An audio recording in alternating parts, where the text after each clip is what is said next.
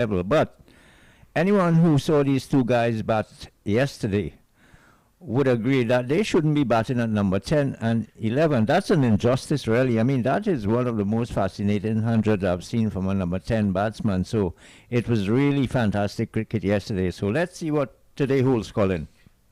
I'm a little surprised they've decided to use Thomas from this end, from the northern end. I thought they may have used McSween. He had most of his success yesterday from the northern end, when he got rid of Powell, Thomas, and then later on he accounted for Ward and Cornwall. He had most of his success from this bowling from the northern end, or Jerry Gomez Media Center, Willie Rodriguez end, where he had most of his success. But they've started this morning with Josh Thomas. I'm not sure if Darius Martin is on the field. He had to come off yesterday with some sort of injury. So if he's not on the field, it means they're going to be another bowler short. So they've got to, basically, they need to get rid of this partnership very quickly this morning. Yeah, well, you were saying that you thought that McSween would have started, but I wonder what condition the young man is in this morning, Colin, because he sent down 25 overs in that scorching heat yesterday. I mean, that was tremendous work on the part of McSween. He picked up 4 for 78, but I'm sure that he's a bit sore this morning. He's on the field, though. Another pull shot. That's a good shot again from Durham. And it's good. Same result. It's 4 more. Josh Thomas too short. And Durham has all the time. He's getting onto the back foot. And he's just spanking it through the mid-wicket position. There is a deep square leg now. But he was a little too square. And that ball went more towards the straightish deep mid-wicket for 4 runs. Well, I would give him credit for actually placing that ball there, because the previous delivery, when he hit the 4 down at backward square leg, they posted a man there immediately. Now he has hit it forward of the man at the square leg. That's a better ball from Thomas, taking it right up to Durham. And also it seemed to just move away in the air, or on pitching, sorry, it seemed to just move away, and he was groping at it. Durham, and it went through to the keeper. So he ended the bowling, and that's how he needs a bowl. Anil, at the end of the over, it's 3-10 for 9. He took that ball up to Durham, and you could see him groping for it, looking for it, whereas the short balls are presenting absolutely no problem to these guys. Well, when you now started, and especially when a batsman is fresh at the crease, you try to bowl the ball up to him because he's not yet set. And he could probably make a fall shot looking to play to attack into balls that are pitched up to him. So it would be wise to advise the Volcanoes fast bowlers to try to keep the ball up. I mean, when you bowl it as short as that first over we saw, it certainly is going to give the batsman too much time really to see the ball. Well, it is McSween, but he's going to operate from the Brian Lara Pavilion end. It's going to be bowling to Colin Archibald, who is on 104. What a knock from him. 97 deliveries he's faced for that 100. And remember, this man is coming at number 10 with the Leewards tottering on 167 for 8. I want to believe that there isn't any batsman who has scored 100 batting at number 10 at the regional level. No. That certainly could be a record as well. It is. No batsman. When you are batting at number 10, the man who scored the highest in regional cricket, batting at number 10, was Franklin Rose for Jamaica. He got to 96 against the Leewards in 1996. Of course, that first game we talked about, where the record was created, and the man who's bowling, Preston McSween, he came in at number 10 against Guyana, and he hit the ball all over the field. He was really in tremendous form. He got to 86 in a partnership with Shamar Lewis, but he only got to 86.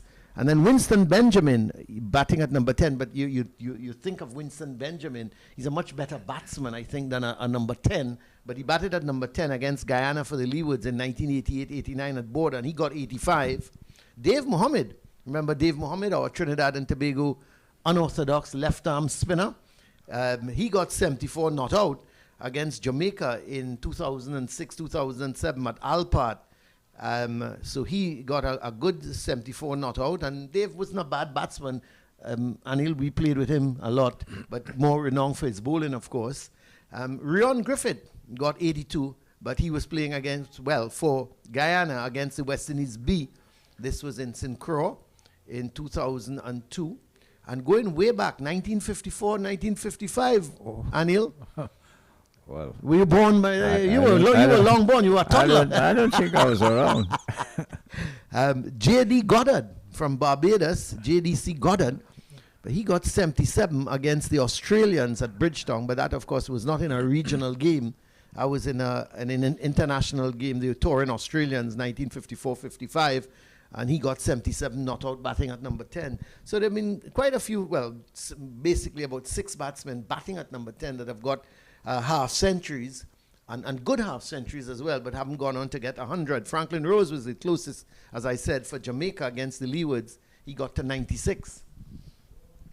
Well, McSween is in perfectly good health, Colin. He has resumed the attack. This time he's coming from the southern end here at the Queen's Park Oval, and this is whipped through the onside.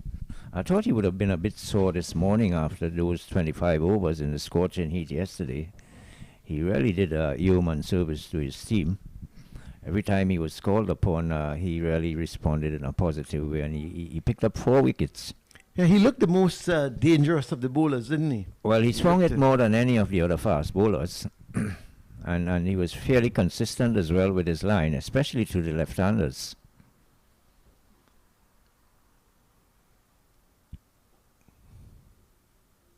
He doesn't seem to be swinging the ball all that much. And we've just had about 10 overs so far with this second new ball, but it's really not swinging all that much. But the end of the over from McSween, so he's now completed his 26th over, 4 for 80. And no doubt Josh Thomas is going to continue from this, the Willie Rodriguez end. He's going to be bowling to the left-handed Daniel Durham. Of course, both batsmen are left-handers, Durham and Archibald.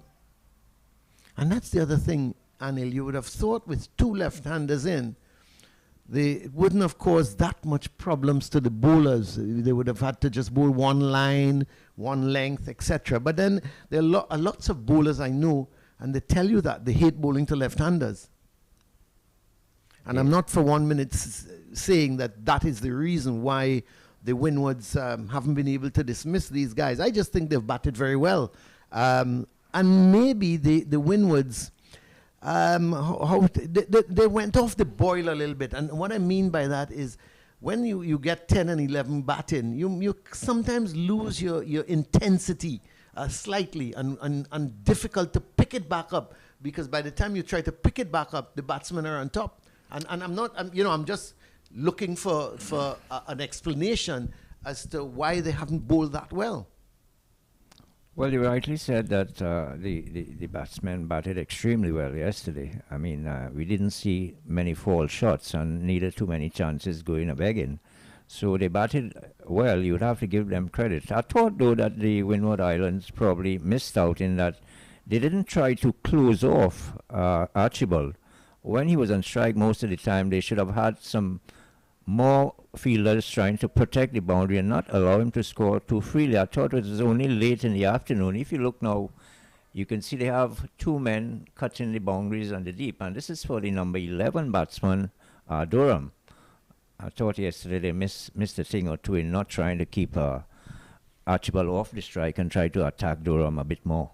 Yeah, I would support that in terms of, you need to do your homework when it comes to batsmen. We have seen Archibald, we've seen him at the Diego Martin Sports Complex, and he hits the ball hard. He likes to go aerial with his attacks. And you need to stop that early in his innings. Make him work for his runs. Don't allow him just to hit the ball over the top and get easy boundaries. And I think that's where they missed out yesterday. They never closed off the boundaries. And he had easy access early on in his innings to go over the top and was hitting that ball for 4 over the infield. That's a good delivery from Thomas. It came back at Archibald, struck him somewhere on the thigh pad. And, good delivery though, but unfortunately for him, not in line with the stumps. and no real appeal. Let's have a look at it again, Anil.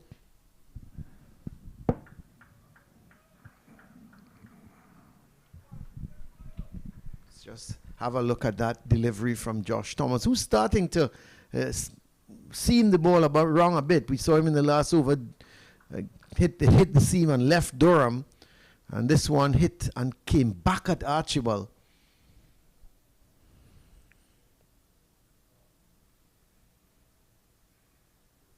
That's too wide of the off stump, and going further away this time he was angling it away from the left-hander, but it started too wide of the off stump. If he's going to angle that ball away, he's got to start it around off stump, make him play at it, and hopefully he can find the edge of the bat. Well, I thought that Colin Archibald really batted superbly yesterday for number 10. I mean, he was very selective with his shots, and he was playing the good deliveries on merit, and the bad balls, he was really putting them away. So it was a good knock, and he continues here. No doubt they would want to take this total as far as they possibly can. It's now 3-13 for 9. We're in over number 93, so this ball is fairly new. It was taken as soon as it was due, just 1 over after the 81st over. So just about 12 overs now this ball is. So we expect that the Pacers should get some good carry and good bounce, and probably it might move a bit. But we've only seen Preston McSween move the ball with any significance. Archibald 105 of an equal number of deliveries, 105 deliveries. Durham on 26 of 80 deliveries, and what admirable support he gave to Colin Archibald. Here is McSween. That's down the leg side. Badly lined. Yep. If you're going to bowl to Durham, you want to start that ball somewhere. They've got to concentrate on the off stump and move in the ball, because really and truly, no matter how well these guys batted yesterday, Anil, you still got to keep in your mind they're a number 10 and number 11. If you pitch that ball just maybe around the off stump and can get it to swing, you can create problems even for the best batsmen, much less for tail enders. But I don't think so far this morning they've got their line right. It's another one just drifting down the leg side. And even you look at Thomas, he was wide of the off stump, he was too short. In that last over, he bowled 1 or 2 good deliveries, Thomas.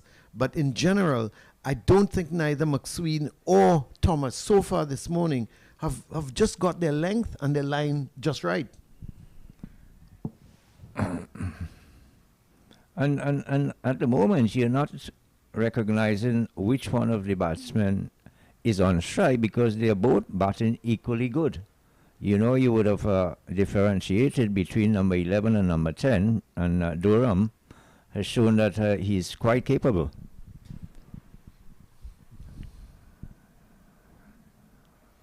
That's a better delivery. So once you get that ball to cut, either in or away from Durham, he's going to struggle a little bit. And once you pitch it up, if you're going to pitch it halfway down the pitch, he easily can get on the back foot and place it where he wants. I probably would have given him another slip or a gully, because you need just the 1 wicket and you have the lesser batsman on strike. So give him another man at the slip cordon. If he should edge one, I mean, you have a chance of getting the wicket, and the man you would have taken out to put in slip, I mean, if he plays the ball in that area. That's too short. Look again.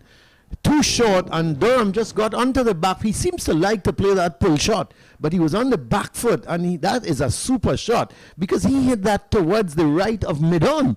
This is the number 11 we're talking about. He was on that back foot very nonchalantly, and he just slapped it to the right of mid-on down to the boundary for 4. I think if these guys don't realize by now you cannot bowl short to Durham, then they will never realize it.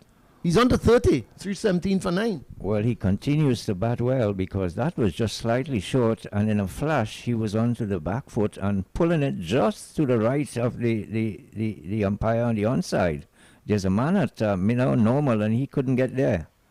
Well bowled. That's better. That's the line you've got to bowl. That's the line. That's the length. Pitch it up to him. So far, most of the times when the ball has been pitched up to him, he's in defense. He's just pushing at it. Most of his runs, he's on 30, and I would think at least 20 of those runs, 22 of those runs maximum, have come from short balls, where he's been able to pull and turn it to leg, those type of shots. You pitch it up to him, and he's just groping for it. He's just pushing forward. Well, let's see if he can keep a good line here.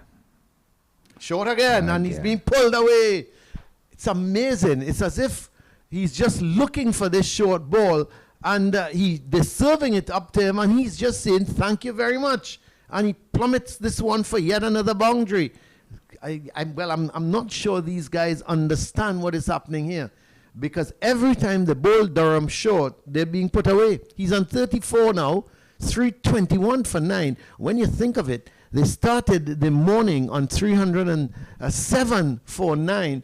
So they've added 14 runs so far, and of the 14 runs, Durham has scored 13. Well, if they have not realized that Durham can bat by now, I mean, they never will, because they've put on almost 130 so far, and he has looked really good. I mean, he doesn't look as though he's going to get out shortly.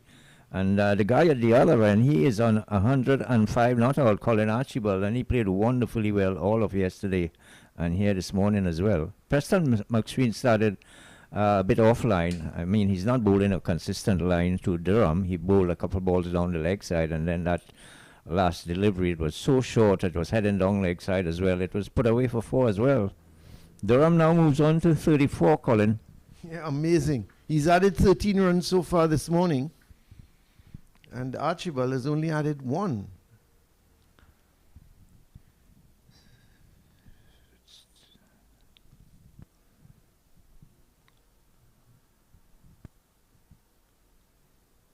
Oh, that's a no ball, and spanked down towards long off. Going to pick up an easy single, but Thomas guilty of bowling these no balls. So the total goes up to 323 now. Yeah, Thomas bowled a couple of no balls from the other end yesterday, and today he's stepped over the crease again.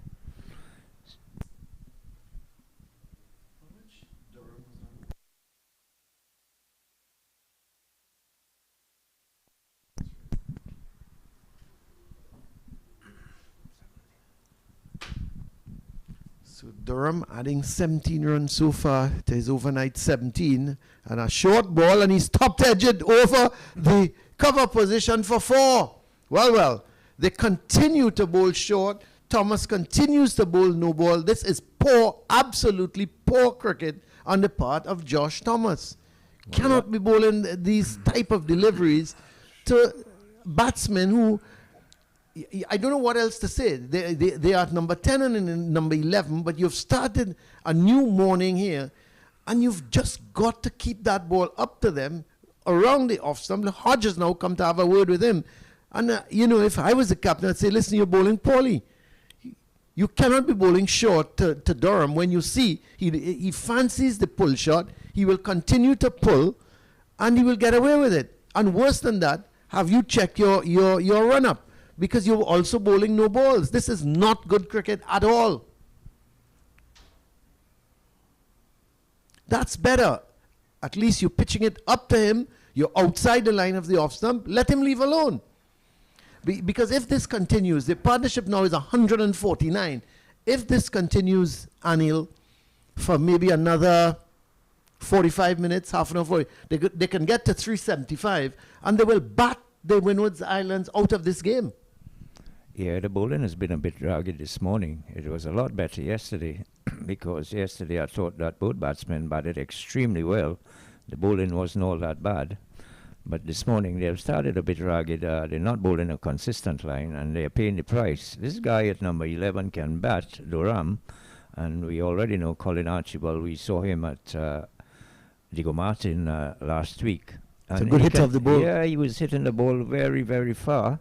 And there were 3 West Indian fast bowlers in that Red Force lineup, Shannon Gabriel, Anderson Phillip, and Jayden Seals. And he was batting the same way he batted here, with a lot of authority and punishing all the bad deliveries. And if you remember, he was out to Jaden Seals with a delivery cutting into him and pitched up. And he tried to swing it again. Didn't make contact. That's ball on the leg. And Durham is happy with deliveries on the leg stump. Pushes it for a single. So he goes to 39. So the 150 partnership is now up. 150 runs for this is the highest partnership by a West Indian pair in any type of cricket. Okay. Well, that just tells you how well they batted. It would be interesting, though, to see Durham when the Windward Islands or the Leeward Islands are to take the field calling. I don't know his quality as a bowler. I know He's very steady. I've seen him before. He's a spinner. Yeah, I've seen him before, Anil. Very steady. But the way he's batting, if his bowling is of any sort of high quality, he can be an exceptionally good player. He's big as well. He hits the ball fairly hard. He played in that opening game against Guyana. Picked up 4 wickets in the match for 68 runs. Didn't do badly at all. As I say, he's very steady. An off spinner, you said? No, left arm orthodox. Yeah. All right. Well, he's not a bad spinner at all. I looked at him. I would have to wait until the Leewards come out. When will that be though? The way these two are batted. That's better from Thomas. That's it. He's pitching that ball up, just back of a length there, just on or around the off stump. And that was close to the off stump, and it was left alone by Archibald. I don't know. I thought that was close. Did that go over the stumps? Over the off off stump as well, and I thought it passed over the offs, passed over it passed over the top of the off stump. Yeah, that was an excellent delivery. Let's have a look at it again. It cut back at him. You're right. Yeah, one of the few deliveries to come back. Oh yeah. Well, it was close to the line, but he judged the bounce exceptionally well. But again, that's the consistency and the line and the length he has to be bowling. Well, credit to Archibald for judging the ball. He left it on length early. But judged the bounce. My point to you, Anil, how many of those deliveries you think Archibald is going to leave alone? If you bowl him, that's a good delivery. He's going to pick up some runs. It's going to go to the boundary just about now. So a false shot from Durham because it was, again, outside the line of the off stump, leaving him slightly. He pushed at it, got a thick outside edge. So I was saying I thought that it should have an extra slip or gully. I mean, if the chance comes and it passes where a fieldsman should have been, you would only regret that. 43 now, Durham scoring pretty quickly this morning. Yeah, he's gone from 17 overnight. Yeah, he was very slow yesterday, giving support really to Archibald, but today he's decided that he can handle this attack. Well, it's not only a matter of that. And the amount of short balls he was given, and he was just saying thank you very much. I mean, you are a batsman. If you like to play the square shot, the square cut, to short balls outside the off stump,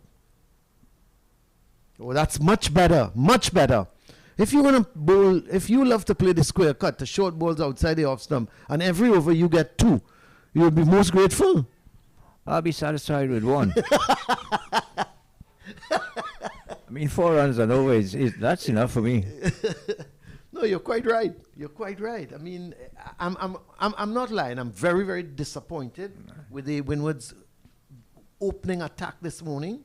I thought I thought for after yesterday they would have come out this morning fired up and taken that ball up to these 2 batsmen. That's another good delivery. What a beauty. I don't think he left that. No, he didn't. He was genuinely beaten there. And he wanted to give the impression that he was taking the bat Let's out have a look the at way. it. Yeah, have a look and see if he was beaten actually when the ball was passing. He played at that, I thought. Oh, yeah, very much He so. moved the bat after the ball had passed. That was a rehearsal sort of thing. Yeah, but that's it. That's the line. That's the length that they should have been bowling this morning. Of course, they have not been consistent. Oh my! There he goes again. Well, That's it. Well, he still has not brought in an extra man at slip. He has beaten the bat on 3 occasions consecutively. He should get another slip or a gully in. You need this last wicket. Come on, Windward Islands. 3-3-3. That's the total. Triple Nelson. And they would be facing a lot of pressure here because remember, with this score, they've got to save the follow-on as well. Not trying to think too far ahead, but that's a possibility. Out. And that's it. That's it. He's taken the ball up to Durham. He's moved it away. Archibald at the non-strikers end looks very, very unhappy. But that's that's what they should have been doing all along. Take the ball up to the batsman. He moved it away. Durham he's not happy with the ball up to him. He looked for the drive, got the outside edge, and into the gloves of the wicket keeper. So let's have a look at it again as McSween. This has been much better from McSween, a much better over, taking the ball up to Durham. He's annoyed, but at Durham, that's his weakness. His weakness is to take it up to him, move it away, and he will always push at it or play the drive. He favors the short ball. If you don't give him the short ball, he's going to struggle. He's going to defend. He's going to look for the singles. Here, he felt compelled to play a drive at it, got the outside edge into the gloves of the keeper, and the partnership was broken. 154, an excellent, absolutely magnificent partnership between Archibald and Durham, but it has finally come to an end, and the Leeward Islands Hurricanes, they can look up at the scoreboard and be very proud of 333 all out. That's an excellent comeback there. I mean, from 179 for 9 and you reach 333. That is stupendous, and Archibald batted excellently, and he got tremendous support from as well from Durham. That final over there from McSween, 5 consecutive good deliveries. The right line, the right length, and you got the wicket. So another indication that they didn't bowl well this morning. They didn't keep a consistent line, and they allowed the spare to add a further 32 runs. Well, let's have a look at the scorecard. The Leeward Islands, having won the toss yesterday and opting to bat first, the Monson Hodge was the man going first. He went LBW Martin 14. Kieran Powell run out for 19. Ross Powell, Bowl McSween 9. Devon Thomas, Bowl McSween 25. Amir Jangu, Court Smith, Bowl Denver 2. Jamar Hamilton, Court Auguste, Bowl Denver 52. Terence Ward, LBW McSween 30. Rakeem Cornwall, Court Hodge, Bowl McSween 1. Jeremiah Louis, Court Smith, Bowl Thomas 10. And Colin Archibald not out 106 from 109 deliveries. And Daniel Durham, he went Court Smith, wicketkeeper Smith, bowled by McSween for 43. He faced 95 balls.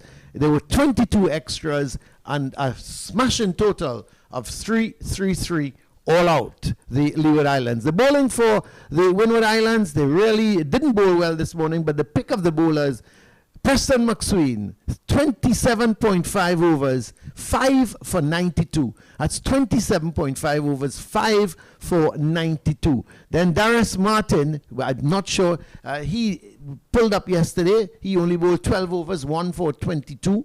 Then there was Kenneth Demba. He had 22 overs, 2 for 77.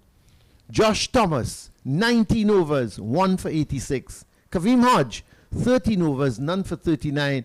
And Alec Athanaize, he had 2 overs for 10 runs. The fall of wickets, look at that. 20 for the first, 38, 64, 71, right down to 178 for 9. And we all were saying, could the Leeward Islands get to 200 or 225? Well, they went beyond that, and not 332. They were all out for 333, and it's going to be interesting. The Windward Islands reply, and before we take a break, as the pitch is being prepared, Anil, as we talk pitch, what's your thoughts so far on the pitch? Well, it has held up pretty good. I mean, it's playing the same way that it played yesterday. It was a fairly good batting track, and I think it would continue to play well because it has been rolling very hard. So it had a lot of preparation. I don't expect that it's going to deteriorate anytime today or even in the first half of tomorrow's play, because I had a look at it this morning, and the only damage I've seen there is at the bowler's foot marks, and that is really insignificant. I think it's going to be a good batting trap. Yeah, it is. It is. There is some grass ruled into it. And again, if you bend your back, you're going to get something out of it. So that's the situation here at the moment at the Queen's Park Oval. The Leeward Islands finally dismissed for 333. The highlight, of course, Colin Archibald, 106 not out. And Daniel Durham, he went this morning, caught wicketkeeper Smith off of McSween for 43. And the pick of the bowlers, Preston McSween, 5 for 92. We're going to take a break. And when we come back, it's going to be the start of the Windward Islands batting.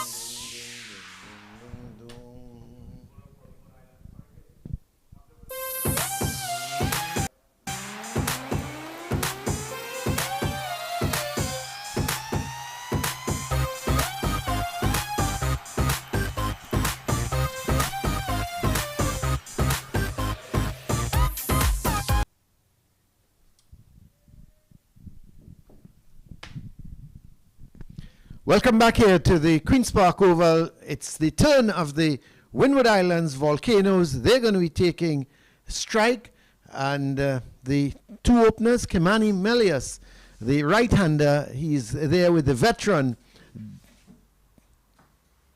Devon Smith is at the non-striker's end, and the man opening the bowling for the Leeward Islands Hurricanes will be Jeremiah Louis, and they're going to start with a pretty attacking field, 3 slips and a gully, point mid-off, then a mid-on, a wideish mid-on, mid-wicket, and a man at a fine leg.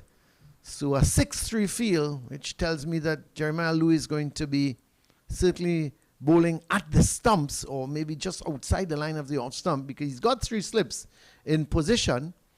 So Melius is about to face the first ball of the Volcanoes innings, and that's too wide of the off stump. He's allowing it to go through. So remember the total, 333. Well, who would have thought that at 179 for 9? Who would have thought that the Leeward Islands would have got to 333? Only Colin Archibald and Daniel Durham would have thought that. It's another delivery. He's getting some movement. He's getting some early swing as that ball pitches and leaving him. So the pick of the bowlers for the Windwards was Preston McSween, picking up 5 for 92. They didn't bowl that well this morning. They started off very ragged, too short. And Daniel Durham took advantage of the short deliveries. And then Preston McSween said to himself, this is enough. And pitched 5 consecutive deliveries up to Durham. He got the outside edge on 1. The next 2, he was beaten. And then the final delivery, he tried to drive through cover, got the outside edge and into the gloves of the keeper. That was excellent bowling from McSween, but they started off so badly this morning. They were ragged, they were bowling no balls, they were too short.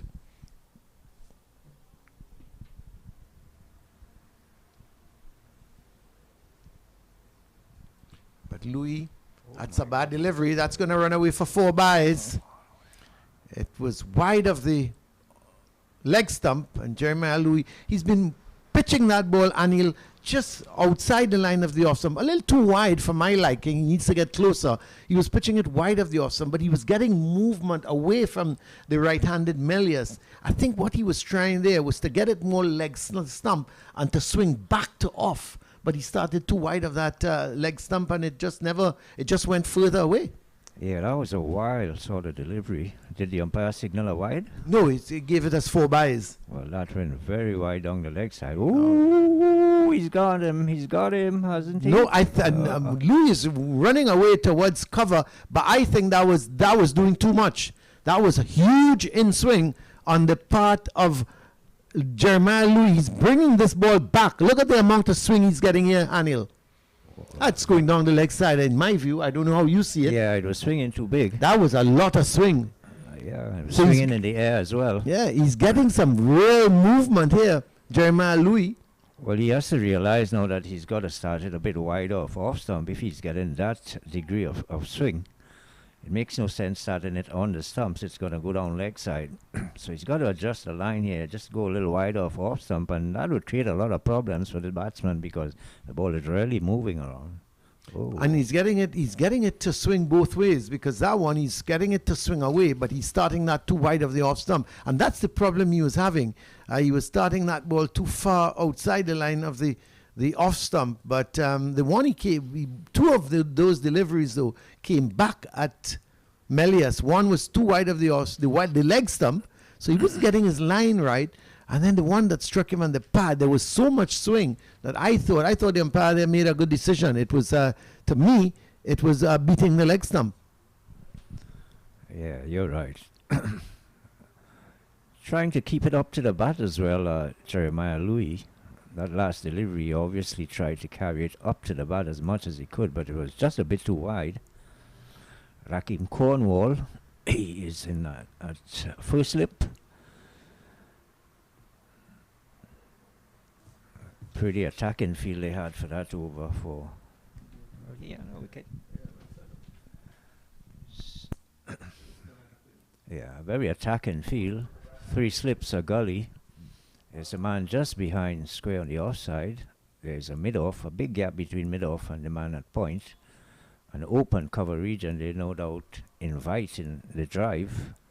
On the onside, there's a mid-on, a short mid-wicket, and a fine leg on the boundary. So it's going to be Colin Archibald. Why not? He's fresh from 100. Not how that is. He must be on top of the world. Of course, it's a regional record for a number 10 batsman. That's almost unbelievable cricket played by the Hurricanes yesterday. 179 for 9 and 333 all out. That's a good shot from Devon Smith. That's going to run away. A full toss from Archibald to start with. And all Devon Smith did was to push it. Timed it beautifully. Hit the middle of the bat. Devon Smith, of course, the veteran of this team. We indicated a couple of days ago that this definitely is going to be his final year, Colin. Yeah. I think he said that already, though. And let's hope that if it is, he goes out with a bang. He's been a great servant to Windward Islands cricket. Played here for Queen's Park for a year or two in the domestic tournament. That's 4 more. Pitched up to him. He went for the drive. Seemed to peel off a thick outside edge more than anything else, or the outer half of the bat, and went past the man at point for 4. Was it in the air, Anil? No, all along the ground. Yeah, but he stood upright though and played that shot. He wasn't really getting out to it, but it was pitched right up to him. He just stood straight and opened the face. That was a really good shot too. Yeah. I thought it may have come off the outer part of the bat more than in the face of the bat, but he was opening the face more or less. Yeah, I'll give him the benefit of the doubt, but he's such an experienced campaigner. Oh yeah, he certainly knows about batting. That's a good delivery from Archibald, and why I say it's a good delivery, he took it a little wider, thinking that maybe Smith would have gone after him. Yeah, he was almost tempted to go at it. You could see him at the last second really holding back with that shot.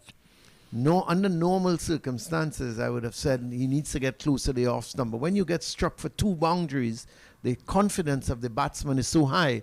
Take it a little wider. Who knows? He may go after you and pick the wrong delivery to look to drive. Yes, and he's obviously starting to go a little wider of that off stump. Now he's got to the next delivery, and he's just got to get back on line. Maybe just get back on that off stump line, but don't take it. He's taking it a little too full to Devon Smith at the moment. He just needs to pull back his length slightly.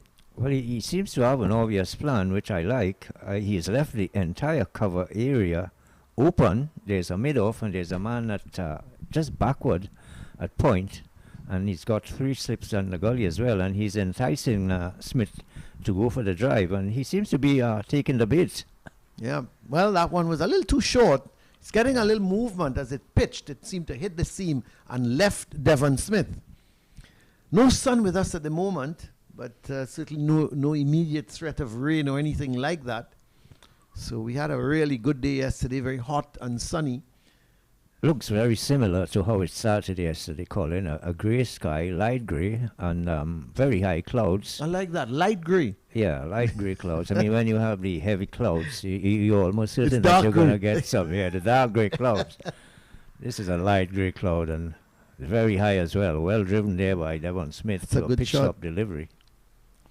At the end of the over, it's 12 without loss, and the Windward Islands dealing in boundaries so far, because in the first over from Jeremiah Louis, there was 4 byes, and then the first 2 deliveries of Colin Archibald's first over, the second of the innings, he was struck for 2 boundaries by Devon Smith. The first one a gift, really, a full toss, and he just pushed it through the vacant cover region for 4. So he's very confident in starting in a very confident manner, there's Devon Smith. And Devon Smith, by his high standards, hasn't really done all that well.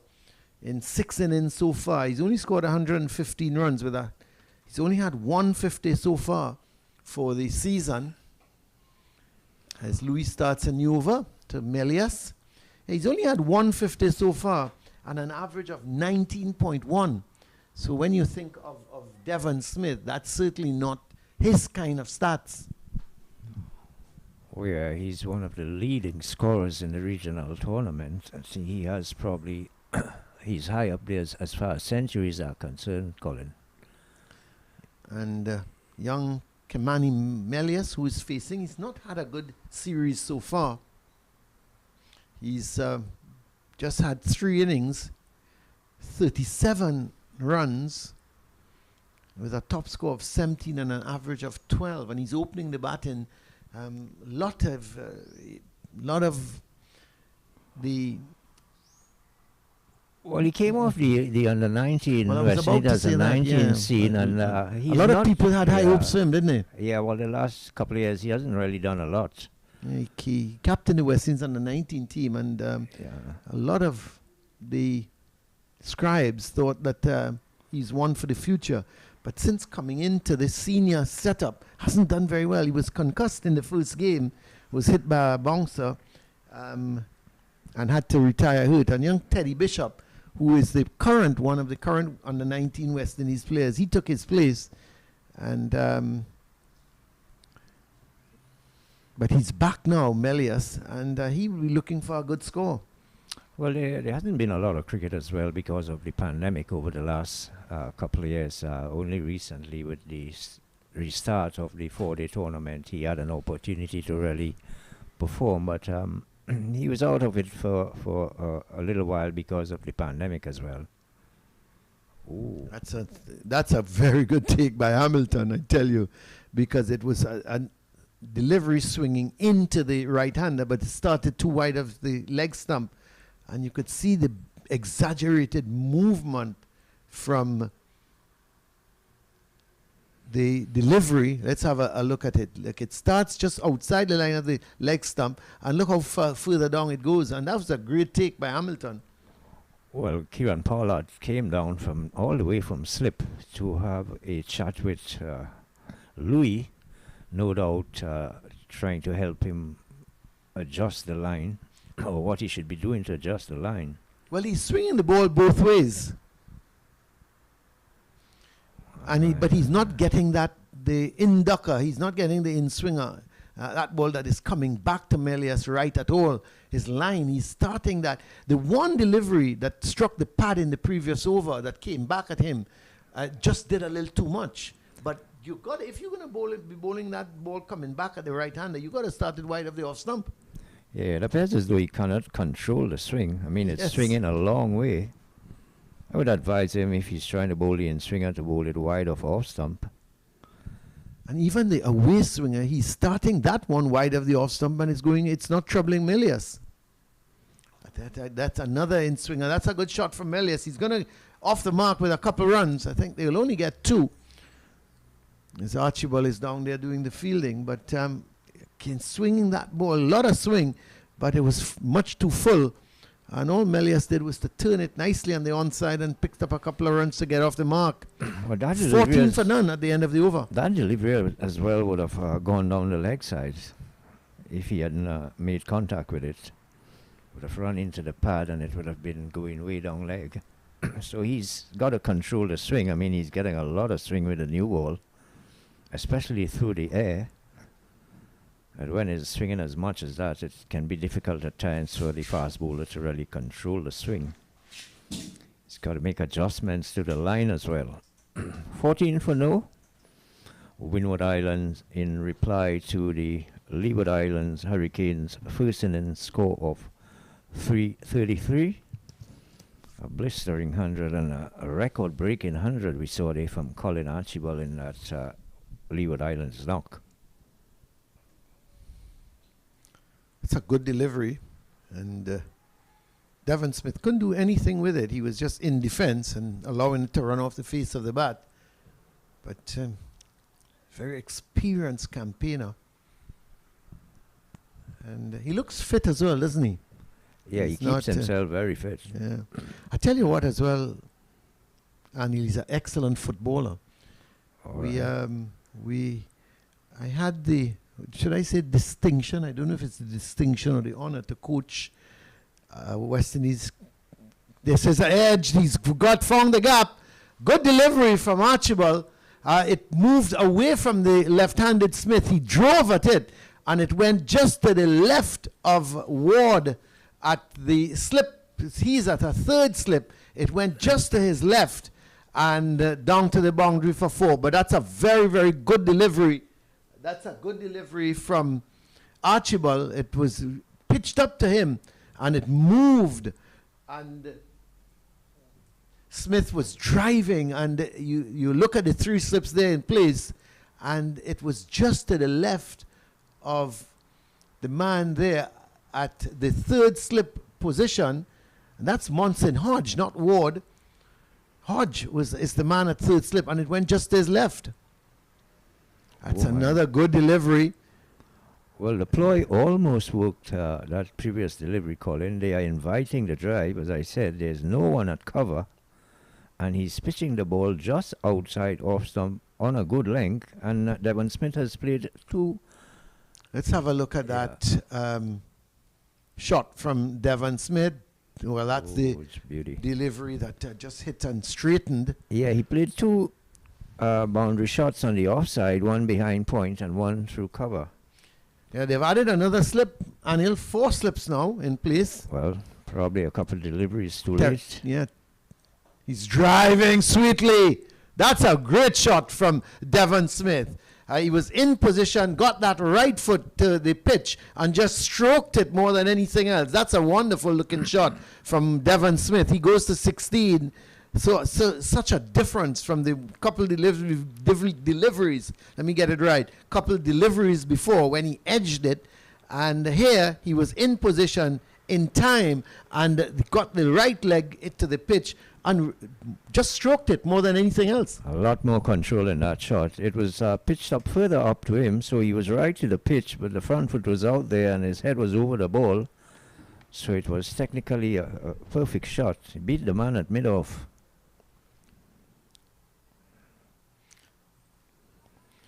A little too wide, and Smith plays it well. I was giving you the story about Smith as a footballer, and we had a charity game against the strike squad, the West Indies cricketers, and people like Chris Gale played, Devon Smith, Mervyn Dillon. In goal was Kyron Pollard and Dave Mohammed. Atto Bolden actually played for the cricketers. We said to Atto, you just go wide and we'll kick the ball long, and you just run for it.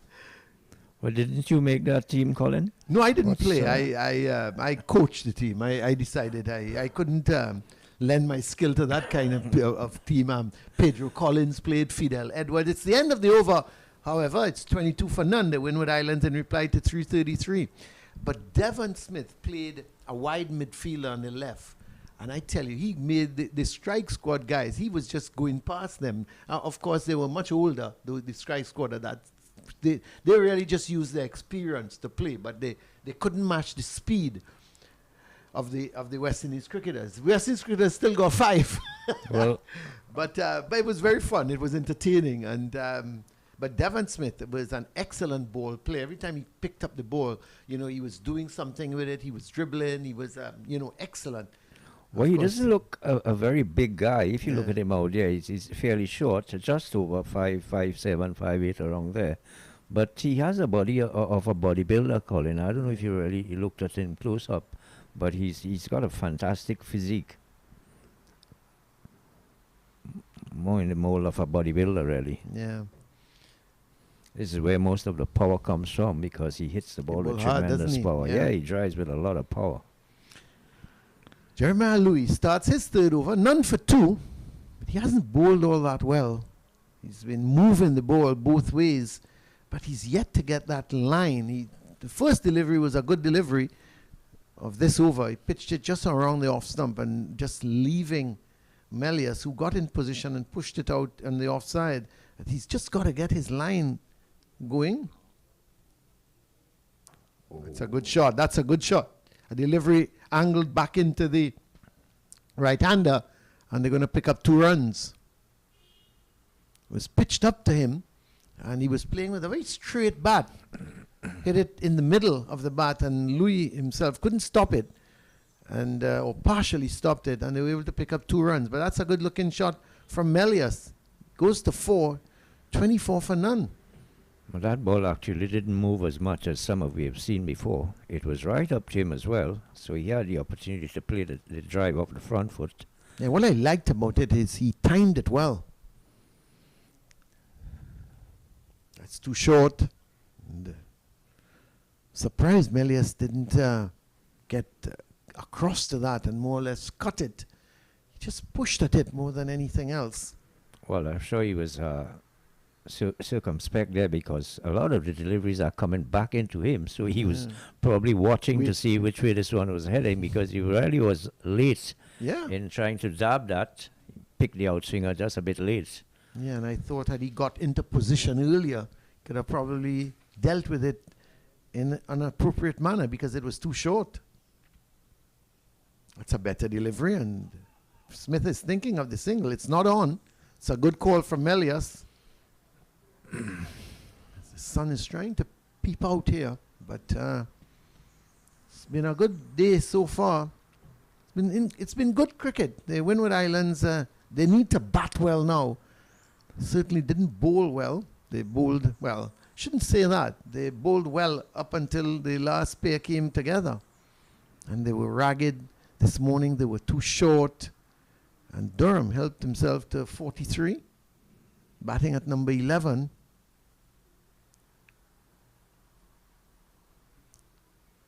Louis getting that ball to leave the right-hander. Still 3 slips and a gully. They had employed a 4th slip for Devon Smith after he drove at one that went between the 3rd slip and gully. Well, last week we were wondering, Colin, when St. Louis was on the rampage with the ball, and he was getting all the top-line batsmen from the TNT Red Force. We were sitting. We didn't have a view from straight behind to see how much he was moving the ball. And now today that we are seeing him move the ball as much as he is, we now know what was happening in that game last week when he had the Red Force batsmen in all sorts of trouble. They were 4 for 10. He certainly can move that new ball around. He certainly does. It's the end of the over. His 3rd, none for 4. And it's 24 for none. Colin Archibald is going to continue. He's had none for 16 off of 2 overs. He's been mostly bowling. Actually, he's only bowled to Devon Smith so far. The batsmen have not crossed at all. So Melius has faced Jeremiah Louis, and Archibald, he's bowled his 12 deliveries so far only to Devon Smith. Well, they don't have any Hayden Walsh Jr. today, Hurricanes.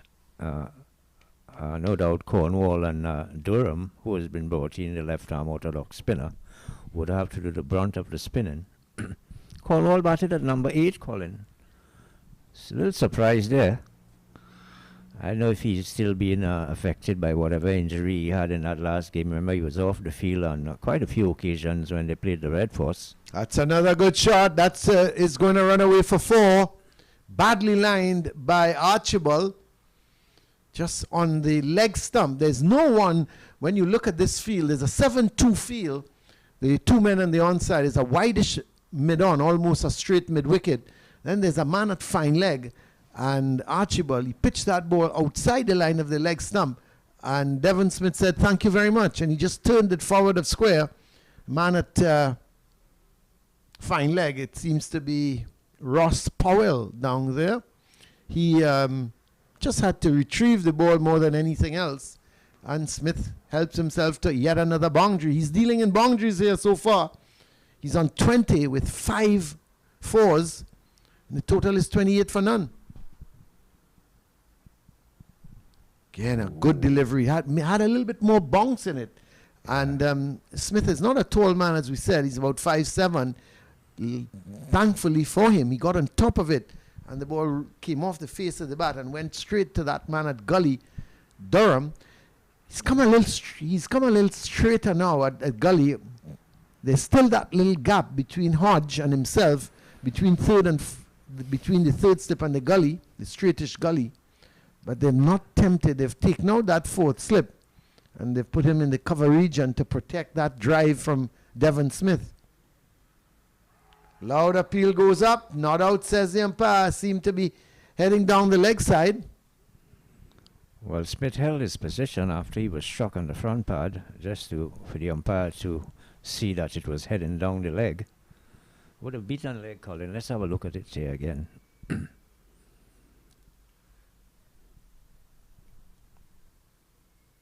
Oh yeah, that was going on leg. And the guy who came in to slip, he was taken out from short Terence mid-wicket. Ward? Yes, Yeah. he was at mid-wicket.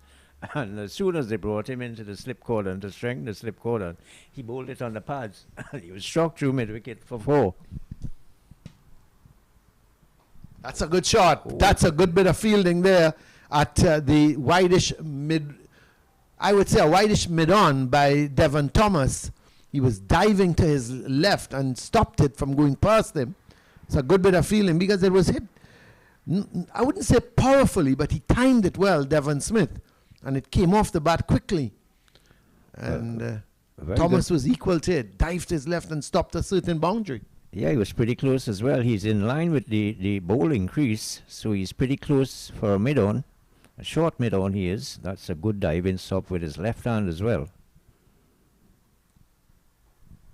Well, he can't do very much about that, and they're going to pick up 2 as Thomas has to run from that shortish, wideish mid-on down to a deep forward leg, to a deep forward square leg, and they're able to pick up 2 runs. So the total goes on to 30 for none. This has been a good start from the Windward Islands.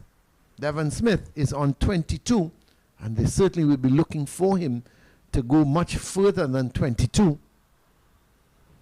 Archibald needs to be a little more consistent with the line, drifting down leg side far too often. And Smith, a delivery just outside that line of the off stump. He was getting in line and then just pushing it out towards the cover position. Amir Jangu is there doing the fielding. Of course, against the Red Force, he was behind the stumps. But with Jamar Hamilton back, Jangu is in the outfield. The end of the over from Archibald. He's completed his 3 overs now. And Louis is going to continue, is he? Let's wait and see if Louis is. Yes, it seems to be Jeremiah Louis. He's bowled 3 overs, none for 4. Archibald has been a lot more expensive. He's had his 3 overs for 22 runs. Probably Kavim Hodge should be thinking about switching the bowlers, really. I mean, they're not really holding a consistent line, and I don't mind seeing Jeremiah Louis come from the southern end, call in, and he can switch the man from the southern end as well up to this end.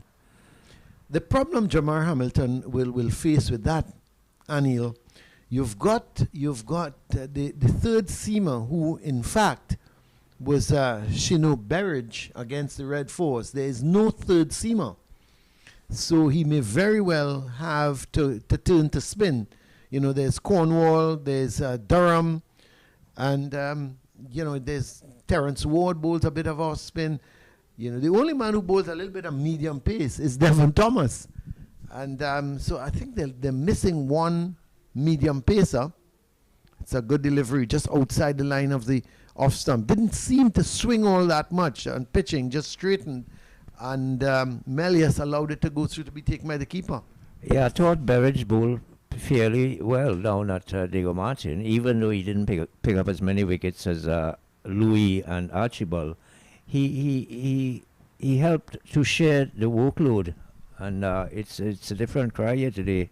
They've got just the 2 pacers, so they've got to be careful as to how they use them.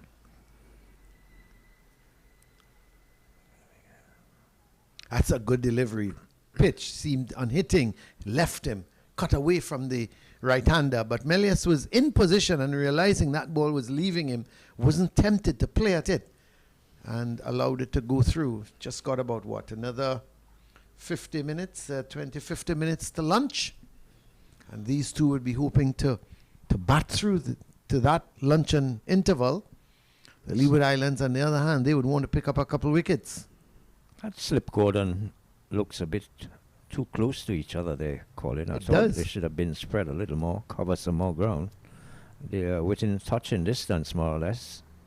Yeah, you're right. They're Yeah. very, very close, I find. Yeah, I thought they should have been a little more spread so Yeah. they can cover just that more ground. Well, each of them, if each of them outside of the man at first slip can take a step to their right, Yeah, I think they would be better off. that's right. They're very, very tight there in our picture. You can see the three slips. And maybe the And third slip. when you are so close as well, at times probably balls that you're supposed to be catching, you tend to leave it Leave for it, the yeah. man next to you.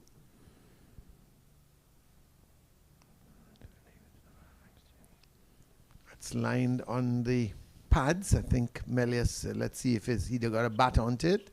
Yes, nope, he didn't get any bat onto it. Just came off the pad, and he picks up a single. So one extra, not the first extras of the innings. It's the fifth extra because there was 4 byes in the first over from Louis. So 31 without loss, and it's the first time Devon Smith is going to be facing Jeremiah Louis. That's going to be interesting, this matchup. 3 slips and a gully. Again, we see a 7-2 field. There's the 3 slips and gully. And there's a point cover mid-off, a wideish mid-on, and then a man at the fine leg position. Let's see if Louis can get that big swing he was getting all the time to the right-hander. It's well played by Devon Smith, a delivery angled. You can see it moving away from the left-hander, but bat and pad was very close together and just pushing it out towards mid-off. The end of the over from Louis, he's completed 4 overs, none for 4, 2 of which of those 4 have been maidens. And it's going to be Melius. He's going to take strike. First time he's going to be facing Archibald. That's if they continue with Archibald, because he's bowled 3 overs. They may very well look at spin, Anil. Well, it's very important as well that the pacers should have picked up a wicket or 2 before the spinners would have come on, because it is not going to be easy for the spinners to come on and have to bowl to the opening batsmen on this track, because it's not really offering a lot of help to the spinners. As we saw yesterday, the ball wasn't really turning a lot, and today it's probably is playing the same way, because I didn't notice any difference in any deterioration of the pitch. So not getting any wickets here by the Hurricanes is going to put a lot of pressure on the rest of the bowlers, Colin. Well, we see a change because Rakeem Cornwall is going to come into the attack. He had a good second innings game against the Red Force when he picked up 4 wickets. Picked up 4 very good wickets, including the century maker, Carrier, and then he picked up the wicket of Josh De Silva. Well, he was extremely economical as well in the early parts of his spell, because at one time he had bowled 16 overs and conceded just 16 runs, and he had 3 wickets as well. He ended up with 4, I thought, was it? 4? Yeah, that's right. He picked up 4 wickets. He ended up with 4. So he bowled extremely well down there at Diego Martin. But it was on the 3rd and 4th day, and the pitch was giving him a bit of assistance. I don't think he's going to get that sort of help in terms of turn with the ball gripping. Still a good, very, very good batting wicket. And he's got to bowl to the opening batsmen, Melius and Smith. Yeah, he broke a very important partnership as well between between Brian Charles, and Yannick Carrier. That's a good shot from Melius. Not such a great start from Cornwall, but a very, very good shot. He's driven it sweetly through the cover region for 4. That's a really cracking shot from Melius. So welcoming Rakeem Cornwall with a boundary.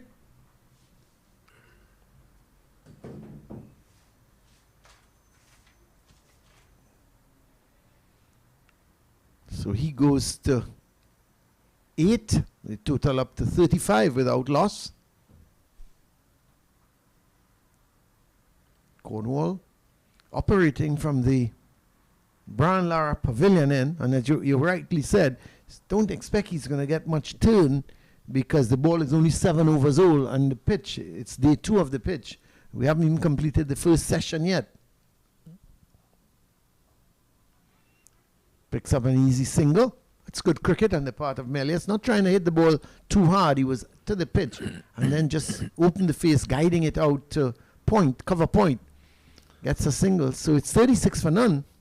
This is a good start from the Windward Islands, just what the doctor would have ordered. Yeah, they need to take it a lot further, though. They can't afford to be losing wickets too easily or too quickly. 333 is going to take you some time to get. Remember, the Leeward Islands batted all of yesterday, and they came and added 30 odd this morning in cricket time. So you need to occupy the crease for a certain amount of time, really. Remember, it's 4 days of cricket you got, Colin, starting at 10 in the morning and finishing at 5 o'clock. So these are not T20 matches. It's tough, isn't it? Tough, grueling cricket. This is a grueling issue. But Anil Raja, back in the day, that's all the cricketers knew about 4-day cricket and 5-day test matches. No one knew about T20 cricket and T10 cricket. As far as that was a backyard situation when you played a little T10 and T20 cricket. The only thing that, in terms of the Trinidad competition, was when we had what you called a 30 overs. Yeah, it used to bat, be the Broadway. The Broadway. You bat one team bats on a Monday and the other team bats on a Tuesday. Yeah, and that used to be 30 overs. 30 overs, yeah. It was 30 overs. The Broadway Limited overs. Broadway Limited. I remember me playing in that, my first ever season in that. I was an 18-year-old and played for Queen's Park. The captain was Joey Carew. And we were playing against Maple. And Maple had an agents team. They had... when I say agent team, guys were in the mid 30s and moving on. Some of them were like Alvin Cornell and the Furlong brothers Carl Furlong and Kenny and those guys. Furlong so they were in the mid to late 30s. And I remember Joey Carew, a master tactician he was. It says Louis continuing. And, Melius remains on 9. It's 36 for 9. I remember the team meeting. He said, listen. They are not to get any singles pushing that ball towards cover or anything like that, right? Anytime they just push to cover, they're not to run singles. And he said, it was a very compliment he paid to me because he said to me, this is Melius facing up to Louis again, beaten by that one. That's a good delivery. And Melius, you could see him just groping at it. And he said, okay, when we go out, I want Sheldon Gomes.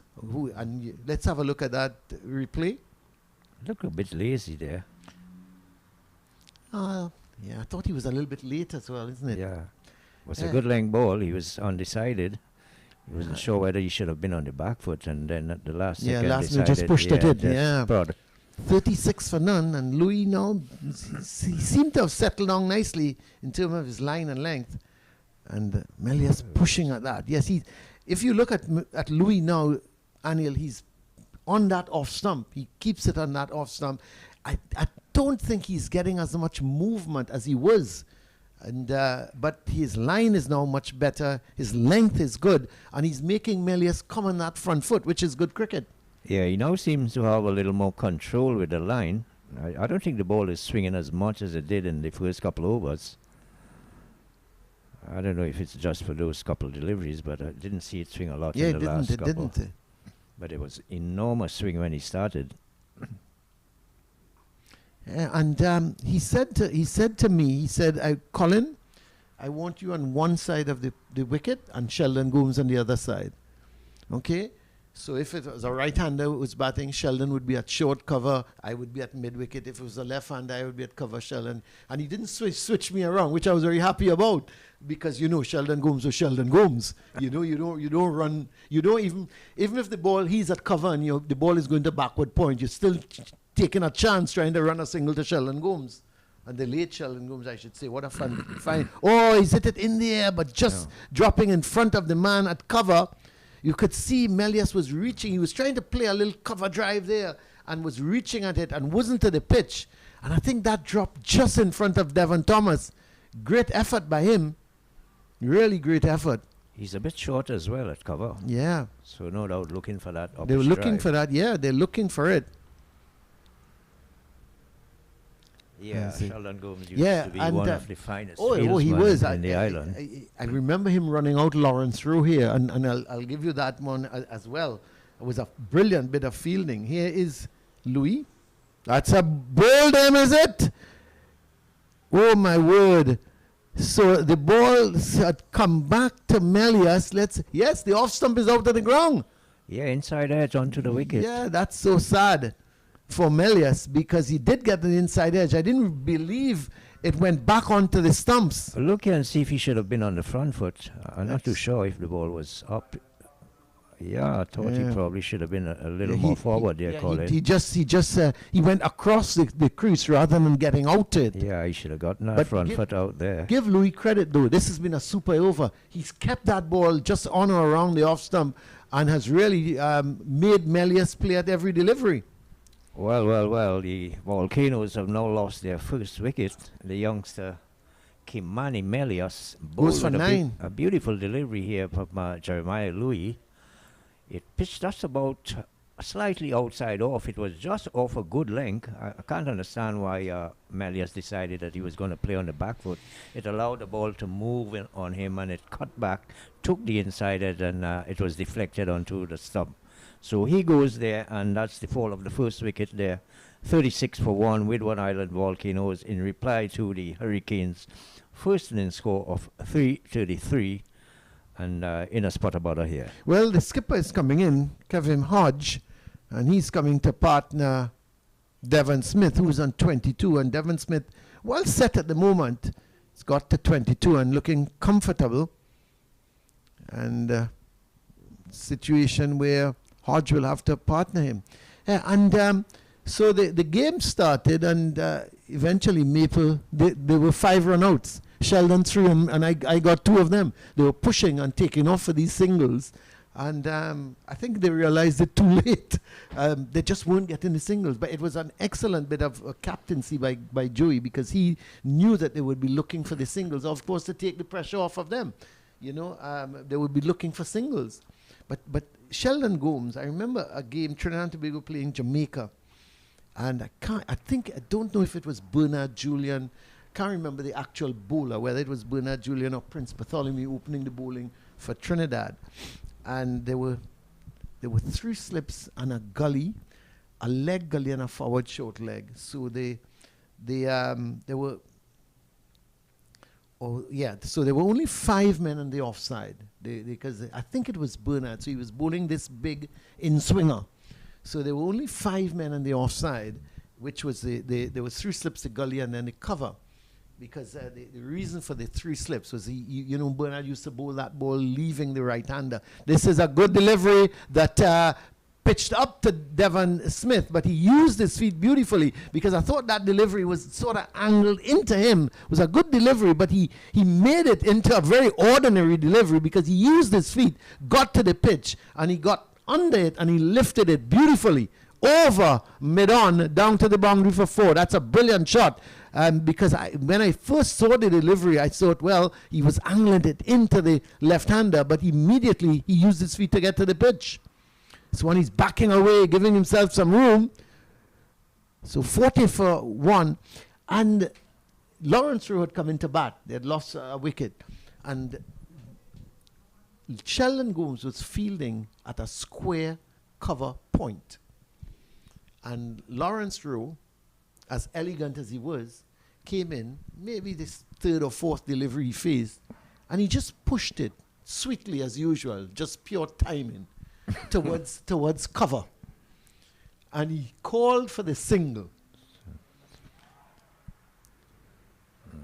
Anybody else but Sheldon Gomes, you could have trotted the single. Well, Mr. Rowe started to trot up. He said one and started to trot. By the time he was halfway up the pitch, Sheldon Gomes had pounced on the ball.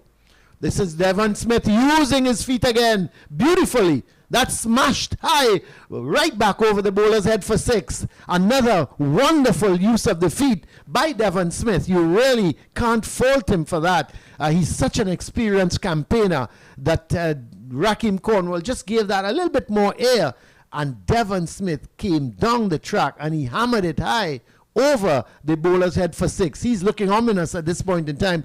And he's on 32, it's 46 for 1.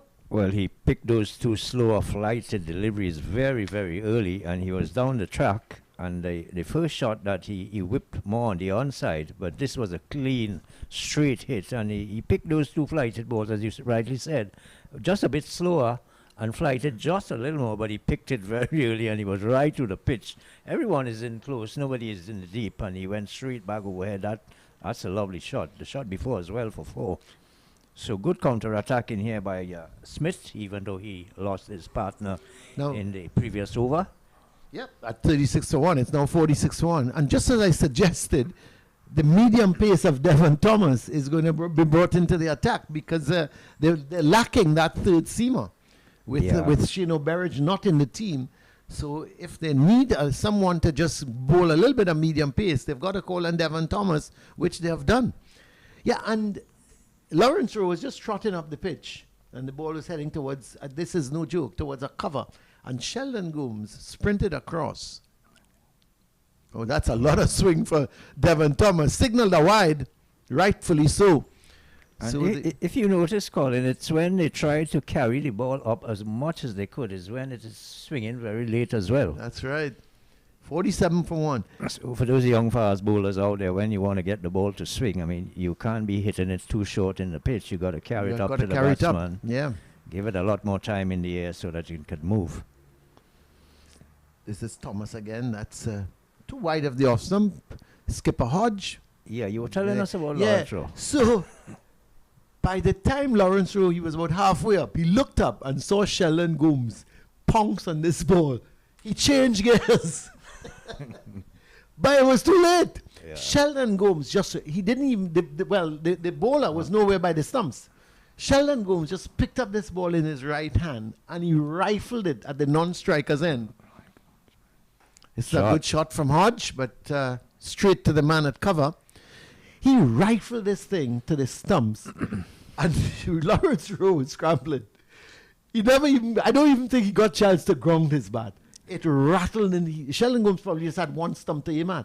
It rattled the stumps, and Lawrence Rowe was just, he was just baffled. But it was and that's why Sheldon Gomes, you would think, that's another why, that's too much. He's getting that ball to swing a lot. Devon Thomas, he just can't control his swing. But that's why Sheldon Gomes, every time the West Indies played here, he was the 12th man because for his fielding. He was an absolutely brilliant fieldsman. But you would have played a lot with him. Well, as a matter of fact, I had learnt a lot from Sheldon in terms of fielding. I mean, we used to train very hard in the East Zone when we had games it used to be the Texaco Cup, when we had the zonals. Senior, that used to be North, South, East. And I did a lot of work with Sheldon. I came on the Trinidad team and I met him, and he was probably the most outstanding fieldsman in the West Indies at the time. So I prided myself in fielding a lot after looking at Sheldon Gomes and training a lot with him. As a matter of fact, he once held the record, I don't know if it still stands, for the most catches by a Trinidad and Tobago fieldsman, of 45 catches. Yeah. Well, that's a good delivery. Yorker length. Yeah. He beat me by just one, Colin. No, he was excellent fieldsman. Oh, he was superb. Very quick. You know. He had a good burst of team man speed as well. Yeah. He was a good team burst man. of speed. I mean, he used to be standing still. Yes. But when he took off, I mean, he was very quick and he used to pick up very clean, one-handed. That's right. And very accurate with his throw as well. And that's the thing with Lawrence Rowe. By the time he, Lawrence was so elegant. I mean, he's one of the most elegant batsmen I've ever seen. And he was he just pushed it beautifully.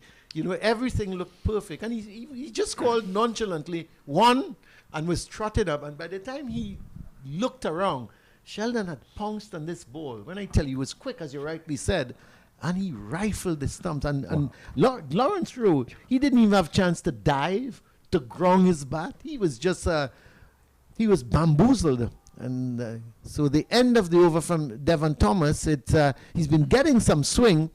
It's just 2 runs coming from the over, but which was 2 wides.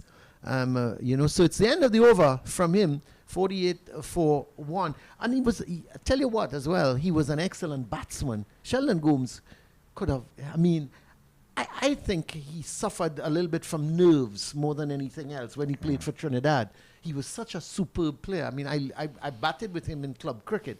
And, the kind of, we can talk all day. The stories I can tell you about him, batting and sometimes just taking on the bowlers by himself. And you are the non-strikers and just stand up there and you're looking on because he was so incredible with his stroke play. Yeah, and he had a lot of guts as well. That's right. He used to give he never gave up in a cricket match. He never ever gave up, Sheldon Gomes. And I want to tell you a thing about a story with myself and Lawrence Rowe, Colin, if you would allow me. Of course. But it was down at Guaracara Park in South Trinidad. We played a lot of 4-day matches, the regional matches in the Shell Shield. And Lawrence was on the Jamaican side somewhere in the early 80s. I can't remember the exact date. And I was feeling that backward point to him. And you know Guaracara Park, the western side of the ground, it's a bit of a slope, and the ball really runs down that's right. very quickly. Yeah. Once you miss it, that's it. The minute you miss that ball, that's right. You may as well signal you 4. give up. So I was.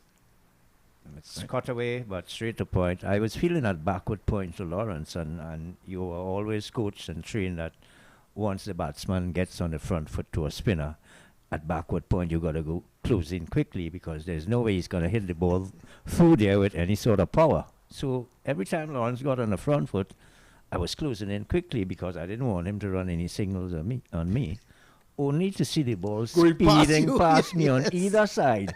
And I had to stop and I said, but where is this guy getting the power to hit that ball so powerfully through backward point? Runs here for Devon Smith. A delivery that was seemed to be pushed through by Cornwall, and Smith played it well. They come back for 3. That's good running. And because Smith was just turning it fine, intentionally turning it very fine. But that delivery from Rakim Cornwall, another one that was pushed through, lined it badly and was going down the leg side, and Smith played it well. He moves to 35, and the 50 is now up for the Windward Islands Volcanoes. They are 51-for-1 at the end of the over from Rakim Cornwall. He's now had 3 overs, pretty expensive, 3 overs for 18 runs. Yeah, and getting back to Lawrence Rowe, he had beaten me about 2 or 3 times walking in too quickly, and the ball just sped past to the boundary for 4. So I decided, look, I'm not going to rush this guy. I'm going to give myself some room at backward point and really look at the ball. If he runs a single, no problem. I mean, I'm trying to stop the 4. The 4, yeah. And when he came up back to the strikers and he looked at me and he see how deep I was, he smiled and he said to me in his likable Jamaican dialect, he said, "Wow, you man, you gonna give me the single now?" I just had to smile because he realized that you realized you're deep. You went a little deeper now. No, but he was such a fantastic player, isn't he? Lawrence Rowe was so elegant. He's was pure timing, pure class, isn't he? And I could well imagine you at backward point because he would just stand there, open the face of the bat. And he was on the front foot. Yes, that's and I see, but this man is actually driving the ball. Loud appeal. He's bowled them. Oh, my word. Devon Thomas has come on and has done the trick here for the Leeward Islands. Devon Smith playing all over the right around that. He should have been playing it back up along the track. or should have been playing it towards a straightish mid-on. What he did, he was trying to turn that delivery somewhere through mid-wicket. Let's have a look at it, Anil. Not a good shot from Devon Thomas. My goodness, right across the line. And the ball hit off stump as well. Well. I don't know if he was looking to find that gap through mid-wickets, but he certainly went across that delivery from Thomas. Thomas brought on as a third backup bowler. Yeah, he's just come on. He's excellent. You have to say well done to Jamar Hamilton, because he's brought on Thomas, and Thomas is getting some movement. But more importantly, that delivery was pitched up to Devon Smith, and he should have been playing that back up along the track or somewhere towards mid-on. Well, he was looking to flick it towards mid-wicket, playing right across the line. Yeah, we actually saw the outside edge of the bat facing us here in the commentary booth, and we are straight behind. So that was clearly going across the line there by Devon Smith. That's a big blow, really. He scored 35 in 36 deliveries, so he was really never in any trouble. He was scoring runs pretty quickly. He's the most senior batsman on the Volcanoes team. That shot certainly was not called for. Well, he's been replaced by another left-hander, Athanaize, and I saw him in the first game, Anil, against Guyana. Anil, I saw him in that game against, and he batted really well. He got a half century. He looked very composed, Athanaize. And Devon Thomas has bowled a bouncer. Well. Yeah, and he looked so good. He looked composed. He had all the strokes. He was timing the ball well. And I'm disappointed that when I look at he's the top of the Windward Islands batting averages. But when I look at his stats, he should be doing much better. He's batted 6 innings, 187 runs with a top score of 68, which was the very first innings he played here against Guyana, which I saw. And he's just averaging 31. But he's a better player than that at this level. And I'm disappointed that he's only got 2 half centuries in the tournament. And he got into the West Indies A team against England, but didn't really do well. But he's a good left-hander. He times the ball well. He gets into position. The thing is, the Windward Islands, they've lost their 2 openers, and you've got 2 new batsmen, both of them yet to get off the mark. It's a good ball from Thomas. Well, the thing with Devon Thomas, he's now got his line right. He's got his length. He's pitching the ball up. You could see him not getting as much movement. But let's have a look at that delivery to Athanaize. Just outside the line of the off stump, and he was pushing at it. Seemed to have just left him at the last moment. Well, he's only just come in, so he would have to get a little adjusted, try to sight the ball a little earlier. He should not have been playing at that delivery. No, he shouldn't.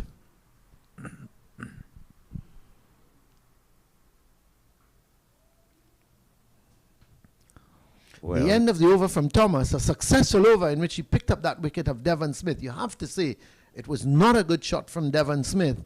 He's not the type of... He's got too much experience and too much talent to play a shot like that.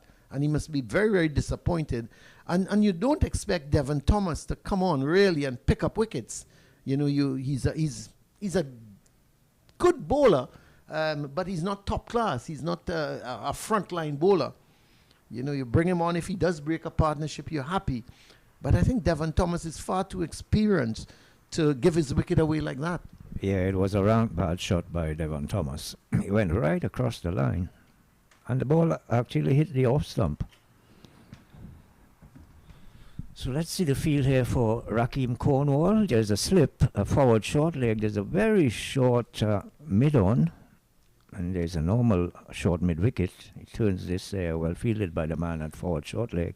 On the offside, there's a backward point. There's a cover, very short, and a mid-off short as well. The only man in the deep is the long on. There's a backward square leg, fairly fine. I think he's looking to get onto the back foot and work that delivery through the mid-wicket position. Now there's that forward short leg, and there's a shortish, let's say a shortish mid-on or shortish mid-wicket, and then there's the orthodox mid-wicket. So he's got to be careful,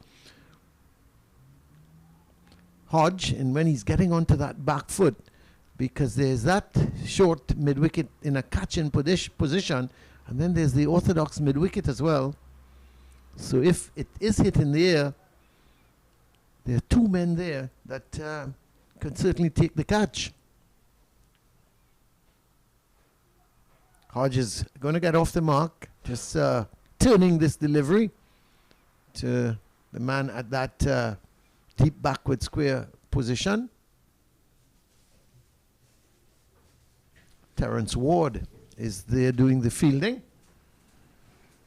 Terence Ward does a thing or two as well with the ball. Yeah, I think he bowls a bit of off spin. Yeah, I saw him last week bowl a couple overs down at Diego Martin.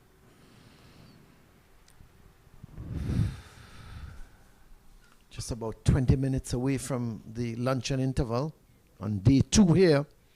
And the Leeward Islands certainly now taking control of this game, having scored 333. And Windward Islands losing both openers, Melius for 9 and Smith for 35. Runs for Athanaize here.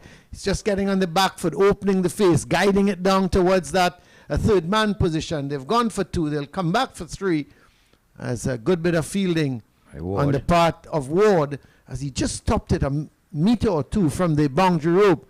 And they pick up 3 runs. So at the end of the over from Cornwall, he's now bowled 4 overs for 22 runs. Athanaize is off the mark with 3, and it's 55 for 2.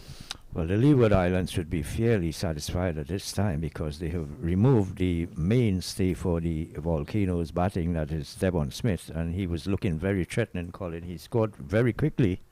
His 36 came in, 35 deliveries? 35 came in 36 deliveries. So he really was not in any sort of trouble for you to suggest he should play a shot like that.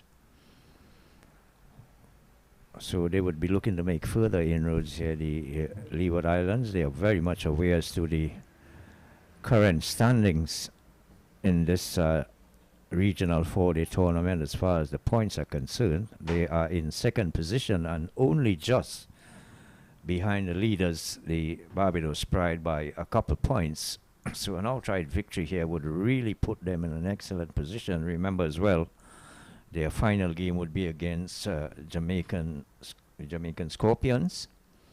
They have not been having a good season, even though they had an outright win in their last match. And this is, wow, that looked pretty close to getting an edge, a top edge there. Got some room outside off stump. He was looking to help it over the slip cordon. Appeared to have gotten a bottom edge there, and it just flew behind on the leg side. Chancy shot there by Athanaize. He's a good talent. He just needs to settle down. That's a good shot. That's much better. He's going to just pick up a couple runs. Didn't time it. I thought it was timed much better than it eventually was, but it seemed to me have just come off the bottom part of the bat rather than the middle of the bat. Had it come off the middle, it would have raced away down to the boundary. But that's a good shot. Yeah, it was and an pitched on the pad, yeah. Yeah, it was an over-pitch delivery on the pad. Just turning it square on the leg side. 2 slip for Thomas, a gully. No ball. Thomas probably looking for a little bit of extra pace and overstepping, because that was shortish and it was wide of the off stump. But signaled a no ball by the umpire. It's very strange now you see umpires signaling no balls, Anil, because it's normally called now by the TV umpire. And you know it's a no ball because you hear a siren coming out.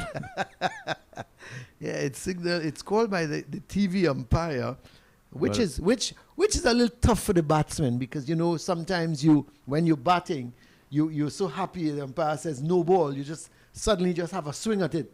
Yeah. And if you connect it, it goes beyond the boundary, or you might get a top edge, but you know you can't get out. Now you leave alone a no ball. You leave alone a no ball.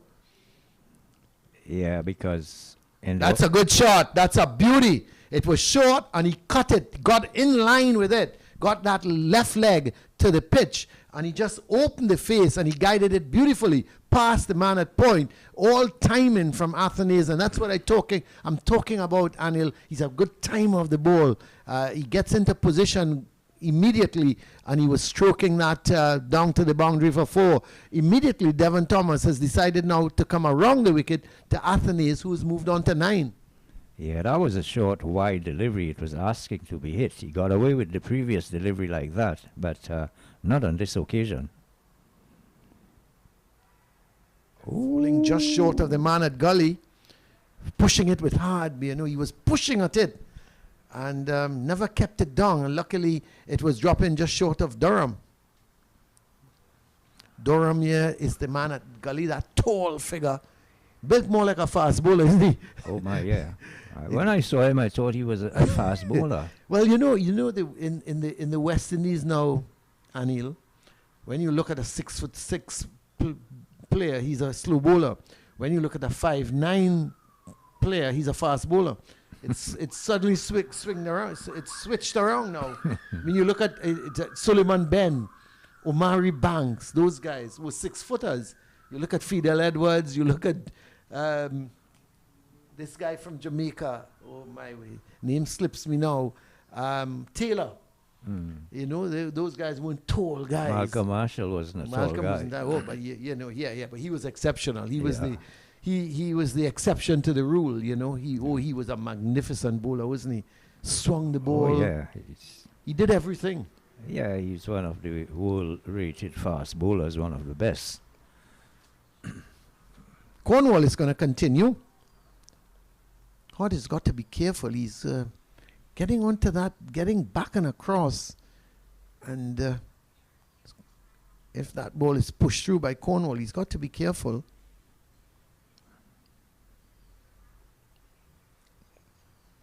I think they're trusting the pitch as well, Colin. They know it is playing fairly good. The bounce is consistent. Yeah, and the pace as well. I haven't seen any deliveries keep unusually low.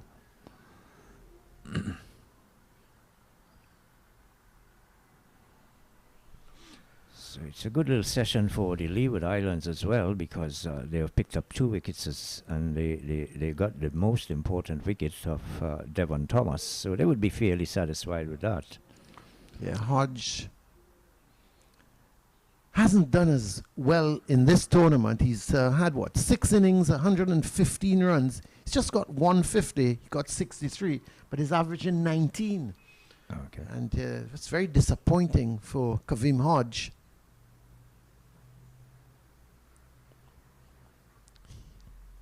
His ability would tell you that he needs to be averaging at least minimum of 30 or thereabouts, but he's nowhere close to that. He's going to pick up an easy single. He's got the captaincy of the Windward Islands, and they're looking for somebody to build their team with, and they're looking at Kavim Hodge, but he's got to take the bull by the horns and start to get big scores. He's on 2 at the moment from 16 deliveries, just 1 run coming in that over from Cornwall. He's had 5 overs, none for 23. Devon Thomas, no doubt, will continue. He's had 3 overs, 1 for 9. Athanaize is on 9. So Hodge is back in strike. He's on 2, as I said, but from 16 deliveries, mostly faced Rakeem Cornwall in his short innings.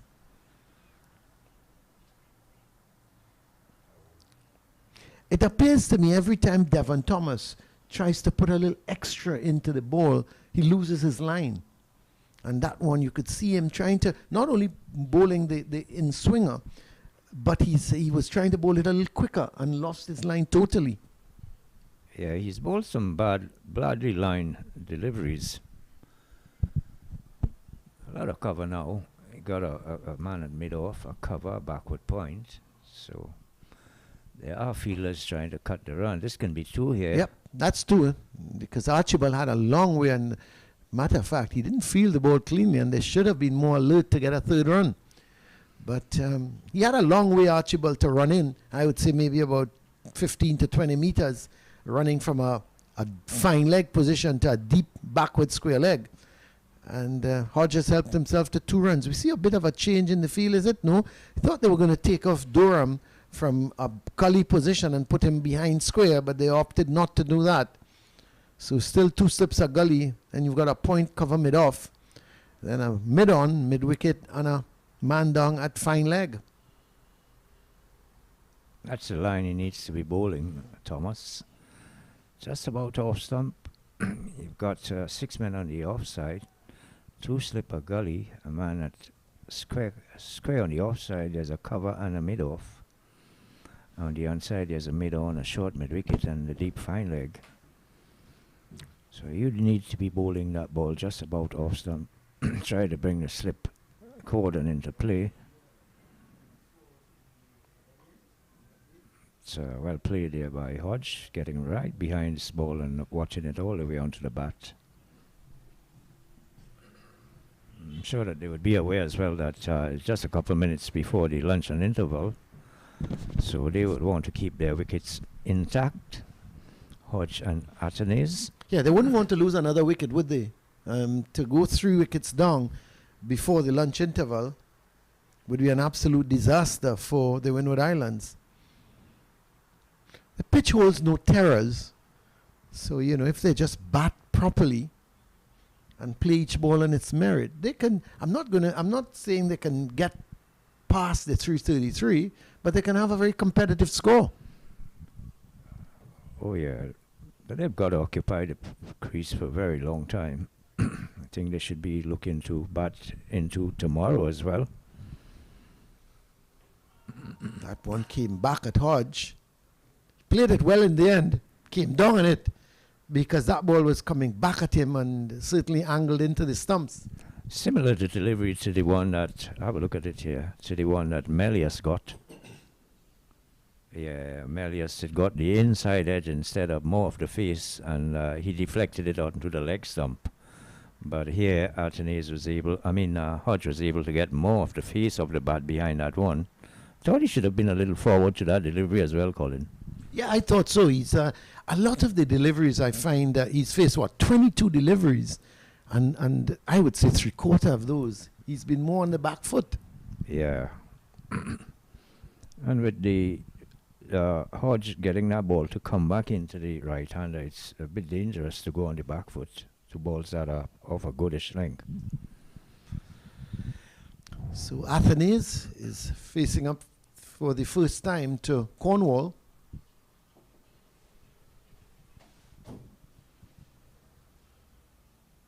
He's playing across the line and appeal goes up.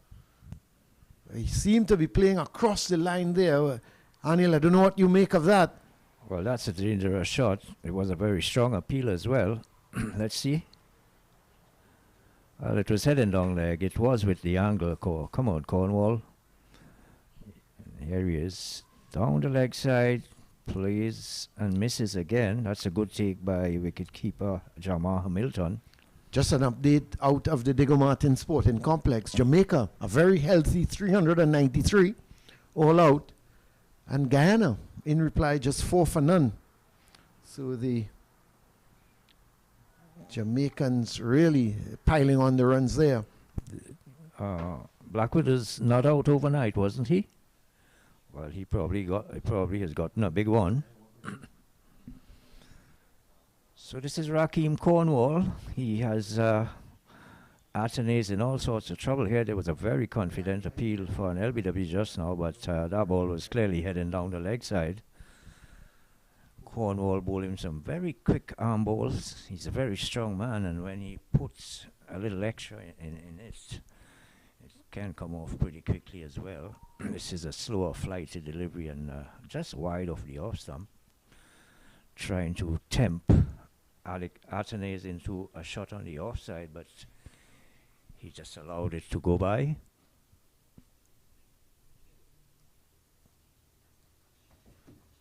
And there, another quick delivery flat from Cornwall. Fairly easy to pick up Cornwall. He's got a flighted slow delivery, and then he's got a quick flat ball, one with the arm. Should be looking to add a few more variety to his to his bowling, Cornwall.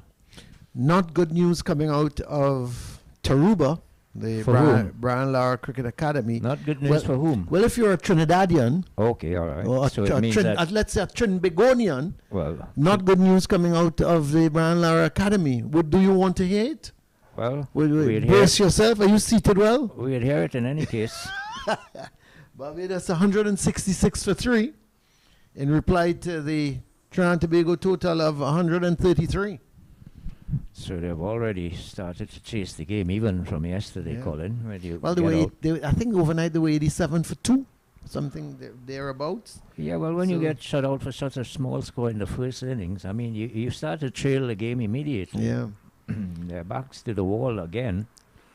To know, I mean, and they were under tremendous pressure down at Diego Martin against the Hurricanes. well, we see a change in bowling.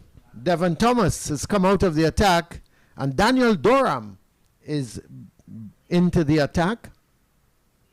The left arm spinner, very tall, well-built, muscular man, deciding not to bowl fast. He wants to bowl a slow left arm orthodox, where he takes 1, 2, 3, 4, 5, 6, about 10 paces into bowl, rather than coming up from 25 and 30 meters.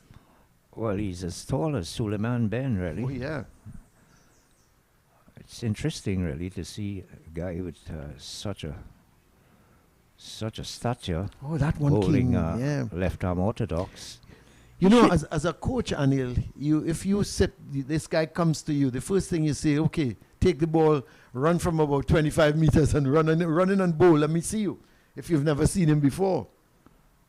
Yeah, I And would then, think. and then, of course, when he says to you, no, sir, I'm a slow left arm spinner, that certainly wouldn't go down well with you as a coach, would it?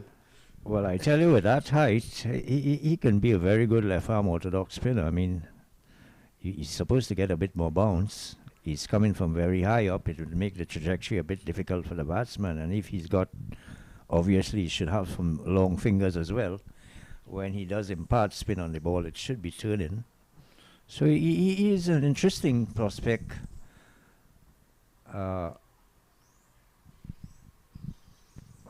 Durham, it would be interesting to see how he really develops. He seems to be a pretty young guy as Yeah. well, Colin. Well, he's ended his first over, made an over to Hodge. So Hodge remains on 4 from 28 deliveries. Athanaize is on 9. That was a good first over. He was good line, good length, not getting any turn, more or less just drifting the ball. And a lot of the times I thought he was just drifting it into Hodge, who handled it well. He was playing with a straight bat out towards mid-on and back up along the track to the bowler. But a good over from Durham. Not much turn. We haven't seen a lot of turn, and I don't expect to see a lot of turn in this pitch until maybe the fourth day, if there is turn at all.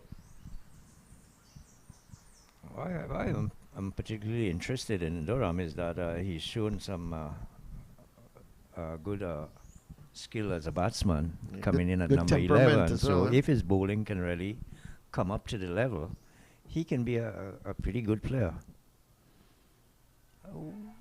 Why is this guy looking to go across the Yeah. ball so much, Athanaize? He should be looking to hit it a bit straighter, too straight at mid-wicket. That's to right. mid-on. So very correct. Because he's trying to getting onto the back and tries to playing it through mid-wicket. And if he continues along that line, it's just going to be a matter of time before Cornwall picks up his wicket.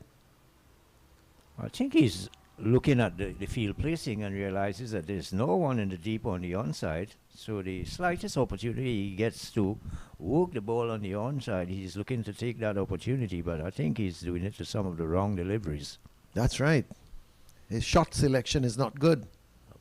Well, that one he flicked. That's a good feeling. Devon Thomas there is at that mid-wicket. Is it Devon? No, it's not Devon Thomas actually. It's Monson Hodge. That was a good bit of fielding because he's pretty short at that mid-wicket position, and it came off the bat quickly, and he had to dive to his left to do the fielding and did it well. So these two spinners now starting to tie these batsmen down, and it's going to take a lot of patience a lot of concentration for them to weather this storm from the two spinners, because we've seen another maiden over, so that's two maiden overs in a row, one by Durham and now one by Cornwall. Well, Cornwall has the ability to keep things very tight, and if you can exert this sort of pressure by bowling a lot of dot balls, I mean, there's going to be frustration somewhere along the line on the part of the Volcanoes batsmen.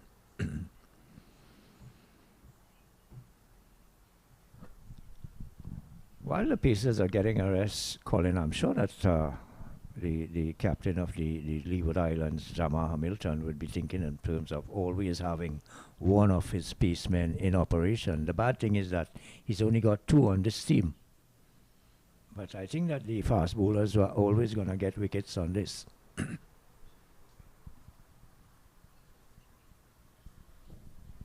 So Durham in his second over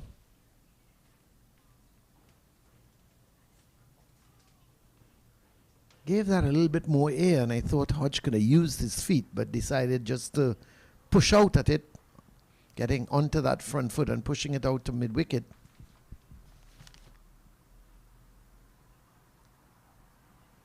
Thing is, if the two spinners continue to just tie these two batsmen down, sooner or later they're going to lose their patience, and they need to just weather the storm until lunch at least. That's a no ball. So the spinner just overstepping. Well, you can say that he's tall enough to bowl a no ball. That's no excuse, Andy Raja. Come on. That's no excuse. You're bowling from 10. You've got 10 steps, 12 steps before you deliver. You have no right to be bowling a no ball. Just kidding you, Colin.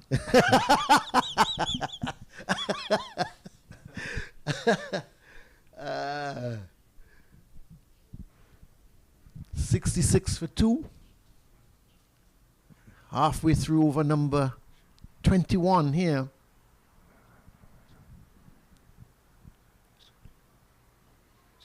It's well played by Hodge. He's been very patient. 33 deliveries for his 4, the skipper of the Windward Islands. He needs a good score. He needs some runs. Needs to lead from the front. That's correctly played. Coming on the front foot defensively and smothering the spin, bat and part close together. Head right over the ball on contact. So they've put a silly point now. That's the pressure you got to put. I would have put another man as well. Yeah, you've got 333. Put a forward short leg as well. A couple balls before lunch. That's right. So that's the situation. It's lunch here at the Queen's Park Oval in this encounter between the Leeward Islands and the Windward Islands. At lunch, the Leeward Islands having been dismissed for 333. Of course, the last wicket put on a 154 partnership for them. Colin Archibald remained not out on 106. Daniel Durham, he eventually was dismissed for 43. And the Leeward Islands all out for 333. Preston McSween, the pick of the bowlers for the Windward Islands, he ended up with 5 for 92. And in reply, the Windward Islands, they've lost their 2 openers. Kemani Melius, he went bowled by Louis for 9. Devon Smith, he was bowled by Thomas for 35. It was 51 for 2 at that stage. Kavim Hodge and Alec Athanaize, they've taken the score to 66 for 2. Hodge is not out on 4. Athanaize is not out on 4. Jeremiah Louis, he's picked up 1 wicket. So too has Devon Thomas. But it's lunchtime here at the Queen's Park Oval. And the Windward Islands Volcanoes, they are just having a look there at the scorecard for them. Melius, as I said, bowled by Louis for 9 from 32 deliveries. Devon Smith, who was batting very well, he played across the line, went bowled by Thomas for 35. He faced 36 deliveries. Hodge, the skipper, is there. He's not out on 4 from 35 deliveries. It's been really a toil for him. And Athanaize, he's not out on 9 from 25 deliveries. There's been 9 extras. It's 66 for 2. And the bowling for the Leeward Islands, let's just have a quick glance at that before we sign off here at the Queen's Park Oval. The bowling for the Leeward Islands, Jeremiah Louis, he has got bowling very well. He bowled a good line at the back end of his spell. He started off very wayward. He's bowled 5 overs, 1 for 4. Colin Archibald, he's had 3 overs, none for 22. Rakeem Cornwall now starting to come into his own. 7 overs, none for 23. Devon Thomas, who came on as the third seamer, he's had 4 overs, picked up the wicket of Devon Smith, 1 for 11. And Daniel Durham, he's just had 2 overs for 1 run. So that's the situation here at the Queen's Park Oval. It's lunchtime. The Leeward Islands, 333 all out, and the Windward Islands Volcanoes, in response, they are 66 for 2. We'll be back for more coverage of this encounter right after lunch.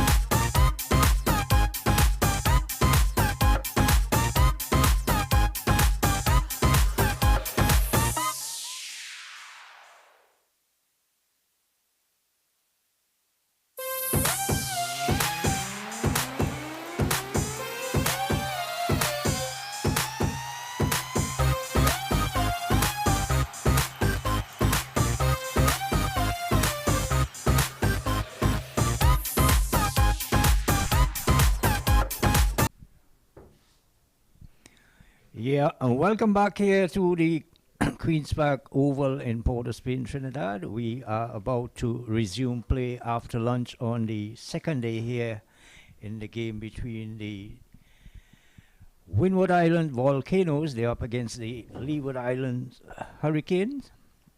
Neighborly rivalry. And what a situation. The Leeward Islands, they posted 333 in their first innings, and at lunch, Windward Islands resuming here on 66 for 2. Raheem Cornwall is the bowler, and he pushes the batsman immediately on the back foot. Surprised that he decided to go on the back foot. That ball was right up to him, and he did well to keep it out of the stumps. 66 for 2, Windward Islands in reply to the Leewards 333. They still trail by 267 runs. They've lost two of their main batsmen, Devon Smith, the left-handed opener, and Kimani Melius. He was bowled by Louis for 9. Thomas got 35 in 36 deliveries. But here is Athanaize. He's on strike. Cornwall continues to bowl that ball with that angle and that very strong arm that he's got. Just pushing that quick delivery right on spot. Then he varies it with a slower flighted off spinner. But he's concentrating mainly on his economy here and creating pressure on the batsman. There's a slip, a silly mid-on, forward short leg if you prefer. Those are the men in close catching position. On the offside, there's a backward point, a cover, a short extra cover, and mid-off, fairly deep. Here's Cornwall and Athanaize. Again, defensively forward. To 67, they still trail by the Volcanoes. They made a meal of things yesterday afternoon when they had the Hurricanes on the ropes. At one stage, they were 179 for 9. The Hurricanes, and they recovered, would you believe, to score 3-3-3 with Archibald getting an undefeated 100. As I welcome back Colin Moore. You seem to have gone for a jog, Colin. Well, I wish I did, but I walked across the field and I walked back and I'm out of breath. Oh, why? Well, I thought you were running. I need to play some small goal football like you. Seem to be in good condition, are you? I told you, get back on the savannah. There's no better doctor than the savannah. Yes, you're quite right. But the first over after lunch, a maiden over by Cornwall, and these guys have got to be careful, because if they continue to not get the runs, and when I say get the runs, meaning look for the singles, wait for the bad ball, they're gonna tie themselves down, and then they're gonna look to hit out, and probably play a shot to the wrong ball. The shot selection has got to be good. They've got to be very careful that they don't get themselves tied down here this afternoon. Louis is the man back. He's bowled 5 overs, 1 for 4. So he's back into the attack. Picked up a wicket he picked up a wicket of Melius and then was taken out of the attack. And Devon Thomas came in the attack and he picked up an early wicket, that of Devon Smith. So it's a situation where I think they're just minding Louis in terms of his, because they're only two seamers, they're very careful how they're going to use him. Yeah, they've got to use him sparingly. And this is whipped through the onside, straight to short mid-wicket. Well, I don't mind the batsmen taking their time, Colin, and being watchful. But the thing is, once the bad ball is there, you've got to put it away, because, as you rightly said, if you allow that pressure to get to you and you're not scoring, I mean, sooner or later you're going to get out and you still are not going to have any runs. Yeah, that's the point. You know, I mean, you look at Hodge, 4 from 37 deliveries. Athanaize 9 from 31, and Cornwall is starting to bowl a couple maiden overs. So I think the pressure, if they allow the pressure to get to them, and that's the point I'm making, you know, they're going to reach a stage where they're going to look at the scoreboard and realize that they're not accumulating runs, and the pressure may very well get to them. Well, Cornwall as well is exerting a lot of pressure in terms of his economy, and he's not allowing them to score. If you notice, he's bowling a lot of flat, quick deliveries just on about off stump, and those are difficult to get away. Really, he's got a fairly defensive field on the outside, on the inner ring, and he's got two close catching fieldsmen. So even though you are playing defensively, there's always the possibility that you could get the inside edge onto the pad and bring the bat pad into play, and also there's the slip for that flighted off spinner that Cornwall bowls. But here is Louis. Still, Hodge can't get the ball in the gap. That's what he needs to do. He's hit that one straight there to Django at that point position. And it was short enough, I thought, for him to work that ball into the gap. But he's playing it. He's almost giving me the impression that he's trying to find his form in the middle. You know, he's looking to just get bat onto ball, not really at this point in time looking for the runs. He's trying just to stay survival. He's fighting for survival, firstly, and not looking to score runs. That's the impression I'm getting from him, because you look at his batting, Anil, and he's just pushing at the ball. He's not looking at the field and saying to himself, well, you know, I can get a single here, I can get, and you know, that's just the impression he's giving me at the moment. Yeah, you're very right, Colin. I don't think he's a man in form, because from the very first delivery we realized that. And when we look at some of the other batsmen, like let's say Mountain Hodge, Thomas, you know, Django, Archibald, Louis, how cleanly these guys were striking the ball the minute they came into the wickets. But he's really feeling his way around here, Kaveem Hodge. Yeah, and that last delivery, basically a half volley, and he just stroked it straight to the man at cover. Not to his right, not to his left.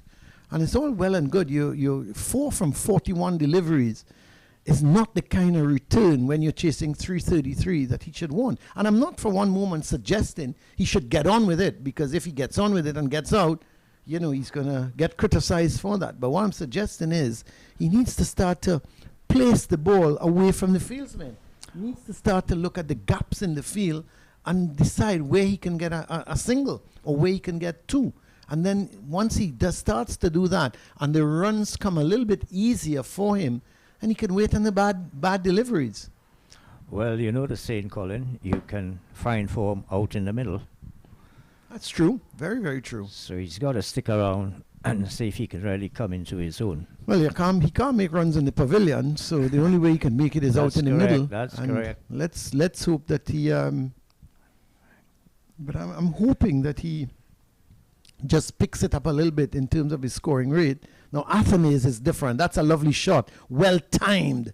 And we've seen this man bat before, and we know he's a super timer of the ball. And you could see that. Just getting onto the back foot and not punching it hard, all timing, but getting it away from the fieldsman to the left of the man at cover point. He gave chase. Durham from mid-off also gave chase. And they were able to overhaul the ball a couple meters from the boundary. But Athanaize picks up 2, goes into double figures now with 68 for 2, and he's on to 11. Cornwall is now bowling his 8th over. He's conceded 25 runs, Rakeem Cornwall. I think the first 3 overs, Anil, he had conceded 16 runs because he was hit for a 6 and a 4 by Devon Smith. So his last 5 overs, he's really only gone for about 8 or 9 runs. Well, look at that line. He continues to bowl that line and angles into the left-handed batsman. He's got a good offside field there. 4 men patrolling the offside and the slip. Now he's moved the forward short leg to the offside. He's now at a silly point. It's amazing how these fielding positions, their names came up. Huh? Silly point. That's really a silly position to field. Yeah. But isn't that a silly mid-off? Well, I would have... If he goes straighter? Yeah, if he goes straighter, he would be a silly mid-off, but closer to the pitch. They are calling the silly mid-off as well a silly point. Well, no. That's... Where he is, that's padded away, but just outside the line of the off stump, he was struck. If you look at where the cover point is, he is basically at a point position, but he's silly. If you look at where the mid-off is straight. So if he goes straighter in line with the pitch, but is still a couple meters from the batsman, that would be a silly mid-off.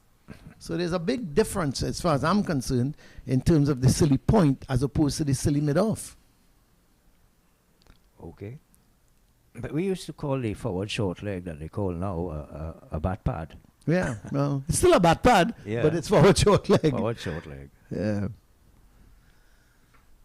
So it's going to be Jeremiah Louis. He has 1 for 4 off 6 overs calling, even though he was spraying the ball all around the place, the new ball. Look at his economy.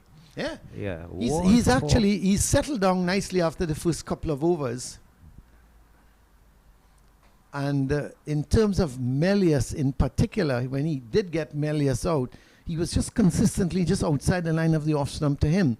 So his first couple of overs, he was really all over the place. He couldn't control the swing. He was bowling some big in swingers that were going down the leg side. And then he started to bowl the away swingers, but starting too wide of the off stump. I think after about the second or midway through his third over, he settled down nicely. And as we see, he's now bowling a good line. He's bowling a good length. And he hasn't bowled very many loose deliveries. Here again. Hodge looks comfortable in defense. My problem with him at the moment is he's just not, in my view, looking to work the ball into the gaps to get a single or even to pick up a boundary. He's quite content with just defending. Well, his confidence probably isn't all that tops at the moment. He's not been getting a lot of runs. So he needs to bat on. He's the captain. Oh my! Lucky there.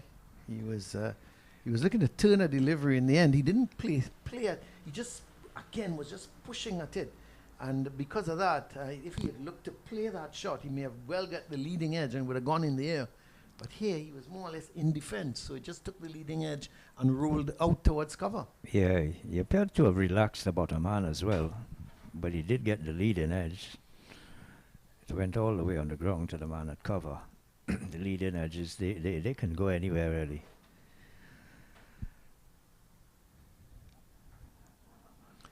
It's a very important partnership. That's too wide of the off stump, and Hodge is not going to worry about that. Yeah, when you look at this Windward Islands batting lineup, there's Cottoy, there's the wicketkeeper Dennis Smith, but there's not very much. Auguste is another one. So to get to 333, you would think this partnership in the middle at this point in time, very important partnership. I would think these two would have to take the score well beyond 100 if the Windward Islands was to challenge this imposing total of 333. Because you look through that batting lineup, Cottoy is to come, and he's got not much more runs than say Hodge, because Cottoy, and he's averaging 20 from 6 innings. He's only had 120 runs. He's got 1 half century. That's his top score of 50. And Auguste, he's had 2 innings and just scored 14 runs, averaging 7. So this partnership is so vitally important for the Windward Islands to challenge that total of 333. Because based on the stats, the batsmen to come don't seem to offer all that much. Well, they would have been affected as well too, Colin, by the fact that they had the Leeward Islands Hurricane on the ropes yesterday afternoon at 179 for 9, only to see them reach 333 this morning, and yesterday evening at 301 for 9. They were pretty much demoralized yesterday. I looked at them when we were passing, when they had huddled together in the warm down, that there was some really glum-looking faces there, and you could have assumed that they were not a happy bunch. Yeah. No, but you're right. And there must have been, because if you got a team 179 for 9, you'd be thinking, well, even if they get 210. You'd be sort of more or less content with that. But when you have a last wicket partnership of yesterday, when they put on 122 up to yesterday, you must be demoralized. You must feel, well, where did we go wrong? Yeah. You can't dismiss the first 9 batsmen for 179 And then the last two put on a partnership of 154. I just think even though these guys, Archibald and Durham, batted well, I don't think they bowled well, the Windward Islands. Even this morning to me was even worse. This morning they were bowling short balls, they were bowling no balls. That particular over when Preston McSween got Durham was easily the best over of the morning. And that was after they had added another 32 runs or something like that. And he got the edge because he really created pressure in that over. Right. All 4 deliveries were on more or less just outside of some moving slightly away, and that pressure they really got to Durham. Eventually threw the bat at one and got the edge. And if they had been bowling like that, let's say from yesterday afternoon late, they would not have been facing such a huge shootout. But you have to give credit as well to those two batsmen. Oh, yeah. I mean, we're not taking anything away from Archibald, who batted, I thought, excellent. And even Durham, yesterday, he batted very well. But you look at Durham when he was batting, and he loves the short ball. You know, if you feed him the short ball, he will just continue to eat. You know, but once you pitch it up to him and you try to move it away, he's not very confident going on that front foot and playing at the deliveries on the front foot. He waits on the short deliveries and he absolutely hammers it. Well, I like the line of attack or the plan really by the Leeward Islands to have a spin and a pace operator at the same time. I'm sure that when Cornwall feels it's time for him to come off, he can always call on Durham, the left-arm orthodox spinner. But he's doing a pretty good job at the moment, Rakeem Cornwall. Yeah, he's as tight as usual. Not getting much spin. He's not turning the ball very much. But, of course, his line, his length is what, at the moment, is excellent. And got to be careful about going on the back foot. That's like right. That. I was about to make that comment because he continuously goes on the back foot to play Cornwall. Cornwall can vary the pace as well. A quicker delivery can beat him for pace. That's much better. That's much better, Kavim Hodge. It was short. He picked it up early. It was a quicker delivery, as you rightly said, Anil. He was looking to bowl this quicker delivery. He did, but it was too short, and Hodge picked it up early. That will give him the world of confidence because he doubles the score now. He goes to 8, but from 50 deliveries. But he picked up, which was important, he picked up that short ball very early, and he pulled it past mid-wicket down to the boundary for 4. The Windwards go up to 73 for 2. Pulled it on the ground as well. There's a man at short mid-wicket.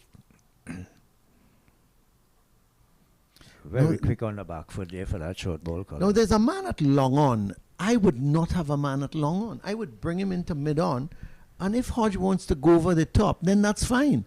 But he gives, at the moment, it's the end of the over from Cornwall, but at the moment, Hodge... He has not indicated that he wants to play a shot like that. I was questioning myself, maybe there's something I'm missing, because he does not look at all if he's going to go over the top. He hasn't used his feet. He hasn't played any on drives. But yet you're bowling with a long on. Bring him in to the mid on and say to Hodge, listen, I am leaving out there open. You want to go over the top? Go ahead. Give him the opportunity.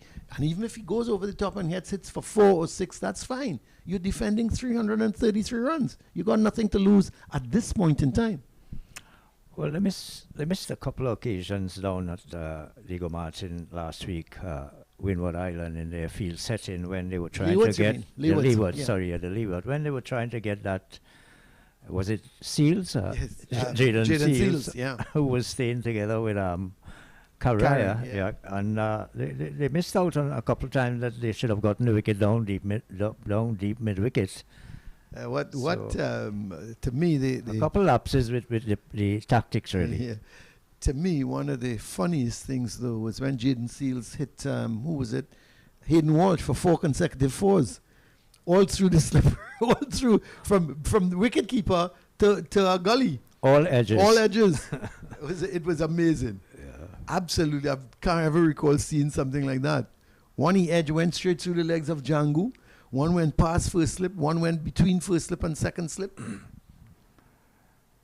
Well, you know. That's edge. That's not a good shot from Athanaize. You're playing with your bat away. He stands there very dejected, and he should, because he knows it's a bad shot. Outside the line of the off stump, he was playing with his bat well away from his body. The only thing could have happened there was that he got the edge, which he did, and it went straight into the safe hands of Raheem Cornwall. He didn't have to move left. He didn't have to move right. He just stood there, and he accepted the catch. But not a good shot, and I'm very disappointed to see the end of Alec Athanaize. Let's have a look at it.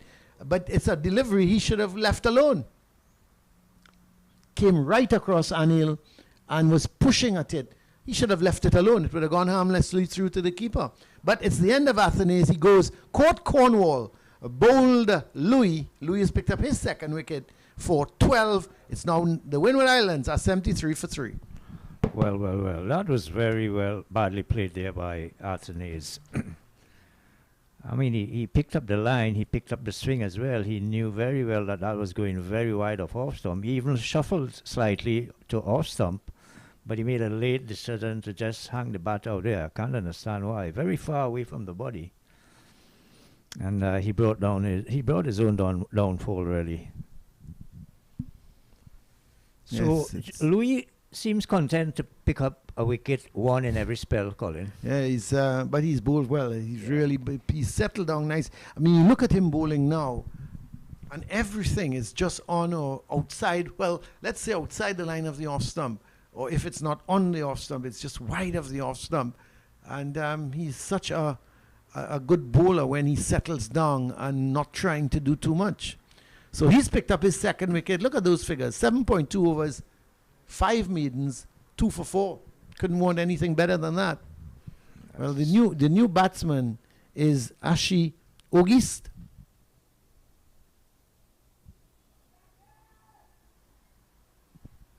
It's a wonderful fieldsman, Auguste. Let's see if he can bring his batting up to the level of his fielding. He's very impressed with his fielding. That run out to get rid of Kieran Powell. That was really amazing. Short delivery. I'm sure climbing. That even Kieran Powell himself would have been shocked that he got run out there. Very quick off the mark. Picked up cleanly. Well, here it is again. Short delivery to welcome Auguste.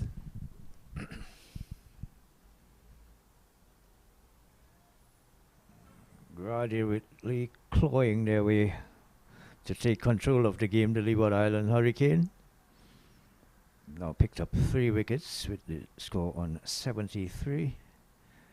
Here's Louis. And he's edged it too. That's the next one. Again. Louis has picked up his 3rd wicket. And Auguste looking to play at a driving outside the line of the off stump, not getting across. And they found the edge of the bat. And this time Powell takes the catch at the second slip. Another very comfortable catch. It's like catch and practice here. And the Windward Islands, they're starting to lose wickets, not in ones, but in twos. It's now 73 for 4. Auguste goes back to the pavilion, caught Powell for naught. He just faced 2 deliveries. And just like that, it's 73 for 4. But another poor shot, Anil. Yeah, have a look at it here. That was extremely wide. You've just come in, fleeing the bat wide. That's where you're standing, outside, just about leg stump. The ball is wide outside off stump. So bat and ball alone out there, you couldn't line up that ball properly. That should have been allowed to go along, just as the same that happened to Athanaize. Both caught flashing wide outside off stump. So it's now 73 for 4. And Jeremiah Louis, 7.3 overs. Sorry, 7.4 overs, 5 maidens, 4 runs, 3 wickets. Just 2 deliveries ago, he was 73 for 2. And look how much different that scoreboard looks now. And I was making the point that Athanaize and Hodge had to bat long because the rest of the batting, the stats do not present a favorable image. The man coming in is the vice captain, Cottoy. He is just has very much similar 6 innings, 120 runs, and an average of 20. So he himself has not set the championships on fire. He's capable, there's no doubt about it. But he's also left-handed. Let's see what Jeremiah Louis will do. I think he will continue with that line outside the off stump, and will Cottoy try to pounce on him? This is it, out, and Cottoy leaves it alone.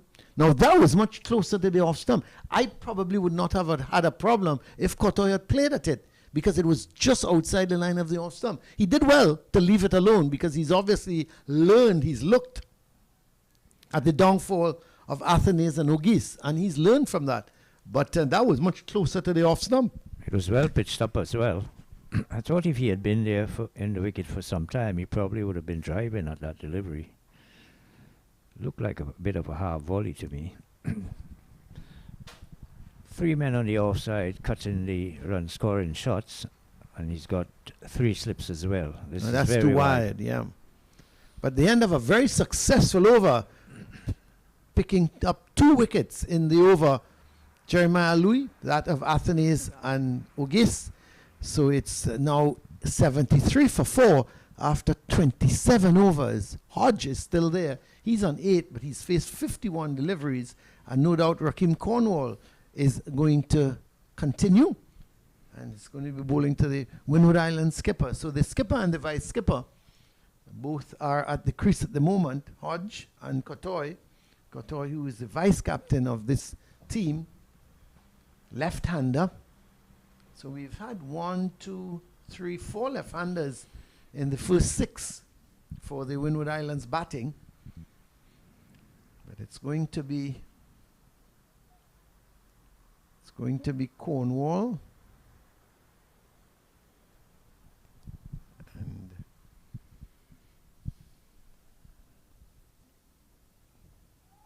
Hodge again turning a delivery, but it's on the back foot.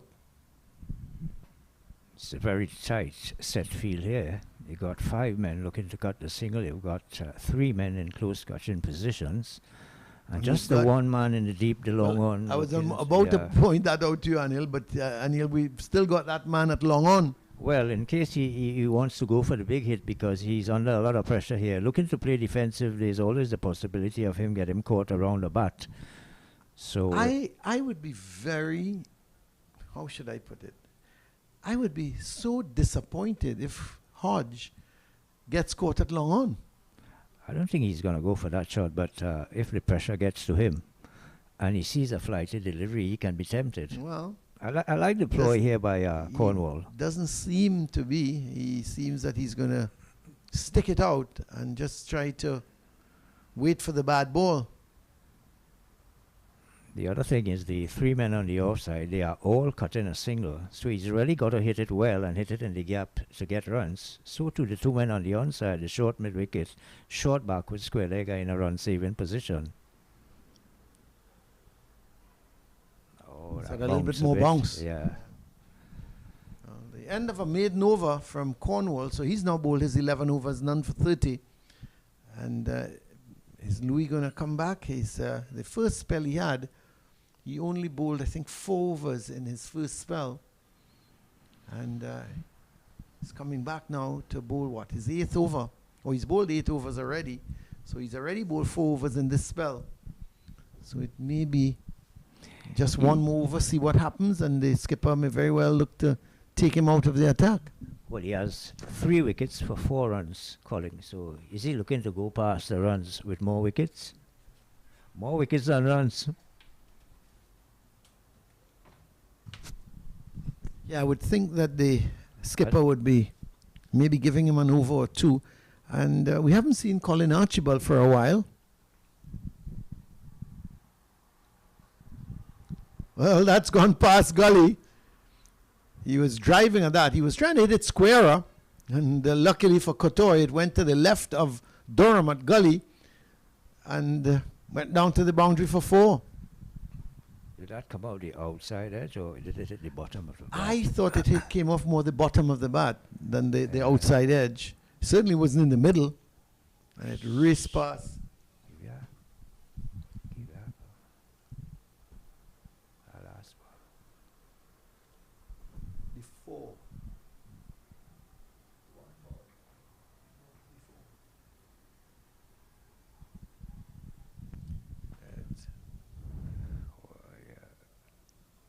Let's just have a look at that, Anil.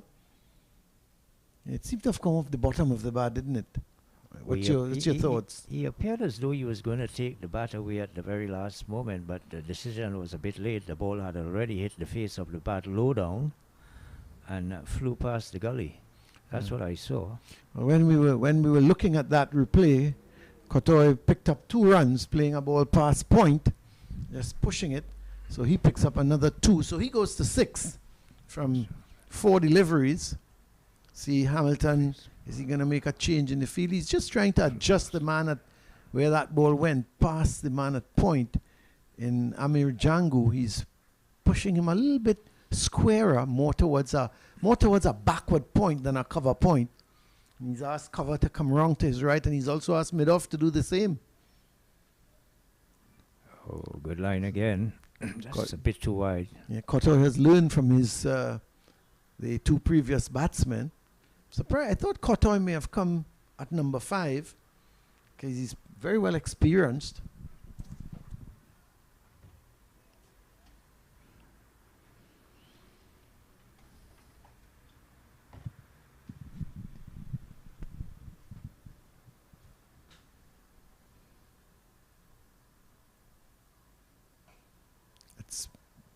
It's well played.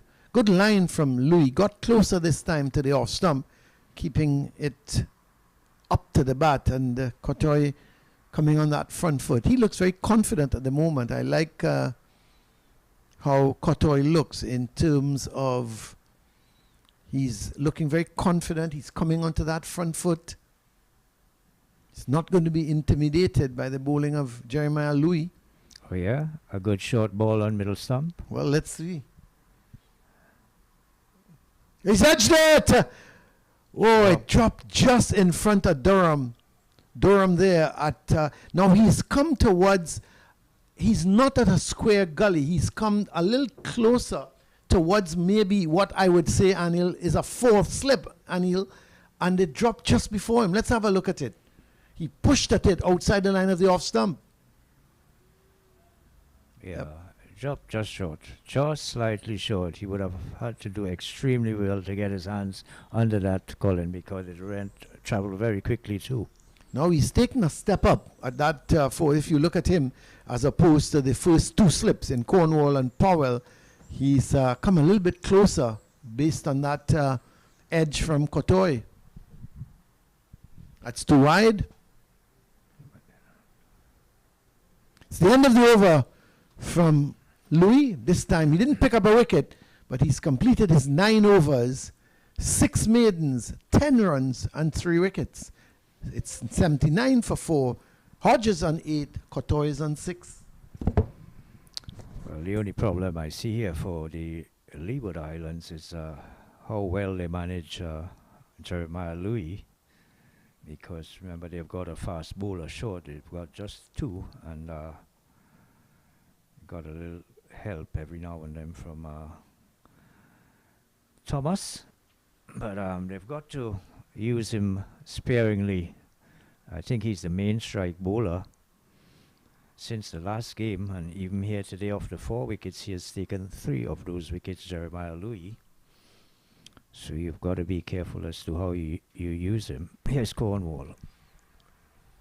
Well, they're going to pick up a single because Thomas didn't field it cleanly at mid-wicket, at that short mid-wicket position. He had to run quickly to his left, and he was diving, and it ran past him.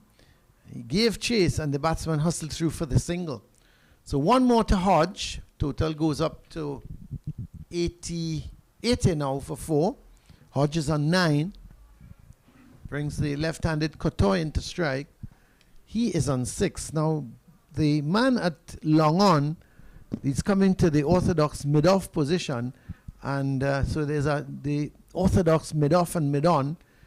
The mid-off is about halfway back to, well, he's not been pushed all the way back. No, he's gone about three-quarter way back to the boundary at mid-off.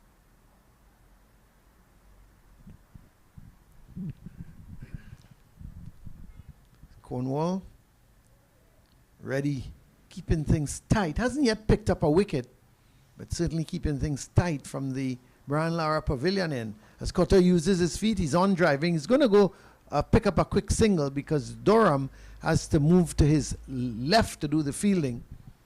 And they pick up the run. Cottoy goes to 7. 81 now for 4. Remember, the magical figure is 333, scored by the Leeward Islands.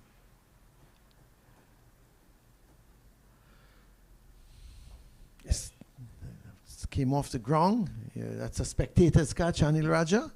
Well, I was a spectator for that ball. I certainly thought it was a catch. I heard you ball catch. It says long forward. Now, Hodge not opting to use his feet. So Cottoy there using his feet and playing it wide of mid-on. Hodge opting to play the deliveries from Cornwall from the crease. Pulling a loud uphill, he's gone! He's picked the wrong one! So his long vigil has come to an end. He was gone for 9. 6 their deliveries Kaveem Hodge has faced. He picked the wrong one this time to pull. It wasn't all that short, and he missed it. The umpire Gustav, his finger went up to indicate that Hodge is going to make his way back to the pavilion. LBW Cornwall for 9. Let's have a look at it, Anil. Yeah, the shot wasn't on. I mean, the ball wasn't all that short, and it came onto him quickly. He was beaten for pace as well. Look at that. It was through him long before the bat had come around, and he was plumb in front. That's out, LBW. Bad decision to really look to pull that delivery. Probably thought certainly a poor decision. But again, we talked of the pressure. He's been playing Cornwall from his crease. He hasn't. You looked at Devon Smith, Cottoy, all these guys. Cottoy faced just one delivery from Cornwall, used his feet, and was hitting it wide of mid-on. Well, I told you the pressure alone is going to have a bearing on the batsmen. When they're not scoring freely and then the scoring rate is not ticking over, it creates a lot of pressure, and it forces you into an error, really. I mean, you got to have a lot of experience and know how to come out of these sort of situations. But credit to Raheem Cornwall. He is bowling with a definite plan. He's not giving the batsmen any room, and he's not giving them anything to hit. And the field placing as well, even though they should play it out to the offside or the onside, difficult really to get a run because there are 3 men on the offside saving the signal and 2 on the onside as well. So you really got to play a very good shot. Hit it with the middle and hit it in the gap as well. Good bowling by Raheem Cornwall. Well, the new batsman is Kenneth Demba. He should know a thing or two of off-spin, but he's not on strike because it was the final delivery for Cornwall against Hodge. So he went LBW for 9, faced 61 deliveries, 81 for 5. And remember, they were 51 for 1 at one stage. The Windward Islands, they were 51 for 1. So 4 wickets have gone down for the addition of just 30 runs. And it was 73 for 2. So they've lost 3 quick wickets here now. For 8 runs. Yeah. That's a good shot from Cottoy. That's a lovely shot. It's going to run away to the boundary. That's really a good shot. He was on the front foot. He timed it superbly. It came off the middle of the bat, and it races across the outfield for 4 good-looking runs. He's into double figures. He's on to 11, and it's 85 for 5. Well, finally a boundary and a good-looking shot as well. We haven't seen that for a while. Since before lunch. Yeah, so pleasing to the eye to see a delightful drive through mid-off. The thing with Cottoy, we've seen him bat before. He's going to play his shots. There's no doubt about it. But just have to hope that he picks the right balls to play the shots. That's too wide from Louis. Ball actually leaving the left-hander, but it started way outside the off stump. You could see Louis with that exaggerated motion with the hand taking that ball wide, but he's going, but he just didn't get the line right. Yeah, started it just a bit too wide.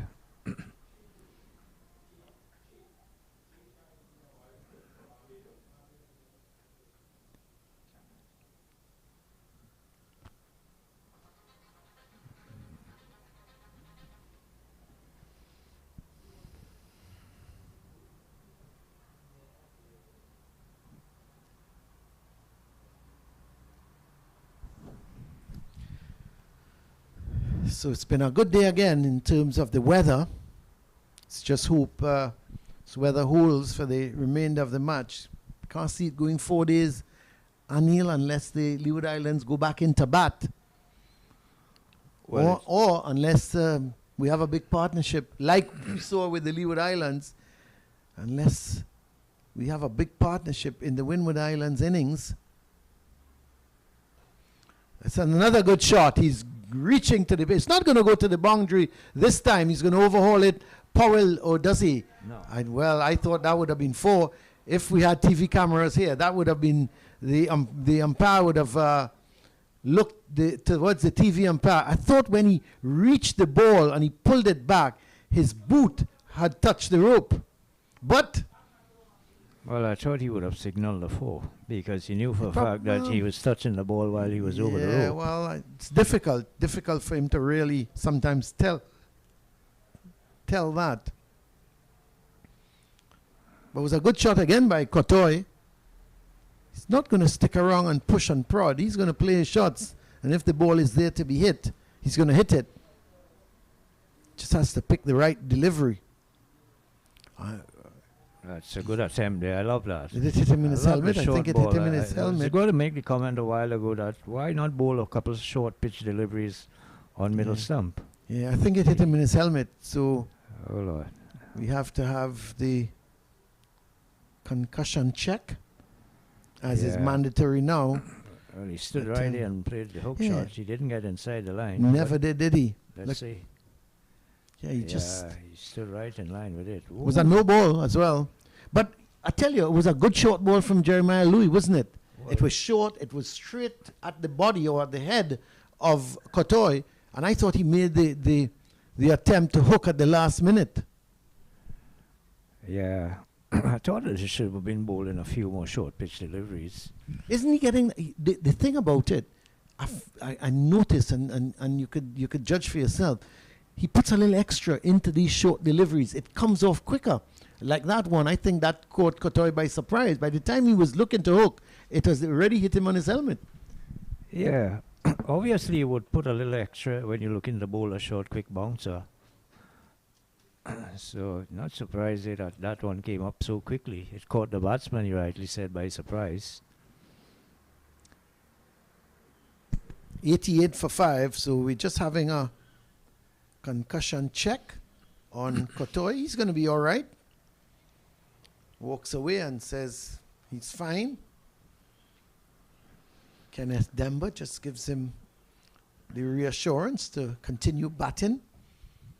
He's got to be the main man now, Cottoy, if the Windward Islands are to get any sort of respectable total here. Well, that Of course, bouncer would have... the follow-on is 100, and they've got to get to 183 that- in that- order for Leewards to bat again. Yeah, obviously. That bouncer would have shaken him up a bit, I think, Colin. Because he took it flush on the grill, it appeared. How does a batsman feel, Anil, when you get a short ball like that and you're rattled? How do you cope with the next delivery as a frontline batsman? Well, luckily there are helmets now. Nowadays, you know? yes. I mean, you can recover quickly if the blow is not serious and the helmet did its job. You'd be fairly as in, you know, you wouldn't be all that shaken, but you'd be aware that guy can hit you again. Yeah, that he can deliver balls like that. He's got the edge, but he gets it. Now, they've got to make up their minds here, the Leeward Islands, because that goes for 4. This time, it goes to the left of Durham. If Louis is going to concentrate on these deliveries, pitching it up outside the line of the off stump, swinging away, you've got to employ more. You've got 333 runs. It doesn't matter if you give away, you want wickets. Why don't they bring in an extra slip? Have the 3 slips on a gully and do away with either the man at mid-wicket or at cover. And if he plays the ball through the cover region, then that's fine. But you're giving yourself the opportunity. Now they're going to do it.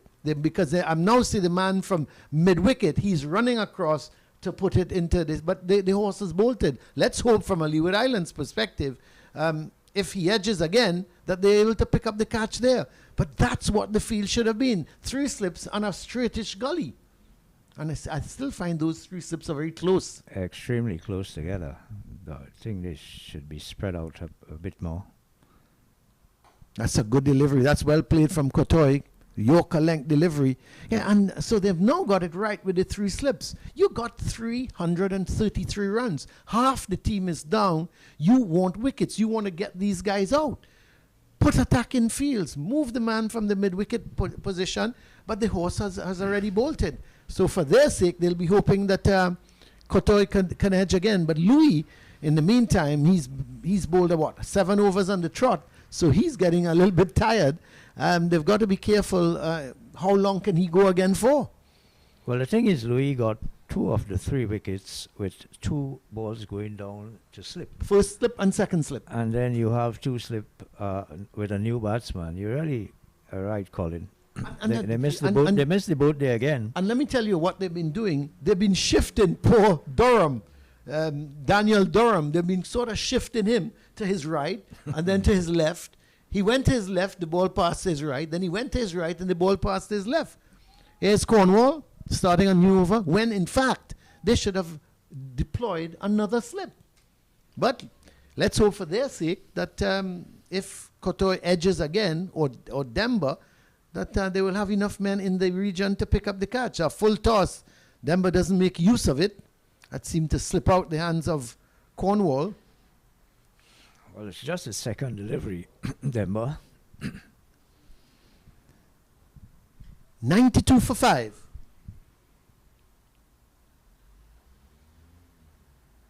He's edged it. That's the end of Demba pushing forward to a delivery, and you couldn't want a simpler catch. This one was just a delivery drifting away from the right-hander. Demba was long forward. He just left his bat there in front of him. It took the edge, and it slowly went into the hands of the lone slip fieldsman in Powell and the Windward Islands. They slipped further in trouble. They are now 92 for 6. Demba just facing 3 deliveries. He goes caught Powell. This is Karen Powell of the bowling of Cornwall without scoring. Let's have a look at it. Playing for turn here, Demba. Yes, playing just inside the line. And Rakim Cornwall just outfoxed him. Straight one with the arm. Takes the outside edge and a smart catch there by the man at slip. It was low down. A good thing that the man at slip had used good technique and didn't get up too early, because he could have found himself in some trouble having to go back down by that time. The catch would have been gone, but a good bit of work in the slip there. So the Leeward Islands, they continue here to claw their way and take complete control of this game against the Windward Island Volcanoes. 92 for 6, and Hurricanes, they posted a mammoth 3-3-3. Well, the new batsman is Preston McSween. We haven't seen the wicket-keeper, Dennis Smith, as yet. I'm a little surprised at that. But obviously, Preston McSween, based on some of his scores, he's got promotion. He's second in the averages with an average of 24. And, of course, that top score of 86. He's only one of 6 batsmen to score a half-century. Well, one of 7 now with Colin Archibald. But one of 7 batsmen batting at number 10 to get a half-century. So he's got promotion in the order. He's coming ahead of Dennis Smith, which I'm a little surprised at, the wicketkeeper batsman, unless he's not feeling well or something. I thought he would have come much higher. But let's see how Preston McSween is going to handle the bowling of Rakeem Cornwall.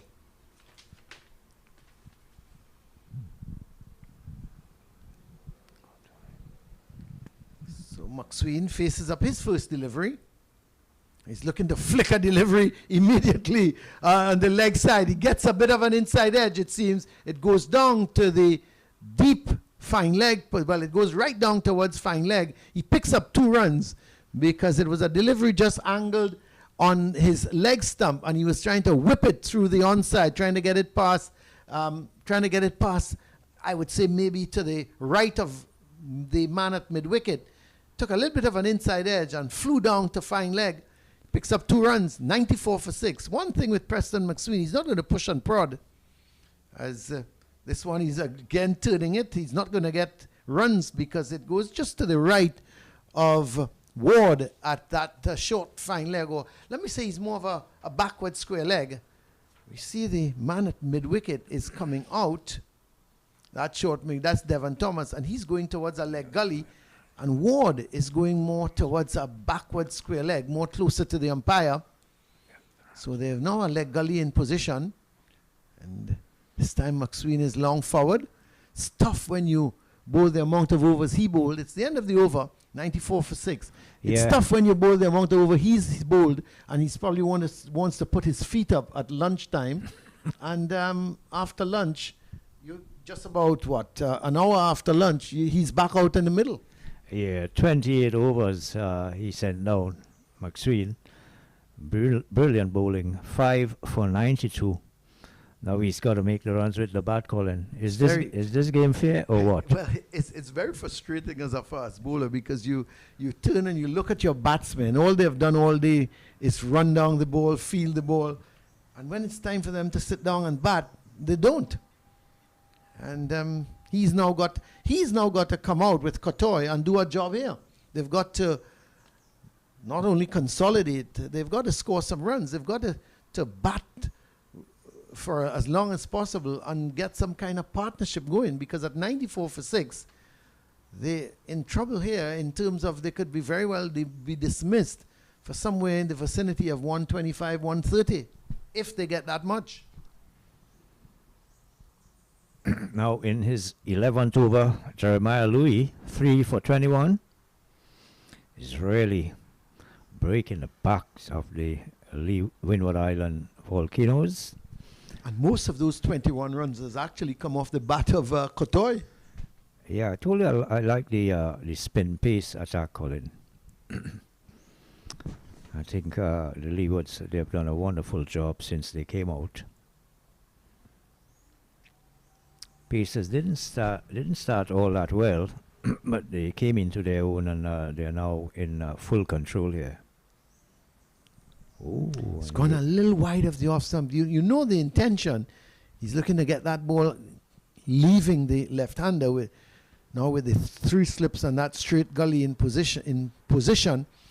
He's got the attack right. He just needs to get it that little closer to the off stump. Not that both Athanaize and Auguste, he had to get it closer to the off stump because both of those deliveries were wide enough for them to leave it alone, and they both went after it, got outside edges, and found themselves back in the pavilion.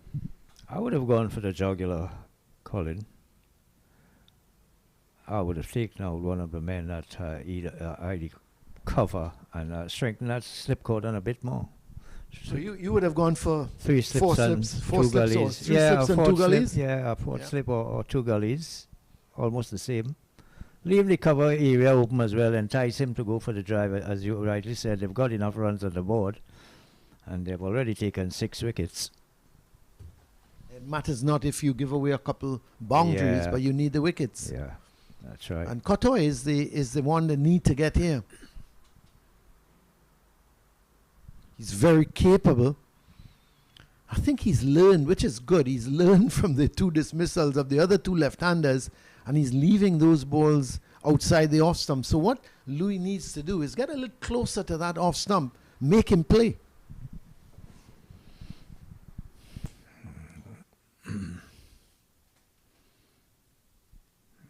Got to bowl it a little closer to him, though. picking up the angle fairly easy. So you got to bring it a bit closer to him to force him to play at it. Oh, that's a much better delivery, but well read as well by Cottoy. Allowed it to go by. It's a good bowling here by Jeremiah Louis. He's pretty fit guy as well. He's having a pretty long spell.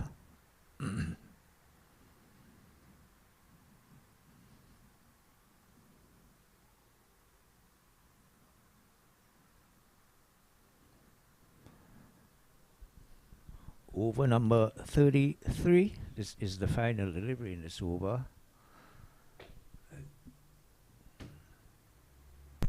Again, too wide of the off stump. That's well played by Cottoy. He's not being tempted. Don't know how long he can leave alone these deliveries.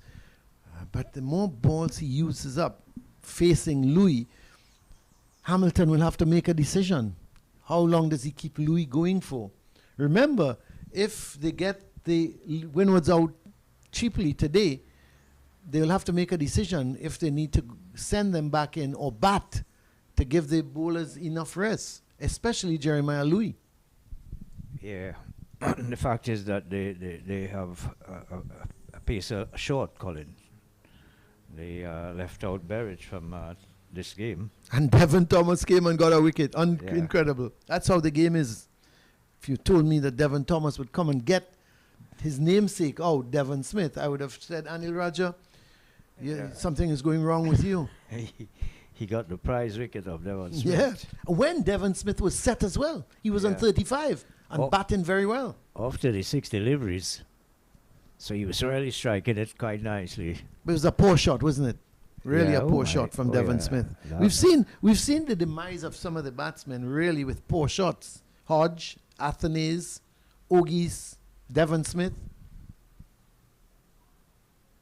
All for getting out to really poor shots. I wouldn't blame Denver. Denver played long forward to one that really deceived him, one that just drifted away from him, took the edge. He was playing inside the line, really. Yeah. And I think you made the point. He was looking for spin. Yeah. And there was none. And he had just come in, faced just 3 deliveries. But some of the other batsmen, there's no excuse for how they got out. Cottoy, it's going to be interesting. We saw Cottoy. I think he's only faced 1 delivery from Cornwall. He used his feet and he was hitting it to the left of the man at mid-on, and they picked up a single. So the question remains, is he going to use his feet? We saw Devon Smith using his feet against Cornwall very effectively. Can Cottoy do the same? That's a good shot. Runs in it here for him. It's probably not going to reach the boundary, or will it? It might just hold up inside. No, it will not. I don't think Monson Hodge, who gave chase, really tried to stop that ball from going into the boundary. So it's 99 for 6 now. He drifted onto the pad there of Cottoy. And Cottoy was quick to whip it off the toes square on the onside for 4. Good shot there by Kieran Cottoy.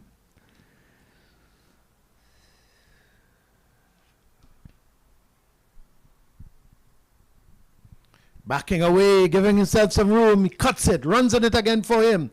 It's going to stop just inside the boundary.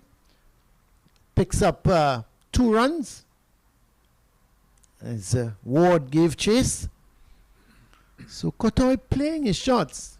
The 100 is up. 100, yeah, 101 for 6 now. And Cottoy goes to 23 from 25 deliveries.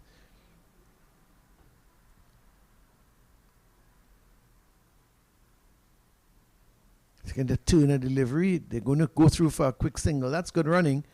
As Powell, that's Ross Powell, moves across to his left to do the fielding, but signal a leg by as Cottoy was trying to turn that delivery, struck him on the pad, and they will go through for the single. So 102 now for 6 at the end of the over. Cottoy is on 23, and he's batted well and he's had a little bit of luck. He played a couple that took the edge, and one went just short of Durham. Another one went just to his left. So he's had some luck. But what I like about him is his enterprise that he's showing. Yeah, he's played some shots, especially when the balls are there to be hit.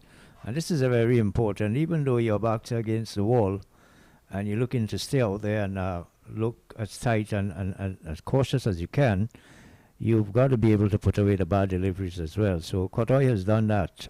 I think he was just shaken a bit by that bumper that he took on the helmet, but he has looked pretty good. Well, he's going to face up to Louis again. Louis has had 11 overs, 3 for 21. So it's been a long second spell for him. I would think if he doesn't pick up a wicket here, we may very well see Colin Archibald from the Willie Rodriguez end. That's well played. Well, He looks confident enough. Yeah, they decided to continue with Louis. I thought they probably would have taken him off, but he's getting wickets, Colin. Who would you look to replace him with? Well, Archibald? Yeah, I probably would have given Archibald a couple, but you also have Durham if you wanted to go with an all-spin attack. I don't think Cornwall is going to come off the ball just yet. It's hard to get the ball from him, isn't it? Yeah. I think Cottoy missed out there. It was slower delivery. And I think he was a little too early into the shot, it seemed, because it was a slower delivery. And he wasn't able to get to really punch that through the offside. It's more of a push. Yeah, he had was to change the shot when he realized Yeah. it was a slower delivery. So there, 3 slips and a gully. They all go down looking for that edge. It's well played by Cottoy. A little bit back of a length, made some height, and Cottoy picked it up early. So it was too wide of the off stump, and he allowed it to go through.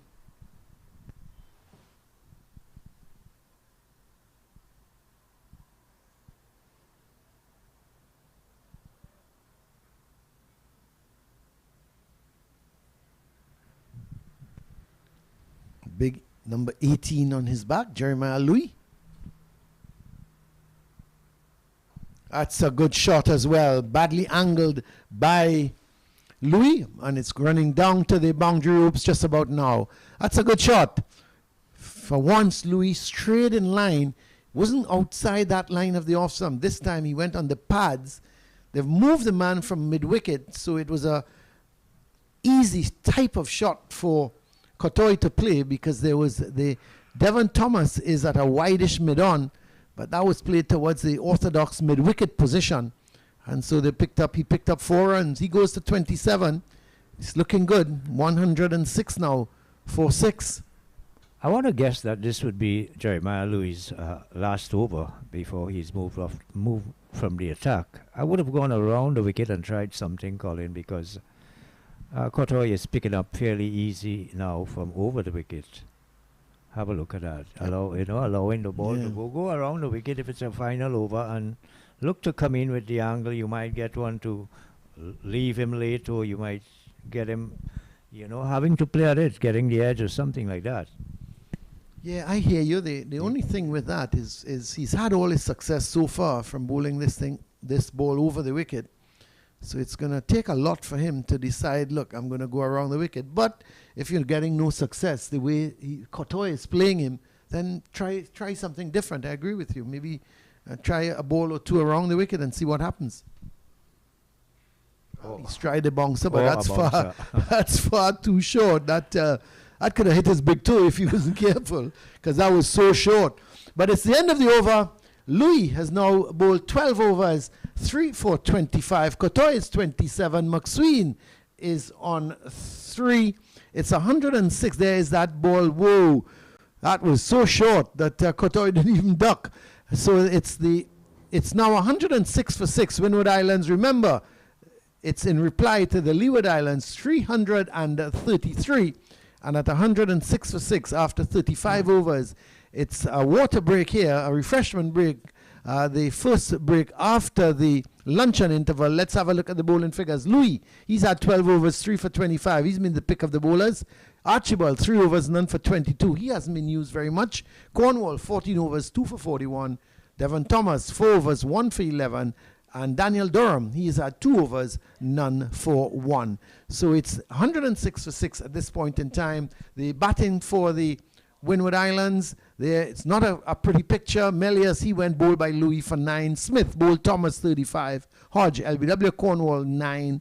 Athanaize, caught Cornwall bowled Louis 12. Auguste caught Powell bowled Louis without scoring. Demba, he also went caught Powell, but the bowler this time was Cornwall without scoring. Cottoy is 27 not out. McSween is 3 not out. It's 106 for 6. We'll take a break as the players get their refreshments.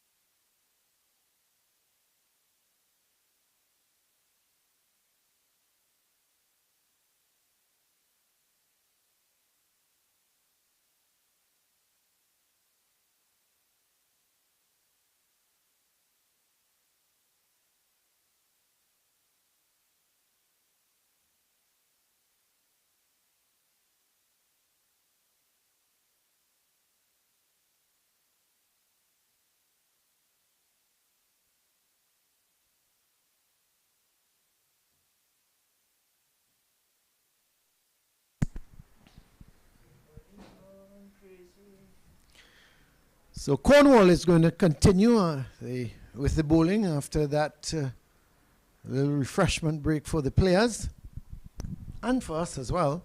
106 for 6. McSween is going to take strike. He's on 3.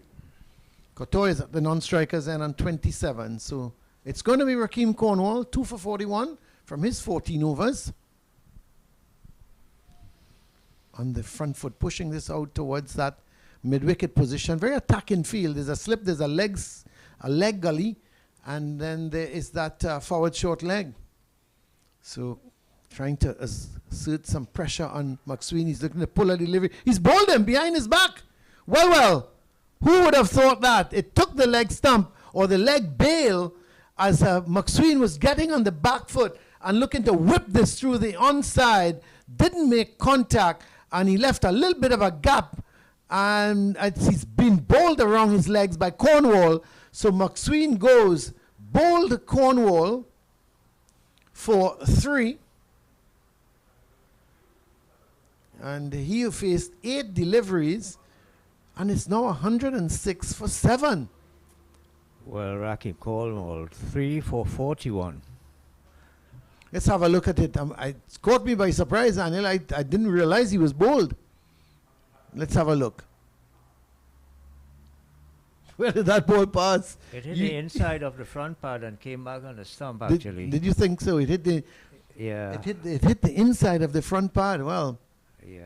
Well, he was looking to pull, and it hit the inside of the front pad. Okay. Again. Yeah, it'd be interesting if we could see. Let's have a look at it again, Anil. Yeah. You're saying it hit the Well, we inside of the front pad? We were obscured by the wicket keeper, but I thought for it to come back to hit the leg stump, the front pad would have been blocking that ball, so it apparently hit the inside and went onto the bails. And came onto the stump and dislodged the bail. Well, very interesting. The new batsman is Josh Thomas. We haven't seen the wicket keeper, who is Dennis Smith, and I'm wondering if there's some sort of problem with him, because surely he's going to... Yeah, he bats at number 6, number 5, number 6, 7, somewhere around there. So for him not to come out, I'm just wondering if there's something wrong with him. But it's Thomas facing up to Cornwall. Cornwall has now picked up his third wicket, 3 for 41. And Cottoy is at the non-striker's end on 27. He must now be thinking he's going to be running out of partners. That one just beat the outside. Well, it just beat the off stump, not so much the outside edge. That passed very close to the off stump. Well, and the big man is really into his work here, Rakeem Cornwall. You can see that he's enjoying it. Oh, yeah. When you're getting wickets, Anil, you enjoy it. 3 for 41 from 14.4. He's bowling an impeccable line as well. Seemed to have got some turn with that delivery, spinning into the right-handed Thomas. The other problem for the Windwards, Darius Martin, he limped off the field yesterday. Not sure his position in terms of batting. Thomas drives that through the point position. They're going to pick up 2 runs. Very enterprising looking shot from Josh Thomas to end the over. It was a delivery, just pitched, given some air outside the off stump, and he drove at it, peeled off the outer part of the bat, and went towards the left of the man at cover, and they picked up 2 runs. So Thomas is off the mark. It's 108 now for 7. Cottoy is going to take strike, and I wouldn't expect Jeremiah Louis would have another over, would you, Anil? Well, I would say that from the previous over. That's why I thought he should have gone around the wicket and try a couple of things. But he didn't. The follow-on is 184, Colin. So they are far away from that. They've lost 7 wickets. I don't see them actually saving the follow-on. No, I can't see that either, unless Cottoy finds a partner. And just as we suggested, Colin Archibald is into the attack, replacing Jeremiah Louis.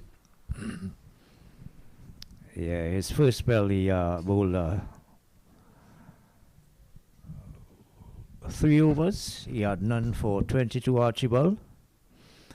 Remember, of course, he is the man who scored that unbelievable 104 not out, batting at number 10. That by itself is a regional record.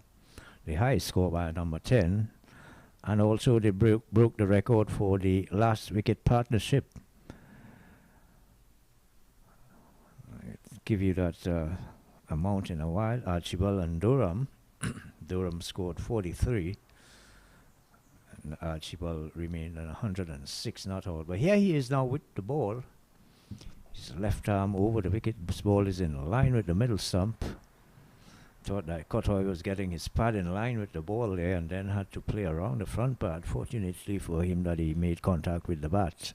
But he did put his front foot in line with the ball, which is not such a good technique. 2 slip now, a gully. Now that Louis has been removed from the attack, taken off one of the slip fielders, so 2 slip, a gully. There's a point on the boundary, a cover, and a mid-off. Oh, this is a very good delivery, dropping just short of the second slip there. Is that Kieran Powell? Found the outside edge there, did he? Good delivery, Colin. Almost carried to the man at second slip. Well, let's have a look at it again, because Archibald bowling the left arm fast or over the wicket. Yeah, it's a good delivery. Just had to come on the front foot, and may have just had a little bit more bounce. Yeah, it hit high up on the bat. It hit high up on the bat.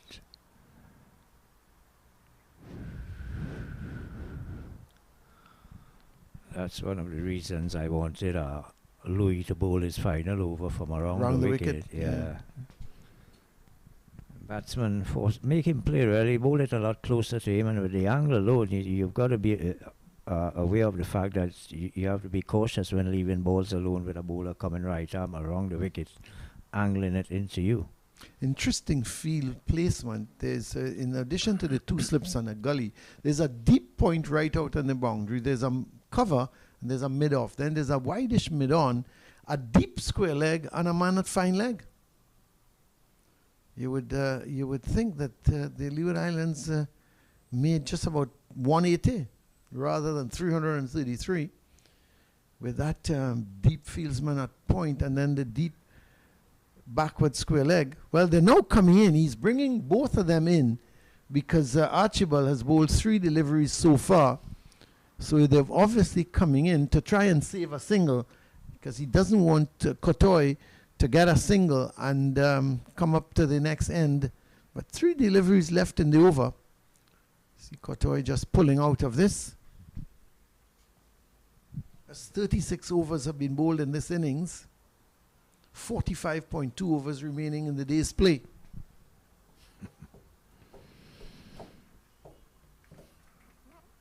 Probably looking to keep the new batsman on strike. That's what I can gather from this change of field. Bowling the off-stump line and keep Cottoy on that end. Out there. Badly lined. He's got away with that because if Cottoy could have got bat onto that and probably got it behind square, there's nobody at that deep backward square leg position now. He's come into almost a squarish mid-wicket or forward square leg.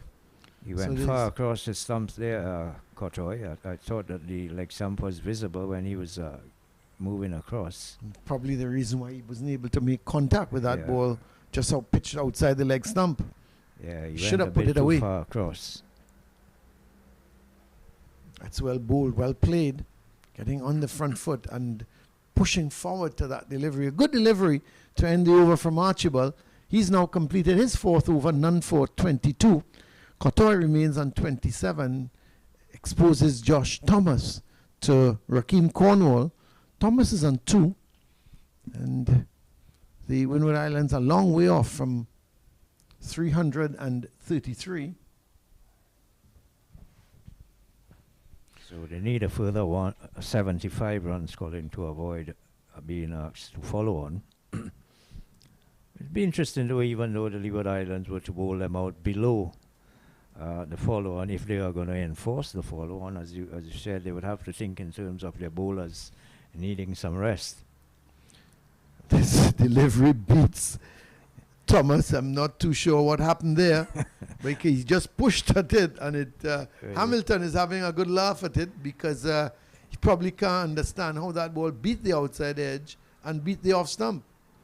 Well, he was playing inside the line, I'm almost certain, looking for a bit of turn as well. Loud appeal goes up and he's gone. Well, while we were looking at that replay, Thomas was pulling at a delivery right on the stumps, and the appeal went up, and he is given out LBW. What a poor shot from Thomas, but the pressure started to tell on him, and he tried to pull a delivery, went right across the line, and the appeal went up, and the umpire had absolutely no hesitation in giving him out, and the Windward Islands slipped further into trouble. They are now 108 for 8. Well, and the previous delivery, Colin, he was looking to play on the back foot, and he was playing just inside the line. He was beaten outside the off stump, so we actually didn't get to see what the happened dismissal in the following delivery because we were looking at the replay. He just played straight across the line. It was a delivery from Cornwall, just give him some air, and he went straight across the line trying to sweep it somewhere behind backward square, playing right across it, and he was a judge LBW, and so he should be. It was a poor shot from Josh Thomas, but I think the situation got to him. Cornwall was bowling tight. He was outside the line of the off stump, and Josh Thomas couldn't get bat to bowl. And so when Cornwall just flighted one up, he decided to go after it and pick the wrong one to play that pull shot too. But here's the wicketkeeper finally coming out, Dennis Smith. I'm sure he's coming earlier than he would have wanted. Not sure if something is wrong with him, if he's not feeling all that well, or if he's suffering from some sort of injury, because he's certainly a better player than batting at number 10.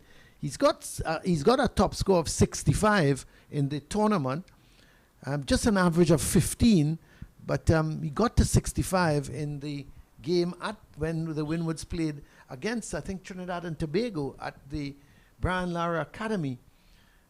But he's a busy little player, and let's see how he's going to cope with Cornwall. Cornwall is on top of its game at the moment. You can't get him off the ball, and neither can you get him off the square. He's bowling an impeccable line. He's not using a lot of variations. He's bowling a lot of flat, quick deliveries. Occasionally he's flighting and trying to spin one, slow it up a bit. But 4 for 43. His quicker delivery is working for him today. He's got a couple wickets going down to slip, and that last one as well. Ringer fieldsmen on the onside.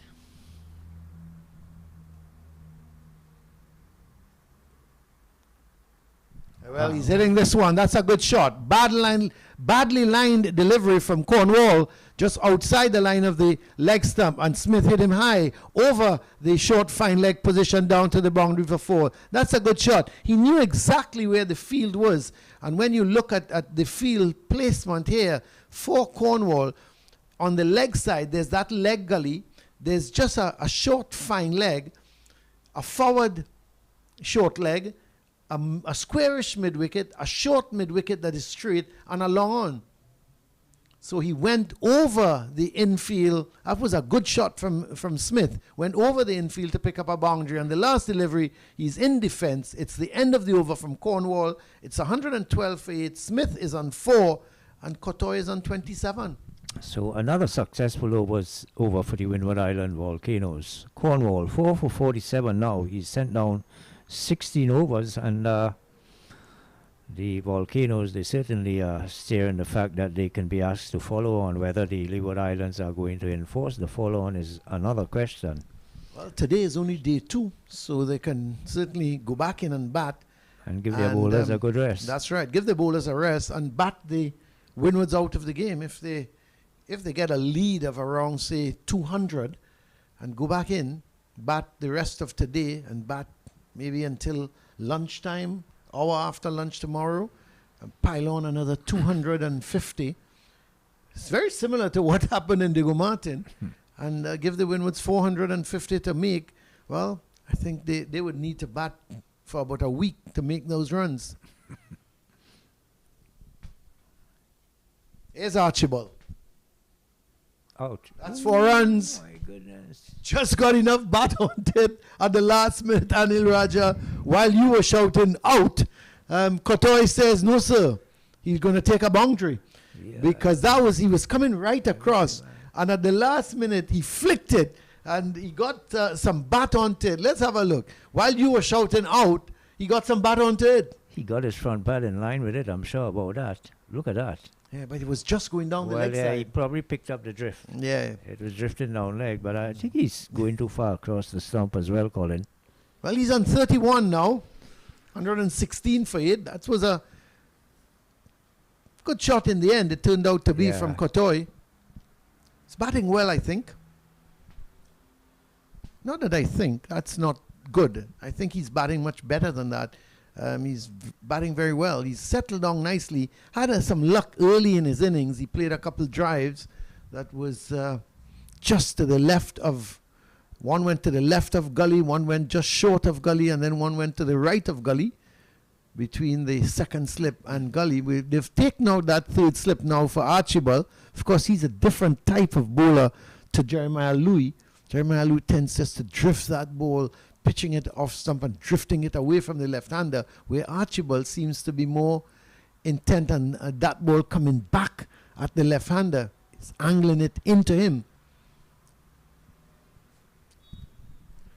Score remains on 116 for 8. Well, when you think at one stage they were 51 for 1, So they've lost 7 wickets for the addition of only 57 runs when the 8th wicket fell.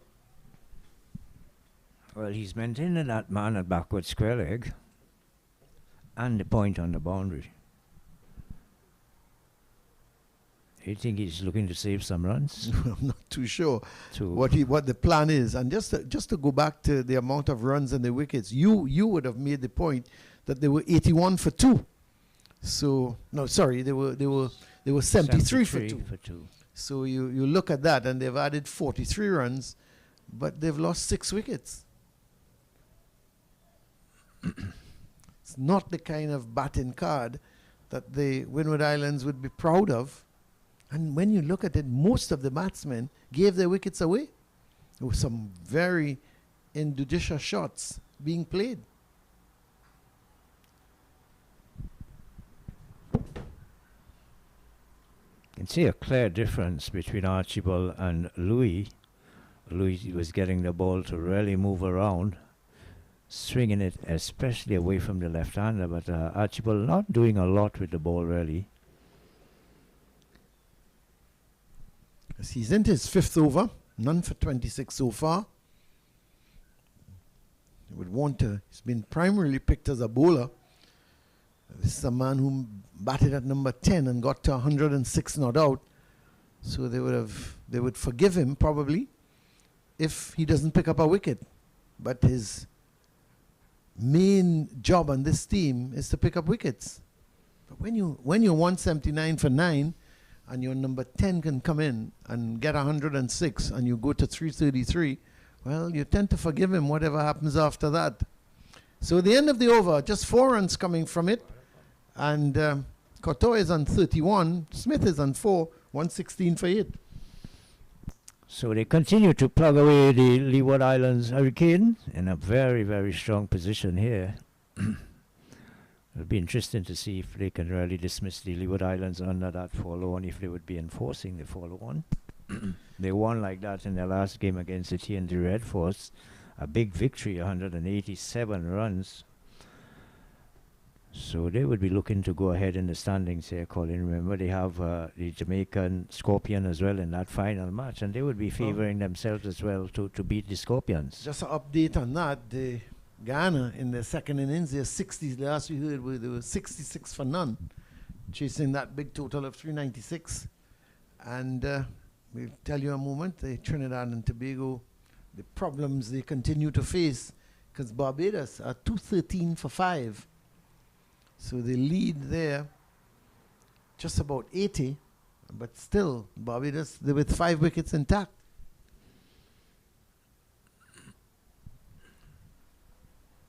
So they've lost at the Trinidad and Tobago Red Force. They've lost at the Diego Martin Complex.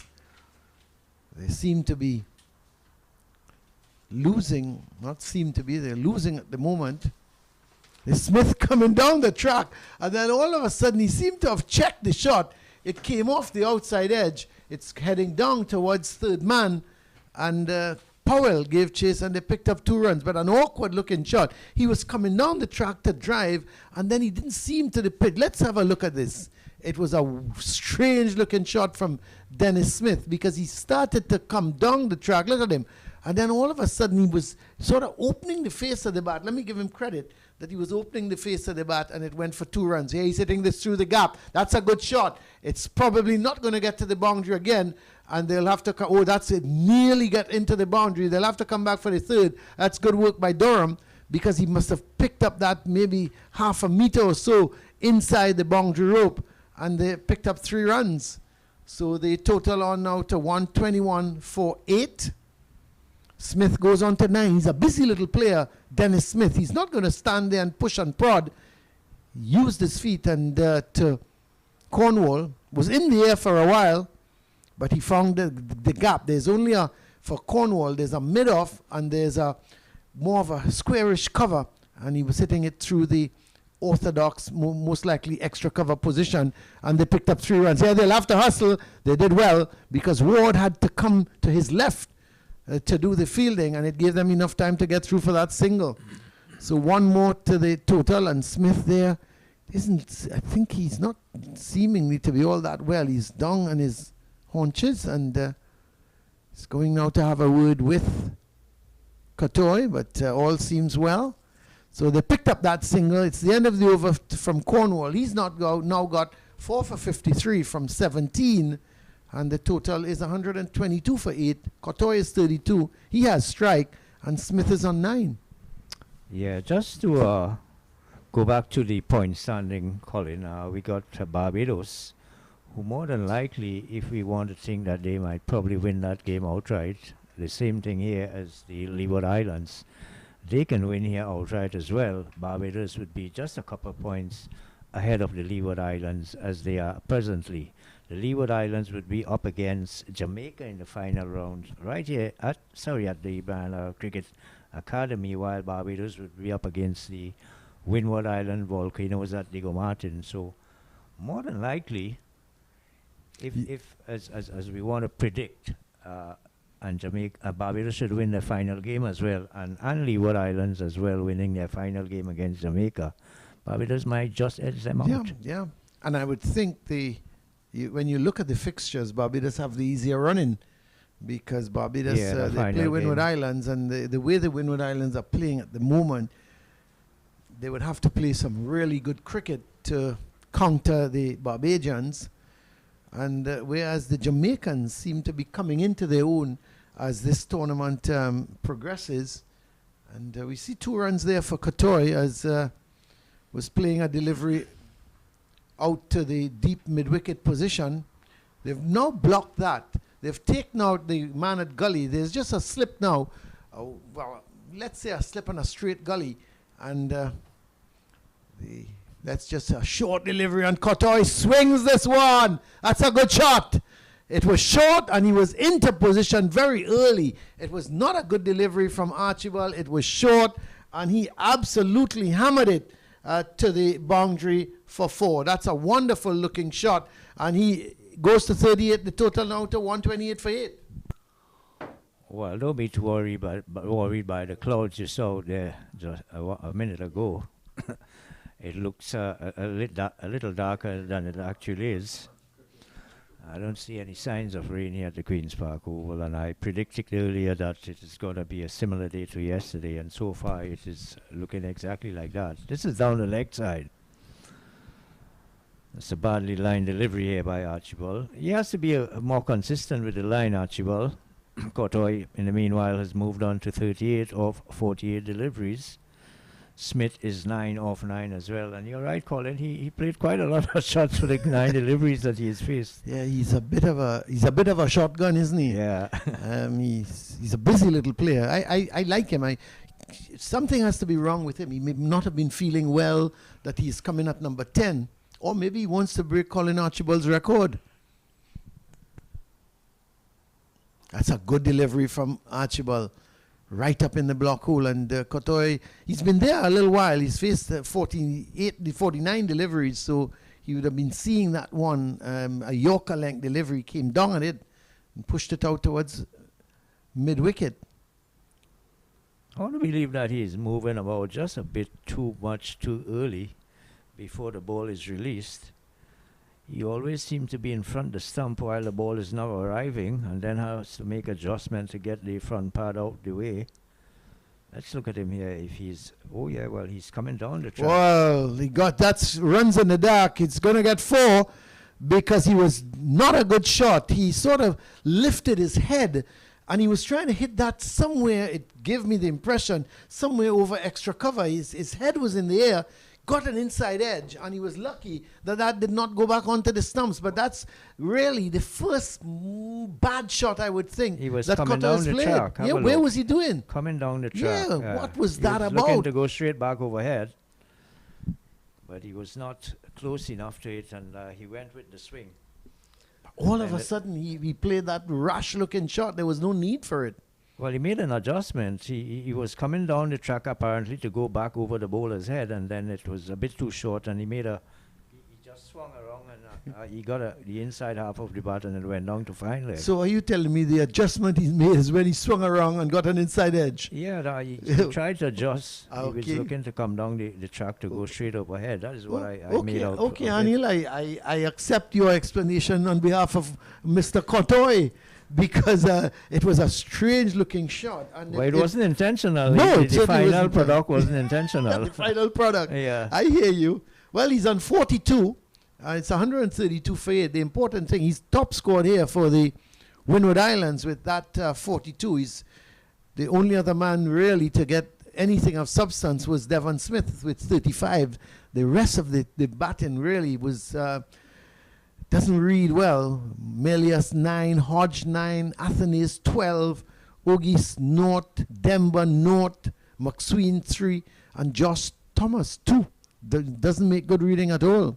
So Cottoy, by a long way, their best batsman in terms of runs. But Dennis Smith is with him, the wicket-keeper batsman, and he's on 9. Facing up Cornwall's 18th over. And that's hit in the air. Is it going to clear the man at mid-off? It will. He was looking to take the catch, running backwards. That was Durham. And you could see him, it was over his head, and he was searching for that ball, looking all over. And eventually they were able to pick up a couple runs. Now, Cottoy has come to have a word with him. It was an intentional shot. I don't think he actually got to the pitch to lift it. He sort of was reaching for it in the end. He still was able to get it over the head of mid-off. So he picks up 2 runs. He goes to 11. But that's so easily could have gone straight down the throat of Durham. It was a slower ball from Cornwall. He mistimed it completely. It hit high up the bat and it spiraled in the air. Fortunately for him, the man at mid-off couldn't reach back to really take the catch. But it was in the air for a long while. Yes, he's a busy little player, isn't Dennis Smith? He's pushing this one out to Thomas there at mid-wicket. He's always, the thing about him, he's always looking to score runs, which is good. It's just that his shot selection has to be on par with the delivery. He looks like the type of batsman that you don't want to, he can't keep quiet. Look at that. He's looking for a single. I think he was halfway down the wicket before he called Cottoy. Cottoy was never even looking for the single. Cottoy was just looking at... No, that's not bad cricket actually on the part of Smith, if Cottoy was paying attention, because Durham has dropped back about 10 meters. Probably was a single. Look, and he set it straight into the hands of forward short leg. That's a very, very good catch there, taken by Amir Jangu. That's a sharp catch. You're not there for those type of catches because it came off the bat quickly as he turned it into the hands of Jangu there at that forward short leg position, and Jangu came up with a catch. It's a very good catch. You're not there, as we say, Anil, that type of catch. You're there really for the ball hitting the bat onto the pad and looping up. He actually turned the delivery and Jangu took a superb catch. Let's have a look at it. Look at the reaction from Amir Jangu at that forward short leg position. No, it did go straight to him, but it was sharp. You had to take it still, and it was sharp. That's a good catch and through by Amir Jangu. So Cottoy loses another partner.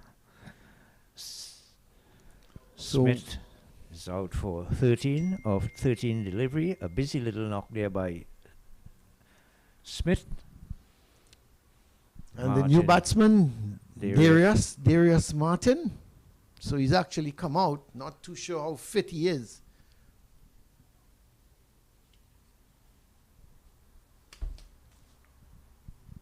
Well, we're going to have to wait to see if the Leeward Islands would want to enforce the follow-on should they bowl out the Windward Islands below that required score to save the follow-on, which is 183, I believe.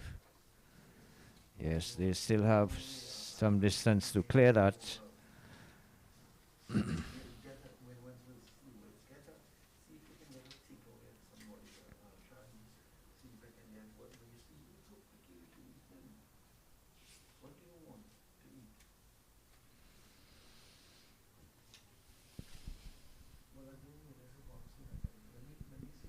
Very cool afternoon here at the Queen's Park Oval. The sun has been hidden for most of the day.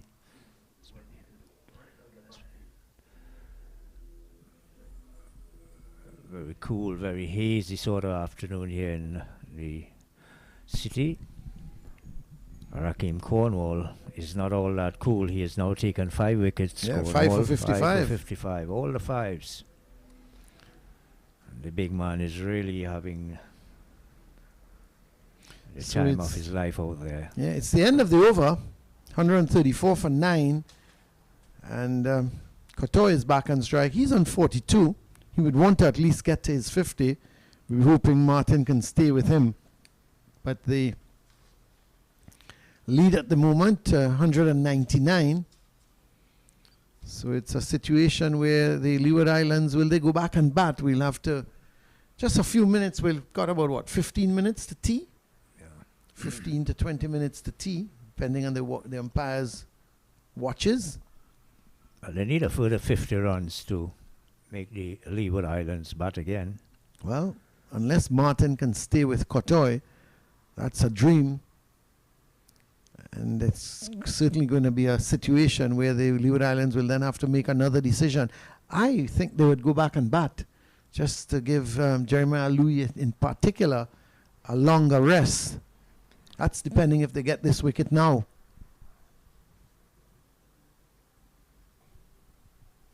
Yeah, more than likely they would bat Colin. I think the situation is so similar to when they played last week against the TNT Red Force.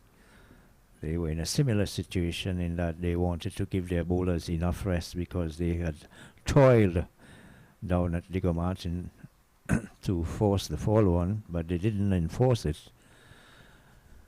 They went back and batted, and they set the TNT Red Force a huge target of 457, I thought it was. This is pitched up on the offside and punched away down to long, and he doesn't go for the single, Cottoy.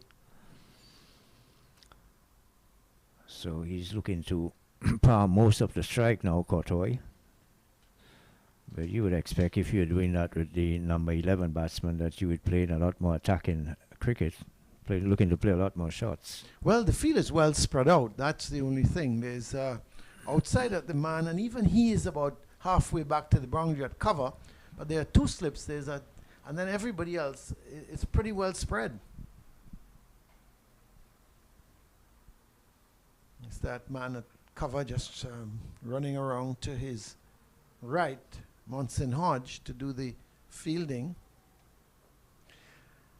Well, he didn't take the single there again. 3 deliveries remaining. He's probably going to let's take see it at in what the 4th stage. or 4th ball, maybe, Well, and give Martin just 2 deliveries to negotiate with Archibald. I think that Cornwall will close in the field after this delivery. You mean Hamilton? Hamilton is leading the team, eh? Don't forget, you probably want Cornwall to lead the team as he did against the Red Force. But Hamilton, in fact, is leading the team here. He is the official captain, and Raheem Cornwall is the vice captain. Yeah, it just slipped me there because he had captained the team against the last Red week Force, down at Digger Martin. And then he continues to bowl from the Brown Lara Pavilion end, and you know. Yeah, normally when he's his captain, name comes up very easily in your mouth. Exactly. But Jamar Hamilton, who didn't play in that game at Digger Martin for the Leeward Islands Hurricanes against the Red Force, he's back here and leading the team. Cottoy going after him. That's good cricket. He decided now where he brought in the field. Archibald pitched up one wide of the off stump, and he went after him, hit him high over point, down to the boundary for 4. So Cottoy goes to 46. One more blow like that, and he would have his half century. Well, I hope that Hamilton keeps the field as is. Look at this. Reaching wide outside off stump. Slashing hard and high. Deliberately doing so. Over point. It's a good shot, though. He reached for it and hit it high over point. Let's see what he's going to do with this final delivery. Comes down the track and he swings this one. That's gone over the deep backward square leg. He's just going to get a boundary. And that's 4 runs for Cottoy. It's his 50. So Keron Cottoy has brought up his 50 here from 57 deliveries. It's 142 now for 9. We see Amir Django walking past and just giving him a congratulatory bounce because he certainly deserves it. He's batted well, Cottoy, for his 50. And he takes the Windward Islands to 142 for 9. Well, let's have a look. He came down the track. This could have gone anywhere, Anil Raja. Well, he waited on it, but he swung it over in the deep down to mid-wicket there because he knew that there was no one in the deep. But he's brought up his 50 in fine style. That was a very good knock under intense pressure here. Well played to Karen Cottoy. Here's Cornwall. Martin, that's his first delivery, or his second actually. Still to score. A very attacking field, a slip, a leg slip, a forward short leg, a short mid-wicket. Brings him forward, he watches it onto the bat. He's got a long on in place, Cornwall. That's for the man, if the man looks to go for the big hit on the onside. And he's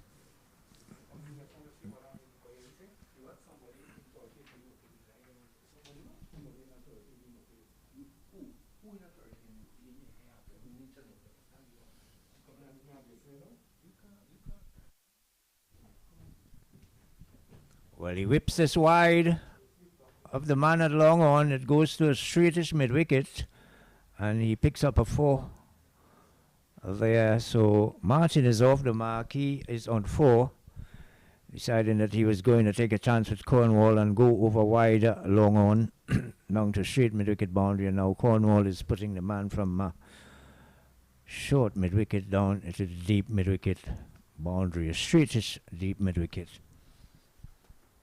There's also a long on, so no doubt looking to get Martin to play that shot again. Or he comes forward and defends. 146 for 9, Volcanoes. Cornwall 5 for 59.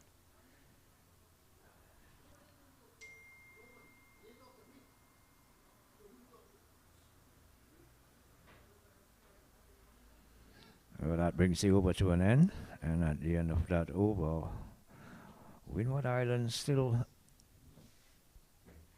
far away from trying to avoid the follow-on. They're 146 for 9. They've got to get to 184 to avoid being asked to follow on. Cottoy just got a half century, and he did it pretty quickly, Colin, and under all that pressure, tremendous pressure, he scored it in 57 balls. It's been a good innings. There's no doubt about it. It's been a good knock from him. And it's going to be Archibald. Is he going to continue? Or is I think it's Archibald, and Cottoy has taken a liking to his bowling. He's hit him for 8 runs in the previous over. Of course, Martin got into the action as well, Anil, by striking a 4 off of Cornwall. It was a good hit. He knew there was a man down at long on, but he hit it and put a lot of bottom man at it, and he tugged it wrong more to the straightish mid-wicket area for 4. Yeah. So now Archibald has come round the wicket to the left-handed Cottoy. The field, again, very well spread. There's just that slip and gully. Everybody else, there's a deep point, there's a cover 3/4 way back, then there's a long off, a long on, a deep mid-wicket, deep backward square, and a fine leg.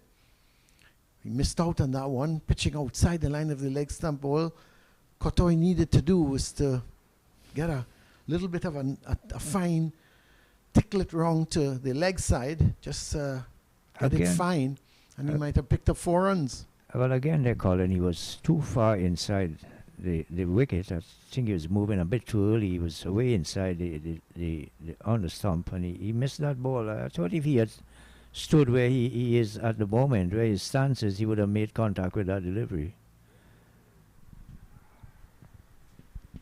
They're thinking of the run, but if they're going to run there, they've got to try and get 2, and there's no way they can run 2.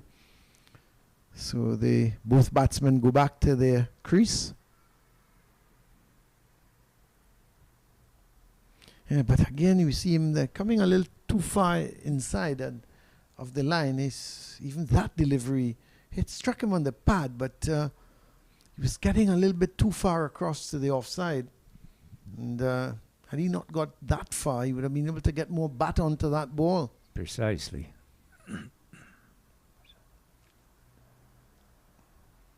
Oh. Well, he's got that's what he was looking for with the first delivery. He's got it with the third. That's poor bowling by Colin Archibald, because you're bowling just wide of the leg stump. And once Archibald bowls that type of delivery, and Cottoy, once he can turn that, get to it and turn that delivery, it's going to go fine. And he's going to pick up 4 runs. Why is he bowling this line? I mean, he's got 2 slip. Those are the only 2 men in catching positions, and you're bowling down the leg side. Just doesn't make sense. That's his third delivery, bowled just outside the line of the first one he got away with. Second one hit on the pad. The third one, he's not got away with this. It's not been good bowling from Archibald. He's got to get it back onto that off stump. They're going to look for 2 here. I don't think they're going to get it. But Martin is coming back, and that's good running. Excellent running on the part of Martin, because it was played towards the right of the deep mid-wicket in Durham, to the left of Devon Thomas at long on. Thomas couldn't get wrong in time. Durham, he ran around, picked up the ball, but not before the batsman can cross for 2. Good running on the part of Cottoy and Martin. Cottoy goes to 56 now, and he's batted really very well. The field is going to come in. Hamilton is walking with Archibald. What do you think he's explaining there to him, Anil? Do you think it's going to be about a line? I wonder. Yeah, he's certainly bowling a poor line. That delivery as well was on the pad. So, good running there by Martin. He was off in a flash for that first run because he knew that his partner wanted the second. So he sprinted that first run, and it made it so easy for him to get back to the danger. I thought he had an injury. Martin, he doesn't look so. Because remember, he came off the field limping yesterday. But with those 2 runs, he seems to be all right. 2 deliveries left in this over. The fielders come in. And this is Cottoy pulling at a short delivery from Archibald, and they're going to take the single this time because there's a deep backward square leg in position. But that was short, and Cottoy in position quickly was taking it from just above head height, and he picked up the run. 153 for 9. Cottoy goes to 57 from 62 deliveries. He was actually making the shot, making contact when he was actually off the ground. Yep. You know, he had to climb on top of it to really pull it, but he did well to turn the wrist on it as well, because there was a man posted at the backward square leg boundary that could have easily gone in the air. Now 3 slips on a gully. Let's see how Martin will handle Archibald. Full toss, and he smacks it. It's right back down the ground. It's probably going to get into the boundary ropes just about now, and that's 4 runs. So not a good delivery from Archibald. A full toss.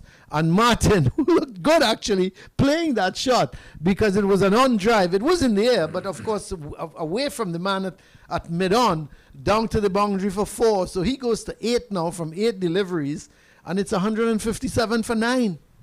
Well, he's conceded quite a bit of runs here in the context of this innings. 157. He has conceded something like 55 runs already.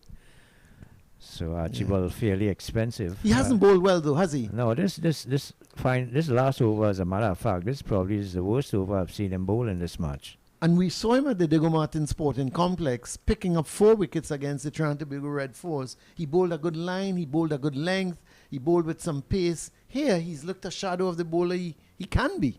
Yeah, at Diego Martin he really was on spot. Got 4 wickets as well for just 27 runs.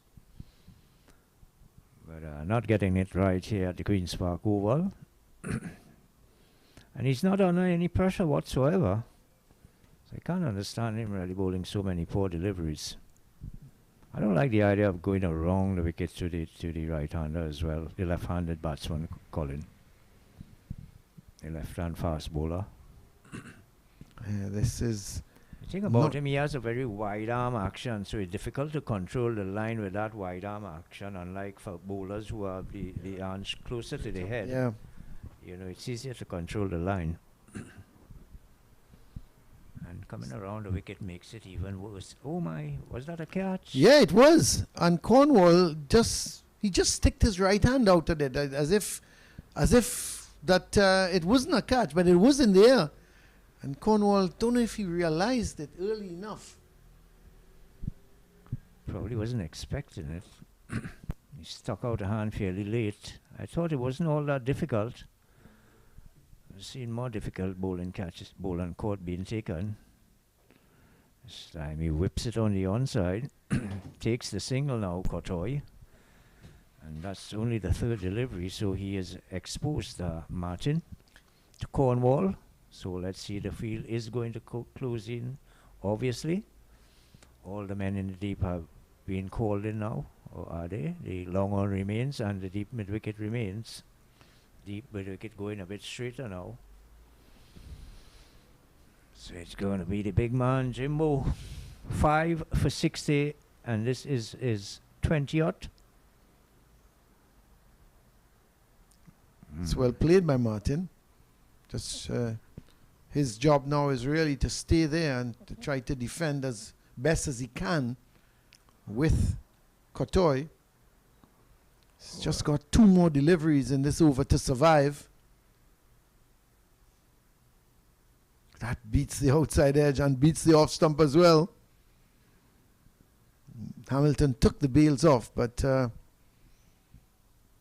Martin, his back foot was firmly grounded. He just pushed out at it. Long forward. Luckily, he didn't get the edge. I'm certain that Cornwall is going to look to drift our delivery away from him, hoping that he can actually get the edge to it. Well, he's come down the track and he's hit this one down to long on, but Cottoy is not going to run because it was the final delivery of the over. But Martin, very adventurous, coming down the track and hitting it in the air, but not with enough power to go down straight to the man at long on. Let's have a look. Comes down the track, uses his feet and got to the pitch. He hit it in the air, but certainly not good enough to get it to straight to the man at long on. And there's no run. The end of the over from Cornwall. He's now bowled his 20th over, 5 for 60. And I would think Archibald is taken out of the attack. And yes, he has been. And it's Daniel Durham is going to be introduced. He's had, 2 overs so far in the game. Just conceded 1 run. It's going to be interesting with Cottoy facing up to him. I think Anil Cottoy may very well try to take him on. Yeah, well, he went after Archibald in the last over. And no doubt, I'm sure that he's going to look to play some attacking shots because he knows that any minute Martin can get out. As a matter of fact, he was a bit fortunate in that last delivery in the last over when he went after Cornwall. Fortunate that he didn't make a better connection. He probably would have held out to the man down at long on or the man down at straightest deep mid-wicket. But he mistimed it completely.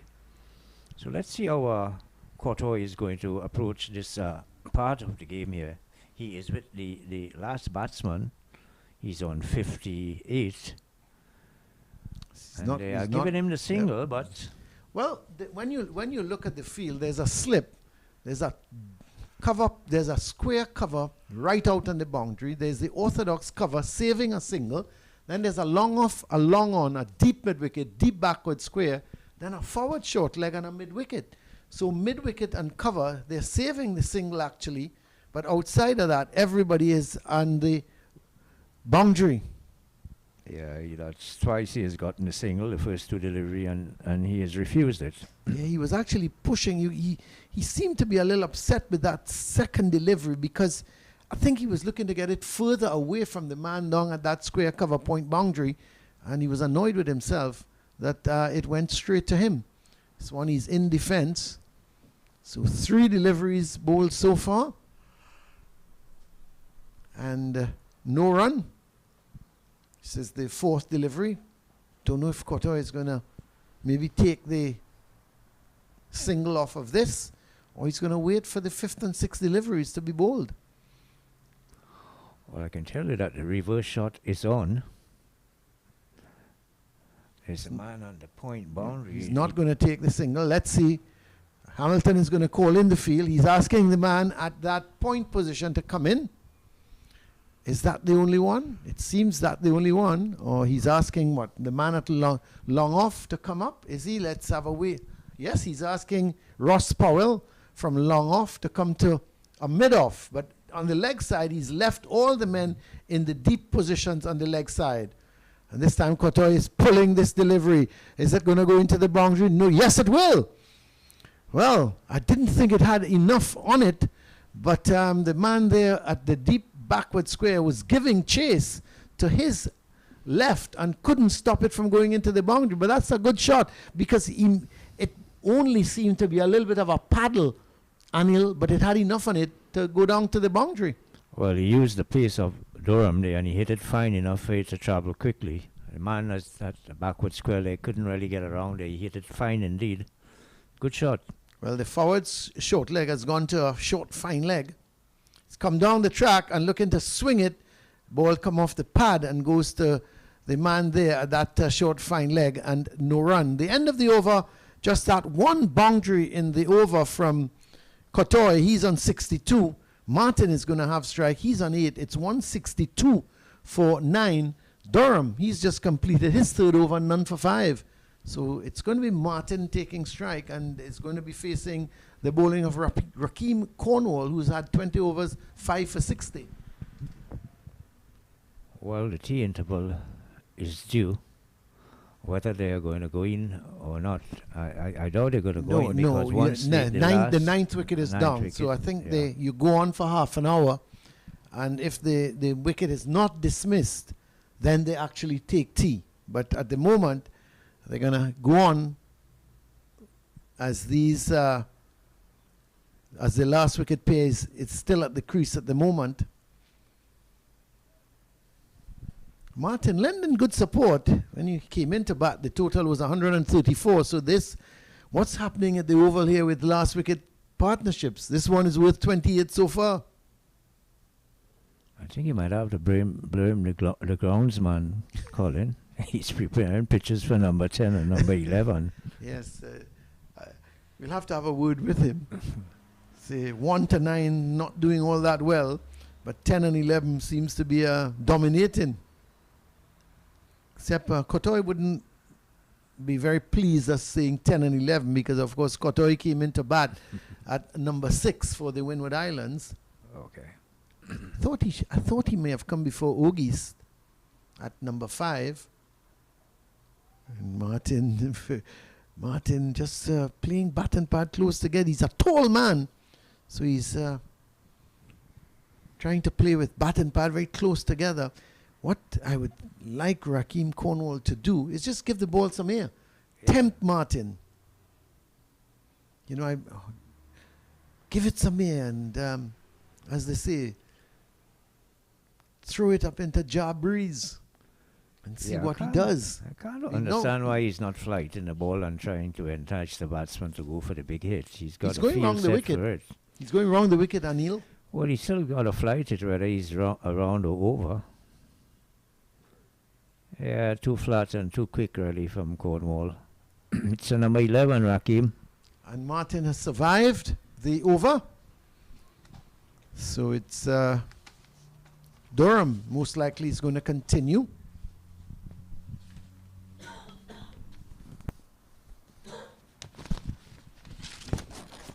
As the field spreads here. Something tells me that something is going to happen here now with Cottoy on strike. He's on 62. And he's looking to really, as they say, beat some bowling. Well, just another, 20 runs, 22 runs to save the follow-on. To me, that's very immaterial at this point in time. But can these two continue here to keep the Leeward Islands bowlers at bay?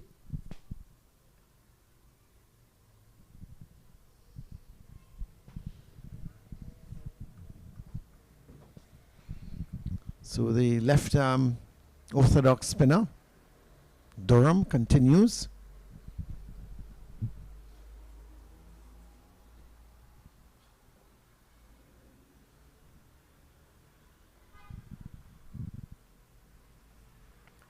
He's bowled a good line. He's bowled a good length to Seems Cottoy. to have a lot of control. Yeah, he does.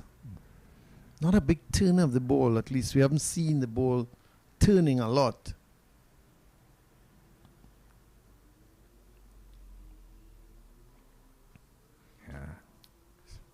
Hitting that one just to the, stroking that one just to the right of Thomas. But still, Cottoy is not interested in the single. 3 deliveries have been bowled so far.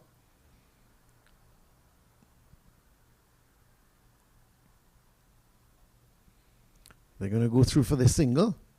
Actually, they decided against it for some unknown reason.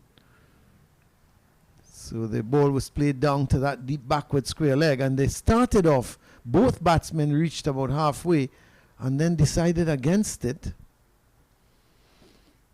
So that was a strange decision. See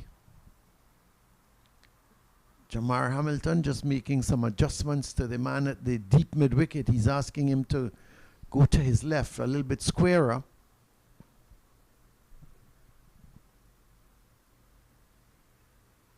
This time they're going to pick up the single as that ball goes out to the deep backward square position. 163 for 9. And Cottoy goes to 63.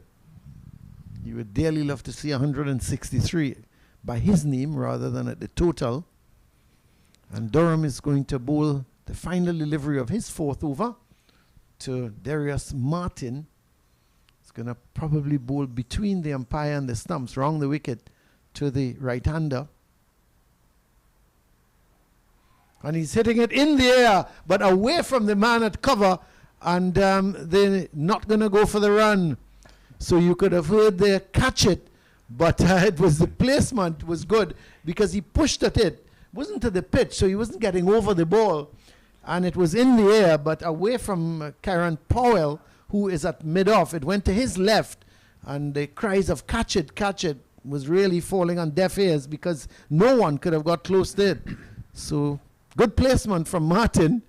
He has a smile, goes back to the non-striker's end because even though it was a comfortable single, they didn't take it because Cottoy wants to take strike. He's on 63, Martin is on 8. 163 for 9.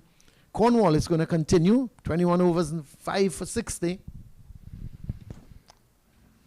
Martin found a gap there. Everyone was well spread, and he hit it just to the left of the man at cover. It was in the air for a little while. So he has a bit of luck with him as well, Martin. This is undriven here by well, Cottoy. it seemed that they can't make up their mind if they're going to go for the single or not. Eventually, they take the single off the first ball, so it's obvious that Cottoy has confidence in Martin playing Rakeem Cornwall. But I like how you said there he's from the gap. Martin from the gap. In the air. Very interesting.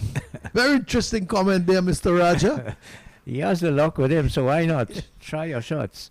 164 for 9.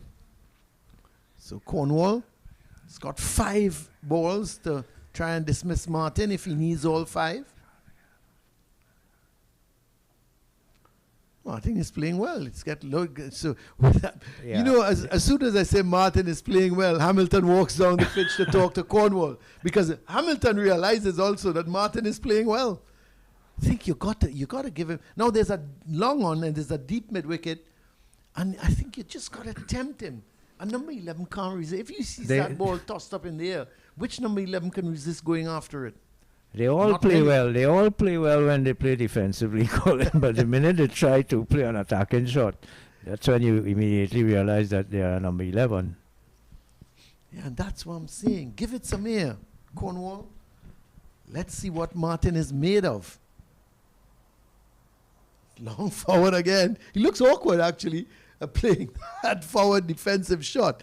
His left leg comes far out, and then all of a sudden the bat comes behind the pad. Yeah, He he's looks playing very with the awkward. playing with the front pad mostly. Yes. He goes again. But, you know, he's effective, and that's the most important thing. If he can keep Cornwall out, and Cottoy at the other end can make runs, who would want to quarrel? Except the Leeward Islands players. 2 deliveries left in Cornwall's 22nd over. Long forward, he's not being tempted. Well, he's not flighting the ball, so he's not really tempting him. I think Cornwall should have been really flighting that ball as high as he can. Now, let's see if he will do it with the final delivery of his 22nd over. This is the 50th over of the innings. Still, he's flat in trajectory. And Martin just kicks it out. Good cricket on his part. So this last wicket partnership now of the Windward Islands defying the Leeward Islands bowlers. They've put on 30 so far for this 10th wicket. Cottoy is on 64. Martin, who's now faced 23 deliveries, is on 8, and he's lending good support to Kieran Cottoy.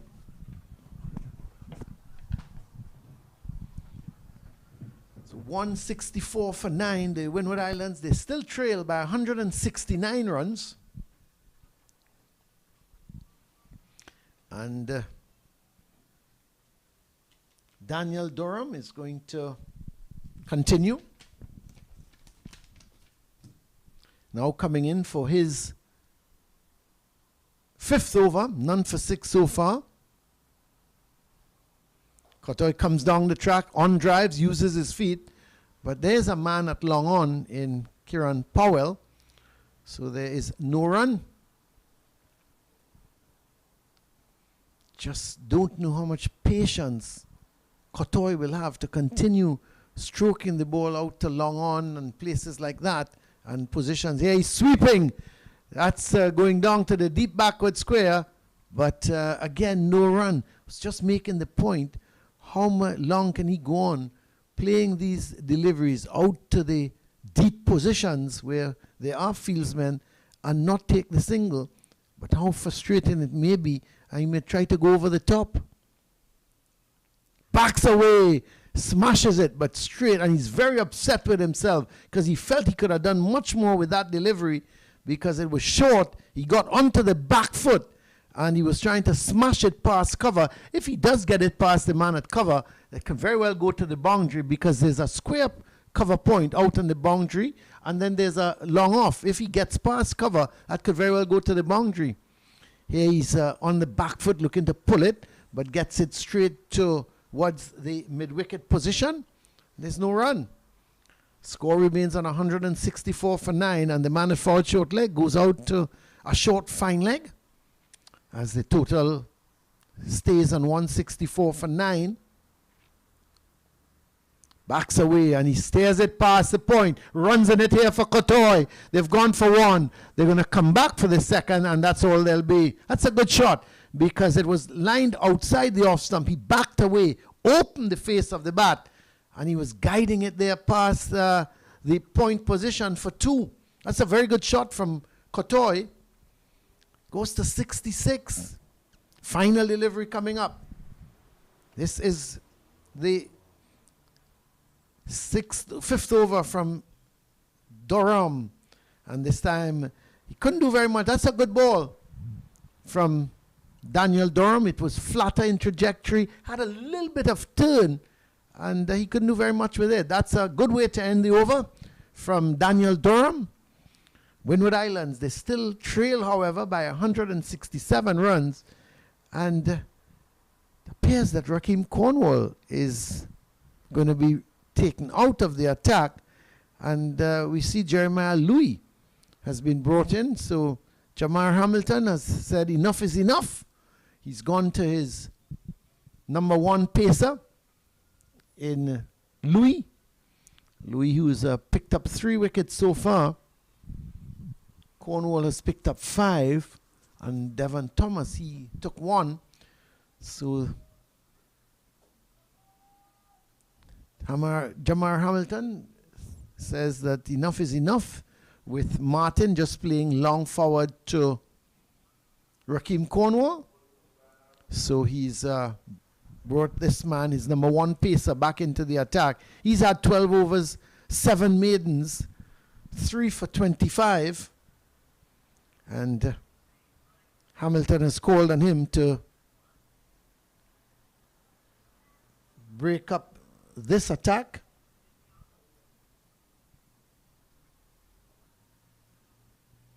We just have to, as the two batsmen just organizing their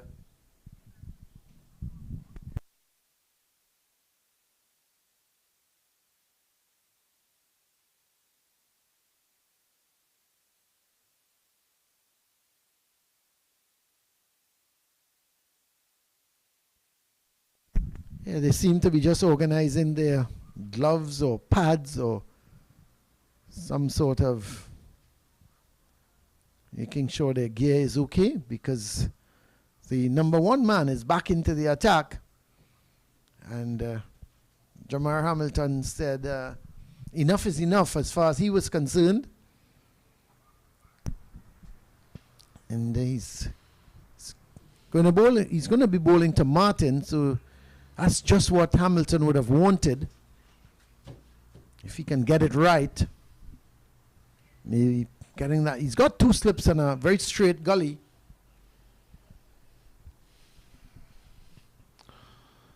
So he has reverted to his most dependable bowler, Jeremiah Louis. He's coming from the Branlar Pavilion in there for the first time today. He's got the edge, but just dropping in front of Durham. Durham has been very unlucky here today. He should have picked up a couple catches, but one went to his left, one dropped short, one went to his right. Now another one drops just in front of him. Yeah, Louis is bowling for the first time we're seeing him from the Branlar Pavilion, and he's picked up all his wickets from the Willie Rodriguez end, the northern end. But here he's now at the southern end. He's going to be bowling to Martin. Martin is on 8 from 24 deliveries. 166 for 9. Probably tried a little faster delivery there, Anil. And lost his line. Yeah, well, he has the ability to bowl some very quick deliveries as well, Louis. He's very strong lad too, Colin. I thought the bouncer that he bowled to was it Cottoy? Yeah, it was a pretty good bouncer. Yeah, it was quick as well. Yeah. So these two batting on here, we've into that extra half an hour from the tea interval. Well, that's a good delivery. And Martin was playing at it. Gave the impression at the end that he must have been just playing inside the line. I thought he was playing at it. That ball hit the seam and just straightened. Good delivery. Just straightened on Martin. Yeah, comprehensively beaten there, Martin. I think Louis is the man who to do the job here to get the final wicket. He's got to bowl it much closer to the batsman than the other fast bowlers. Well, he's got to bowl at the stumps when you're bowling at a number 11, and if he can play it, then that's great. But he's not, if he's going to bowl, he's trying to bowl wide of the off stump and just moving the ball away from Martin. But the question is he good enough to edge it if that ball moves away from him? Yeah. He's got to carry it as close as possible as he can to Martin to get the outside edge. I don't think he's warm enough to really try a bouncer.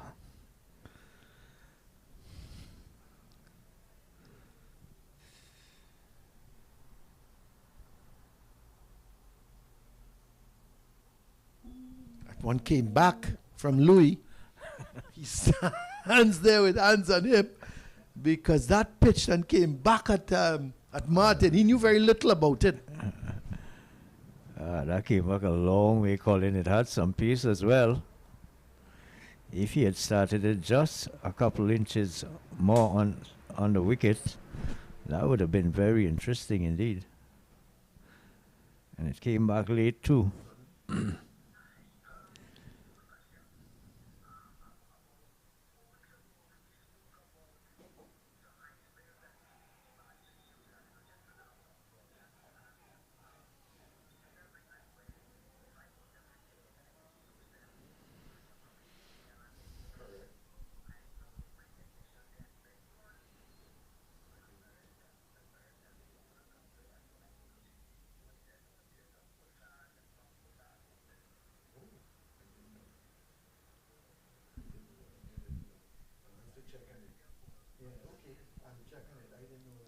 Shout for catch down the leg side there, but no way that the batsman made contact with that. So that's the end of the over there from Jeremiah Louis. He has been brought back.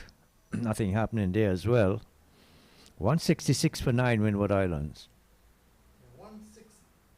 166 for 9, and Martin survived that over, only just. There was a loud appeal for that caught behind. It appeared that Martin flicked the ball, was trying to flick the ball, and the bat came into contact with the ground. I don't think he got an edge onto it. No, the ball was very far away from the bat. So Daniel Durham is going to continue. He's at 5 overs, none for 8. So bowling to the left-handed Kieran Cottoy. He's on 66 from 83 deliveries.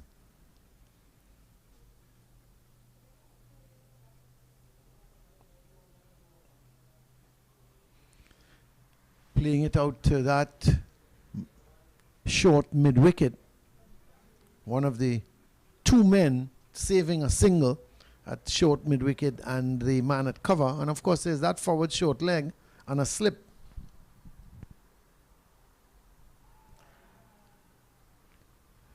Looking to cut it. Didn't make contact. Stifled a appeal. But there was Cottoy giving himself some room. That was a close call there. That would have passed very close to the top edge. He was looking to cut it, bounced just a little bit more than he anticipated. He's lucky that he didn't get an edge to that. He's looking for the boundary. He's trying to cut that. Now, there's that man deep at the point, right out on the boundary rope at a square point position. And I think he's trying to get it maybe a few meters to his right or to his left. And if he does, he would pick up a boundary. But he's not been successful so far. I think he could probably go over extra cover because the mid-off is fairly straight. Yeah. There's no one behind the man at short, Short cover. That's right. And even though Durham is bowling too close to his body, he can back to the leg side and play that shot over extra cover. Now the fielders are all coming in close to cut the single. Oh my, he's dropped. He's got an edge. He got the edge. So he gave a chance here. But if you look at it, and we'll have a look at that again, Anil, it went to the right of Powell. Now, was he moving to the left when he got the edge? No, it's just it almost went behind the wicketkeeper, didn't it? Yeah, it but would have been it was a difficult chance for Kieran Powell to hold on to that. yeah, when you slip, especially for the spinner and the batsman is on the back foot, that always is going to be a difficult catch. Unlike if he comes on the front foot, you have a little more distance ready to see it. But off the back foot, it really flies off the edge of the bat. Comes down the track and he's nearly decapitated Martin, who had to get out of the way quickly. But that's good cricket on the part of Cottoy because he used his feet and came down the track and he's hit it down to long on, where the substitute fieldsman, Kofi James, is doing the fielding. And they picked up a single. So good cricket on the part of Cottoy because he knows the boundary protectors in one is long on. And he came down the track and he just pushed it down to that position of long on. In the meantime, Martin had to get out of the way and they picked up the single. So Cottoy goes to 71 now. And the total on to 171 for 9. Jeremiah Louis is going to continue. This time, it's a difference because he's going to be bowling to Cottoy. And Martin goes to that non-striker's end. The big question is he going to operate with maybe a second slip on a gully, Anil, or he's going to look to protect the boundaries again and not have the real attacking catching positions in maybe a second slip? Well, yeah, I think you should always have a couple slips because, I mean, he can easily get the edge, even though Cottoy is on 71. He can still get out, but he's got to have a couple of men in the close catching position, especially at slip.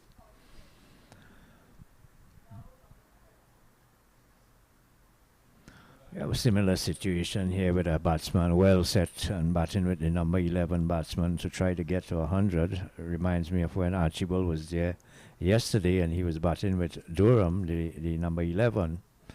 And he was very far away from 100. There was no thought in his mind, I thought at that time, that he would have gotten 100. But he stayed there and he had an excellent partnership with Durham. Eventually got to 100. They broke 2 regional records in the process. For a number 10 batsman, the highest score, or 100. And for the partnership itself, for the last wicket, that was another regional record. So that's to tell you how well he had played yesterday, Archibald, in partnership with Durham. Now we have Cottoy. He's on 71, and he's with the number 11, Martin. So are we going to see a repeat of what happened yesterday, Colin? So many strange things happened. Imagine a man got 2 hat-tricks in 2 days. Well, and then came and scored 100 in the regional game. Yeah. So he's having probably the time of his career, Yannick Caraya. Mind you, his 2 hat-tricks were in the local cricket, club cricket, and not the regional level. But I think he also, didn't he take 2 wickets in 2 balls? He did, in the regional game. Yeah, and he was on a third hat-trick. Yeah, he was on a third hat-trick, but it didn't happen. Yeah, he picked up 2. I can't remember who he got. But he picked up 2 wickets in 2 balls. The guy is trying to beat the law of averages as well. He got 2 hat-tricks in 2 days and still wants a third a week after. Cottoy is going to pick up a single here. He's deciding he's going to take the single.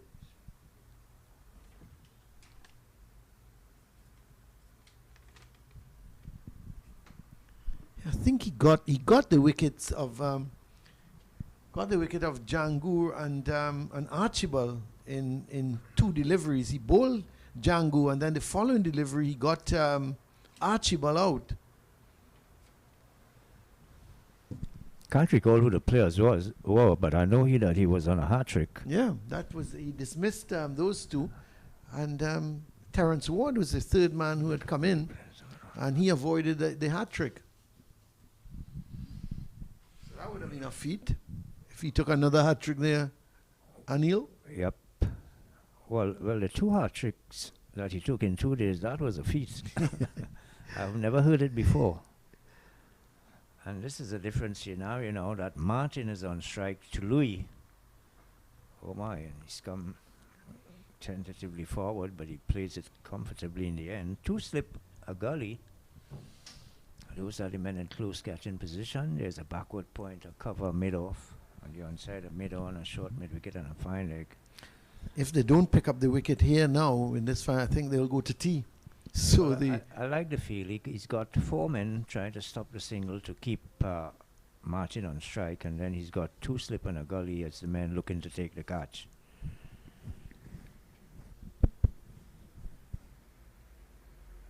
Oh. Well, he was pushing at that on the offside. It may have come back at Martin again and could so easily have gone between bat and pad. Yeah, I thought for a moment that he had breached his defense. Yeah, but it came back at him. Inside edge. Onto the pad. Yeah. Inside edge onto the pad. Well, we still going to have time for another over. As Daniel Durham is going to come in for his 6th over, I believe. Wow. Yes, no, his 7th over. He's already had 6 overs, none for 13. He's going to be bowling to Kieran Cottoy. His partnership so far has put on 38 runs. Well, he found the edge in his last over, Durham. And Anil, this is the biggest partnership of the innings.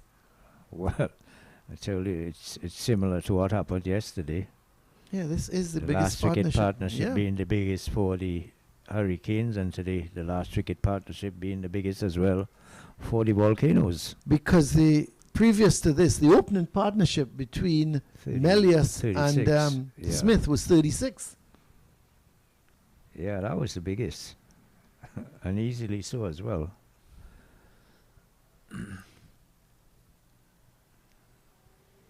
Pulling this one. Is it going to go into the boundary? It certainly will. Nope. It was a no. It won't, because that man is there. Is a. I thought it was going a little squarer, but it went straight to the man at the deep mid-wicket position. He was, and in fairness to Cottoy, he was trying to hit it squarer. There is that deep mid-wicket. I think he was trying to go more towards square leg, and unfortunately, he just couldn't get it away from. Ward, is it, at that deep mid-wicket position, but you could see him angling, trying to get it more squarer. He would be disappointed that he didn't.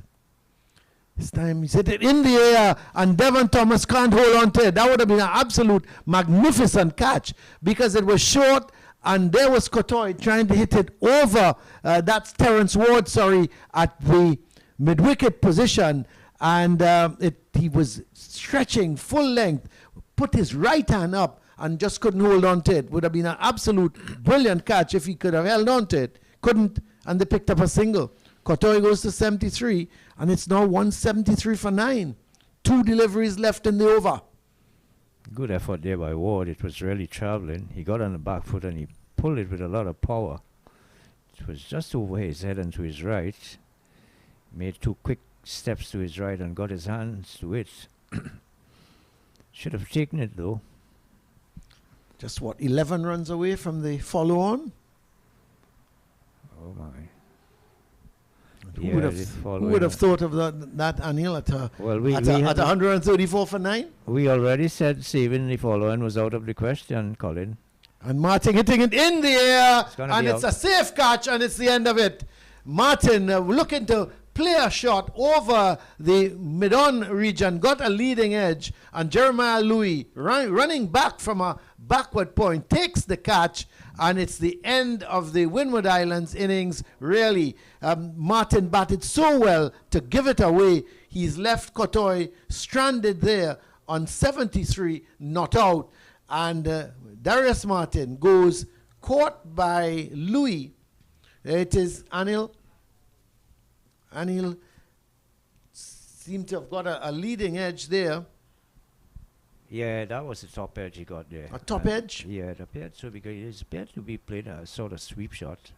Didn't understand the shot really, but it hit the edge and it flew in the air, and Louis took a fairly simple catch just behind square. So that's the end of the innings here for the Windward Island Volcanoes. They trailed by what, 160? Well, let's have a look at the scorecard. Melius went bowl Louis for 9. Smith, bowl Thomas, 35. Hodge, LBW Cornwall, 9. Athanaize, caught Cornwall, bowl Louis, 12. Auguste, caught Kieran Powell, bowl Louis, 0. Kieran Cottoy, he was left on 73 not out. He faced 97 balls. It was a good innings from him. Kenneth Demba went caught Powell, bowl Cornwall without scoring. McSween went bowl Cornwall for 3. Thomas, LBW Cornwall, 2. Dennis Smith went caught Django, bowl Cornwall, 11. And the last man to out, Darius Martin, he went caught Louis, bowl Durham for 8. He faced 33 deliveries, 173 all out. There were 11 extras. And the bowling figures, let's have a quick look at the bowling figures. Louis, he had 14 overs, 26 runs, and picked up 3 wickets. Colin Archibald, he was pretty expensive.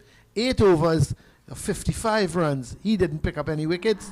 Rakeem Cornwall, a long marathon spell of 22 overs, 61 runs, and he picked up 5 wickets. Then Devon Thomas just had 4 overs, 11 runs, and got 1 wicket. And the last wicket to fall was that of Martin. He was out to Daniel Durham, and Durham finished with 7 overs, 1 for 14 from his 7. And the wickets fell continuously throughout the innings when they were finally dismissed for 173. So a lead of 160. Tea will now be taken And we'll have to wait and see if, in fact, the Leeward Islands have enforced the follow-on, because the Windward Islands, they trail by 160 runs. If the Leeward Islands will enforce the follow-on, or will they go back in and bat and really bat the Windward Islands out of this game and then try and dismiss them on the third and fourth day. We'll just have to wait and see. So that's the situation from us here at the Queen's Park Oval. The Windward Islands have just been dismissed for 173. They trail the Leeward Islands by 160. And we're going to be back on more coverage right after the tea break.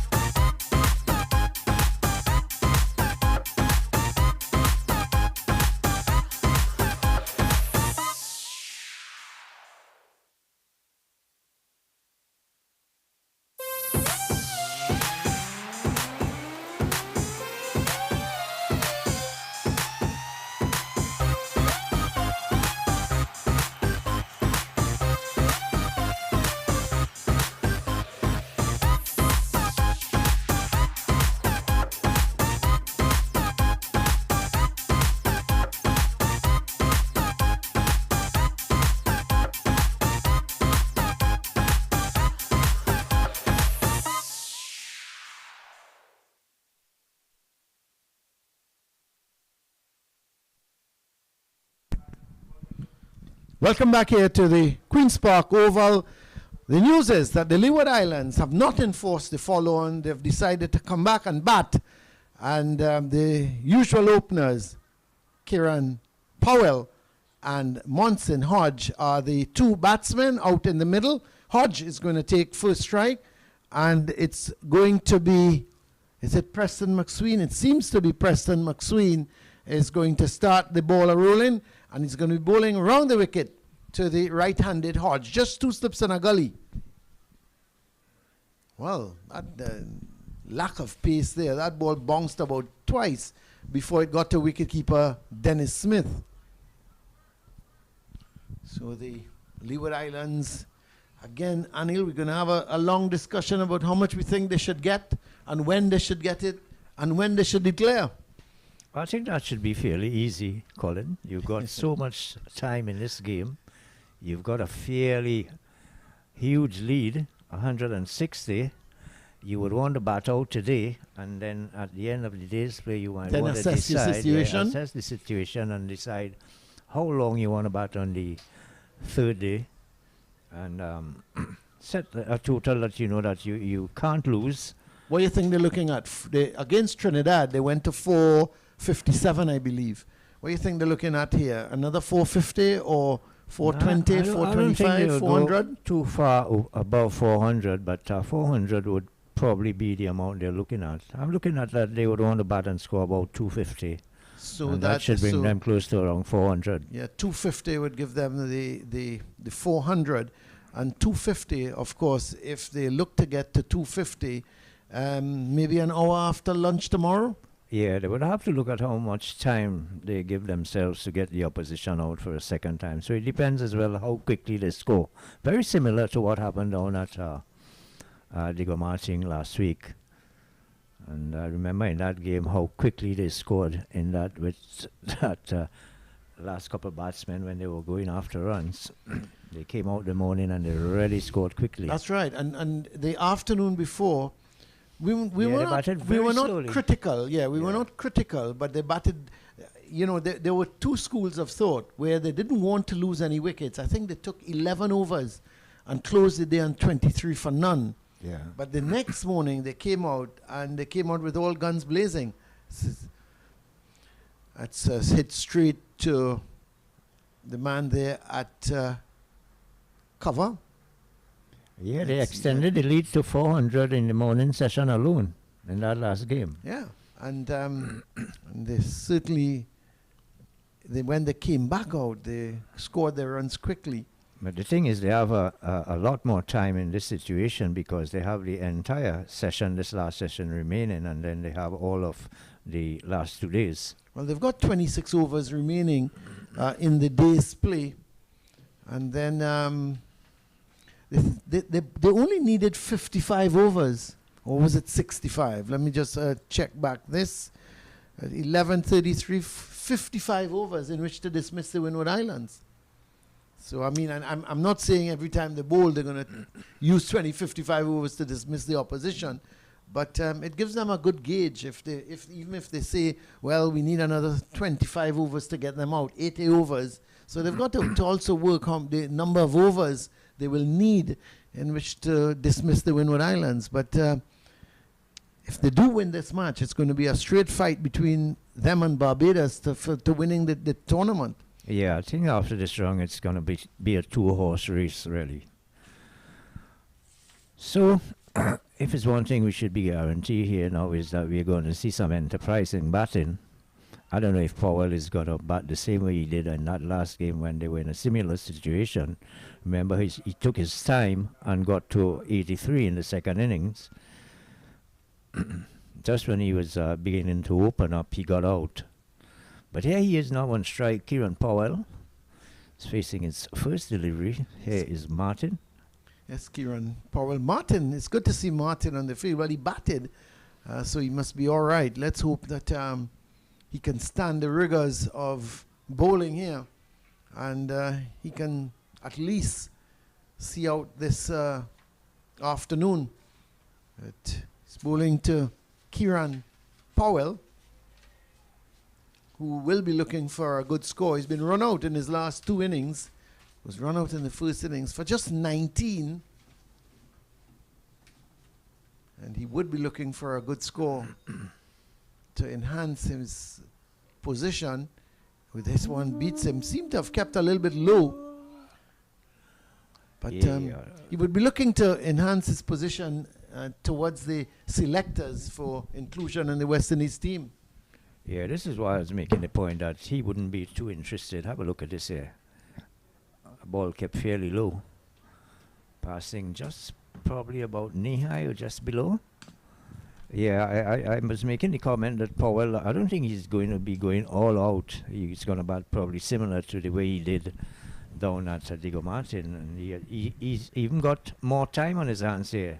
And the fact that he's trying to address the West Indies selectors, he's not going to lose his wickets. Going to run away for all 4. that easily. That's not a good delivery from Martin. He lined it just on the pad of Powell, just on the hip, and he turned it nicely down to the backward square leg position. Now there's a man at fine leg. Looks to be, is that Demba down there at the fine leg position? And he turned it nicely away from him and down to the boundary for 4. So Powell is off and running with that good-looking shot. And it's now 4 for none. Remember, the lead is 160.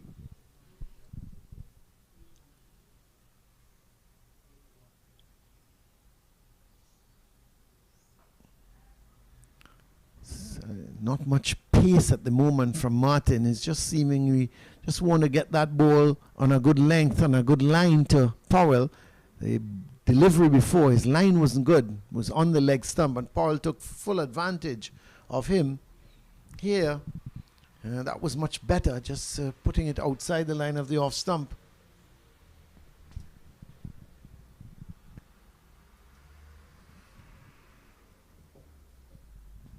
So Martin now opting to go over the wicket. He was wrong the wicket to the left-hander.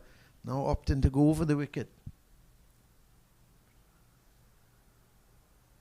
That's a good shot. That's a spanking shot from Powell.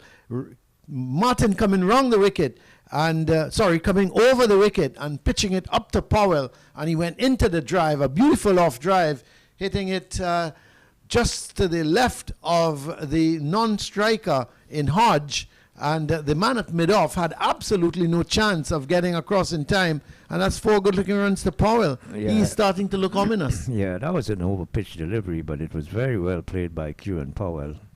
Made sure that he played it straight as he can, beat the man at mid-off. It was hit very straight on the offside, passing very close to the stump as well. No chance for the man at mid-off. It's a short, and this time he pulls it. There's nobody at that deep backward square position, so it's gone for 6. He's hit it much better than I thought. He was in position quickly. It was a short delivery, really had nothing to it, no pace, no bounce, and all Powell did was to get into position quickly enough, and he hit it high over the deep backward square leg position. Look at it. He was in position quickly, and he hit it superbly for 6. What an over. 14 runs coming from the over, and Powell he's starting well, and he's starting to look good. Well, that final delivery had absolutely nothing in it. It was short, and it was on about leg stump. It was just asking to be hit, and Kieran Powell was quickly onto the back foot, pulling it high and hard down to the deep mid-wicket for a huge 6 here at the Queen's Park Oval. So score moves on to 14. Powell has all 14. Hodge is yet to score. A very expensive over indeed there from Martin.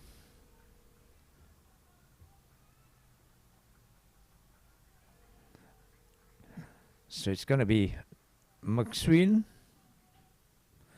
Keston McSween, left arm around the wicket, fast medium.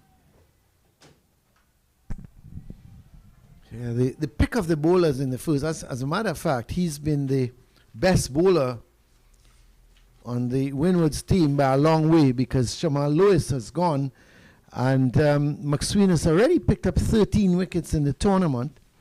Denver, he's got 12. So they are the two, you've got to think that they are the two main bowlers here for the Windwards. And if you've got to limit the Leeward Islands scoring, and when I say limit them, get them out, and they would want to dismiss the Leeward Islands cheaply in the second innings if they are to stand any chance of maybe trying to get to 300, 310 for victory, which is going to be extremely difficult for a Windward Islands team that has not batted very well in the tournament. Well, even if they should bowl well, even if they bowl well here, and let's say they dismiss the Leeward Islands very cheaply, and when I say very cheaply, let's say about 150, 175 for the least, at least that is still going to be a total target of over 300 runs. Yeah. So I think that they are firmly in a strong position here, the Leeward Island Hurricanes. Yeah, and when one looks at the Windward Islands, you go back to their batting, it has not really set the world on fire. They got to 339 in the first innings against Guyana.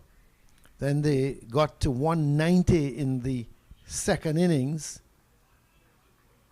Then against the Jamaicans, they got 137 and 195. Against the Red Force, they got 97 and 186. So they, and then of course in this first innings, 173. So outside of that very first game, where they totaled 339 against Guyana, their scores have been under 200. Under 200. And that is quite a few innings that has happened as well. So the batting has not really clicked for the Windward Island Volcanoes in this year's 2022 That's right. regional 40 tournament. And you look at the averages of the players, and it says it all. Athanaize 31, McSween, he's the second coming into this game. His average was the second best on 24. And you had Cottoy, his average will definitely go up because of his 73 not out. That's a good shot from Hodge. Not well lined from McSween, delivery angled into the right-hander. He was just working it off the pads. So the final delivery, he picks up 2 runs and he's off the mark. So at the end of over number 3, it's 16 for none. Powell is 14. Hodge is on 2. And it's been interesting. I would expect Martin would be back in the attack. Yeah, Cottoy would his average would certainly go up with that 73 not out. So his average would probably now go to somewhere in the vicinity of 30. So they, they've just not batted well outside of that first. And that first innings, there was a partnership that was a 10th wicket partnership of 125 when they got to 339. So it doesn't augur well at all in terms of their batting. Yeah, very much so. And hence the reason they are probably at the cellar position in the standings. They certainly did not bat at all in this year's tournament. Probably the worst batting team in the tournament. See that, like the Red Force trying their best to probably catch up with them. 133 yesterday, Colin, and they had 140 as well before. Yeah. at Diego Martin. Well, let's hope that they bat well. We'll try and get some scores at tea time with those 2 games. Remember, at one stage, Ghana was 66 for none. And Barbados were batting 213 for 5. We'll try and get an update, a tea time update. This is short, and Powell is striking it down to, there is cover on the deep square boundary. And he only picks up a single, so he goes to 15, total on to 17 for none.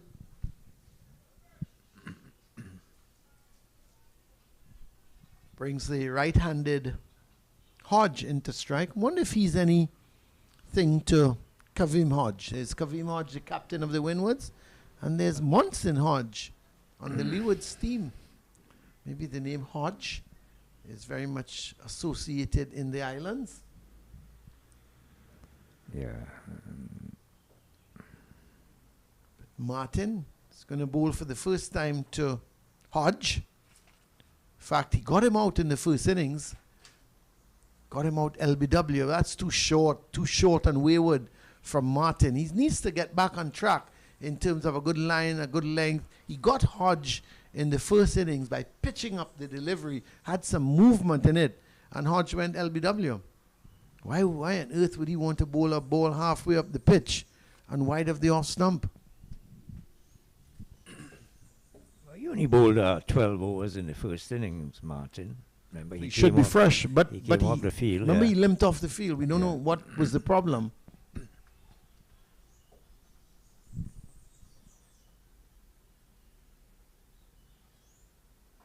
That's much better. Better line, better length.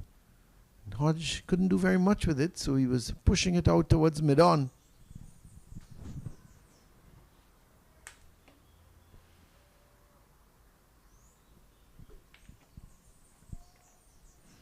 Powell has had a fairly good start.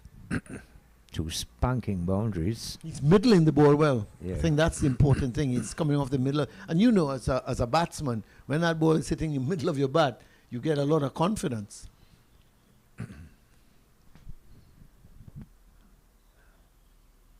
Gets an edge. He's going to pick up 4 runs. Gets an edge there to the right of the man at second slip. Athanaize couldn't get around in time. That's a good delivery from Martin. Got to pitch it up. If he pitches it up and just gets that ball to move slightly away from the right-hander, he's going to create problems. He's a very tall man, is Darius Martin. You would have thought he would have got a little bit more bounce. But that was a good delivery. Found the edge, but it travelled all the way on the ground, past where a third slip would have been. So he's found the edge here, Martin. Monson Hodge, a very attractive batsman to look at. Loves that ball on his pads, doesn't he? Yeah, Loves it on the pads, so he can just work it. He's very strong in that area. What I like about him is he's always in a good position to play an attacking shot when the ball is bad, really. So he gets himself in good positions. And you're right, he's a very strong lad. Hits the ball with a lot of power. He's played some delightful shots in that game at Diego Martin in the second innings. He got, I think it was 84. And in quick time as well. He really put the TNT Red Force bowlers to the sword. Well, he's on 6 at the moment, and it's 21 for none. That's what I'm talking about. Didn't find the gap, but you could see him just whipping that ball. But unfortunately for him, he hit it straight to Auguste at maybe I would say more of a forward square leg, more than a mid-wicket. And it went straight to him. Normally, Hodge is good enough and he finds the gap. On this occasion, he didn't. 21 for none at the end of the 4th over. And he favours the shot on the leg side as well, off the pad. He plays it really well. He keeps his balance. He keeps his head in line with the ball. This is where he generates most of the power from. He's got very good balance when the ball is on the pad. A lot of batsmen you see falling over to the offside, especially with the head, and tend to lose their balance while looking to play on the onside.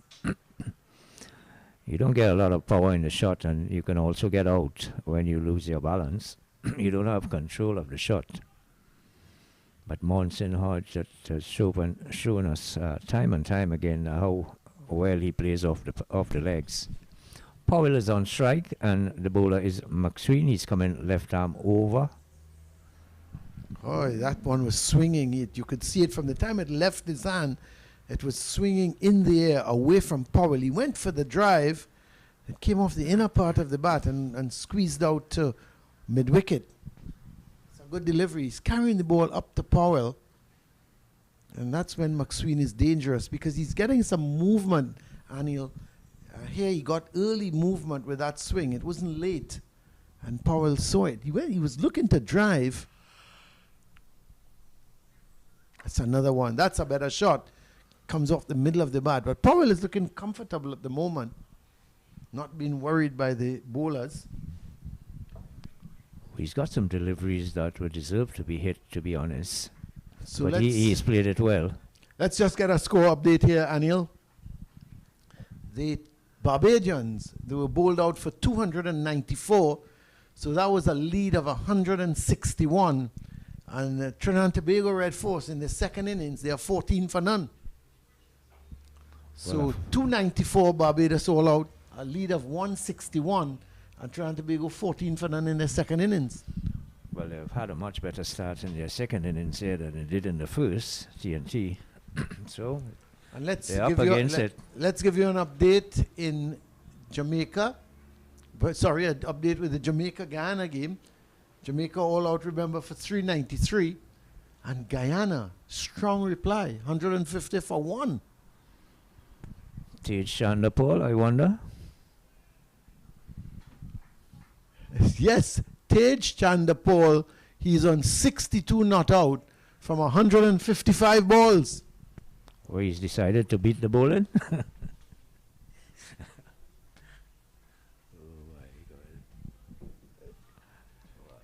Let's have a look at, in the meantime, at McSween.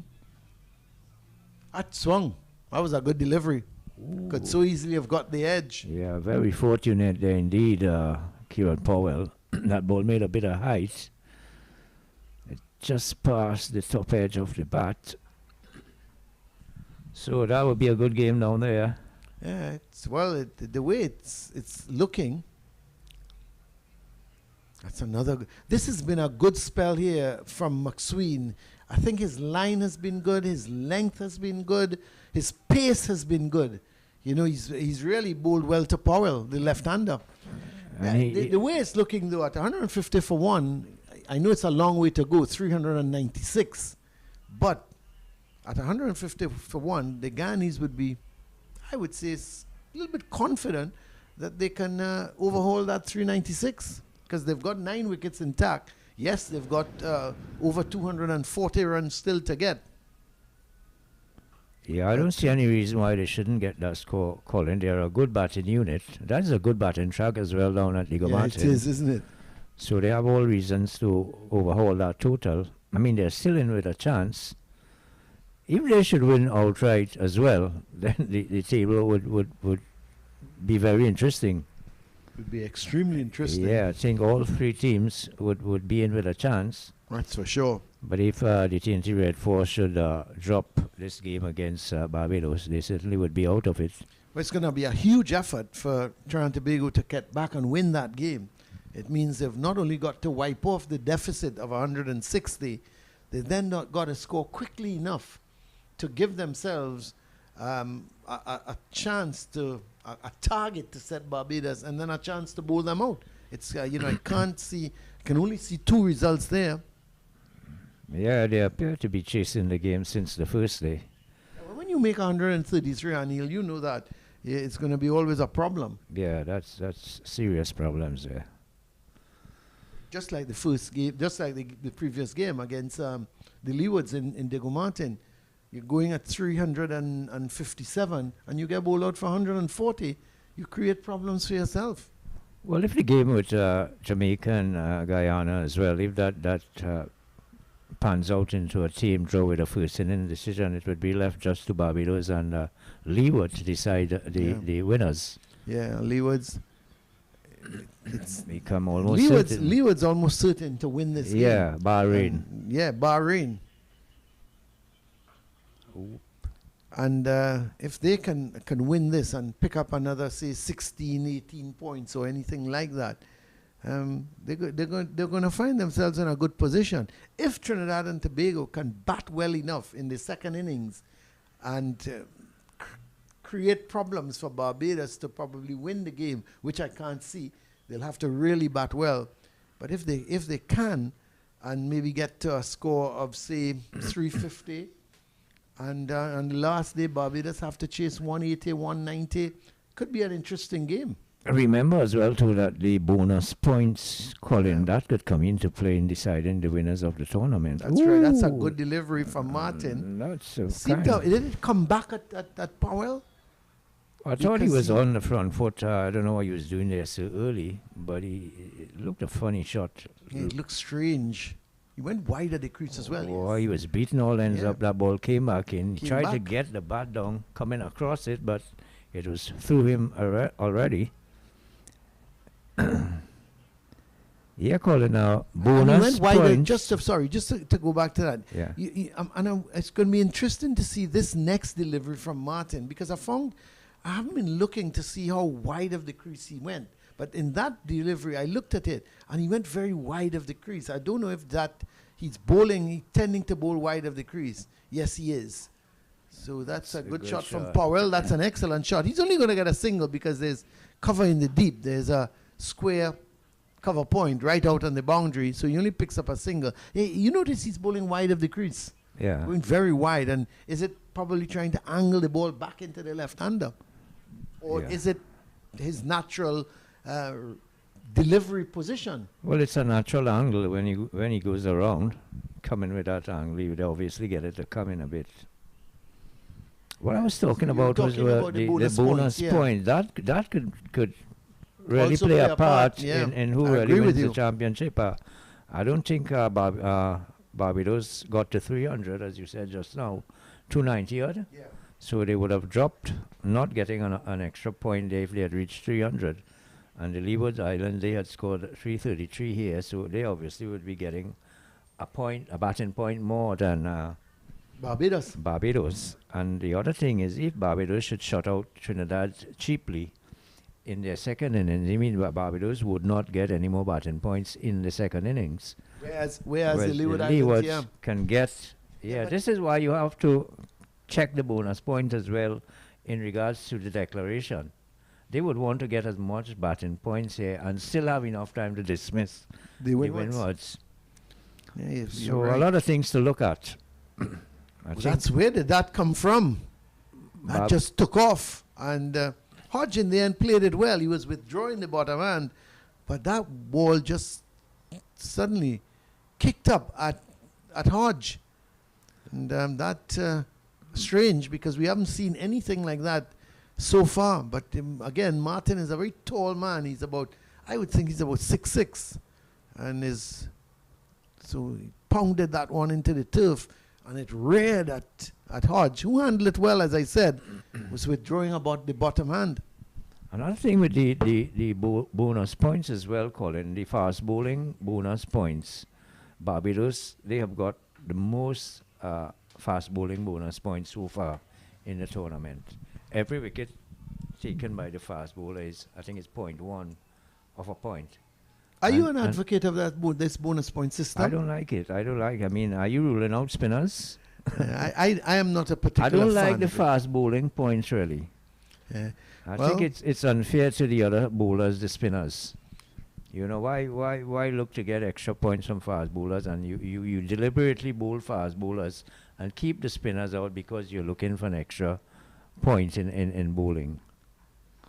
I don't know what's your thoughts on that. Two more to Powell. He goes to 18 with that a delivery angled into him and came off the inner part of the bat, went towards a deep backward square leg.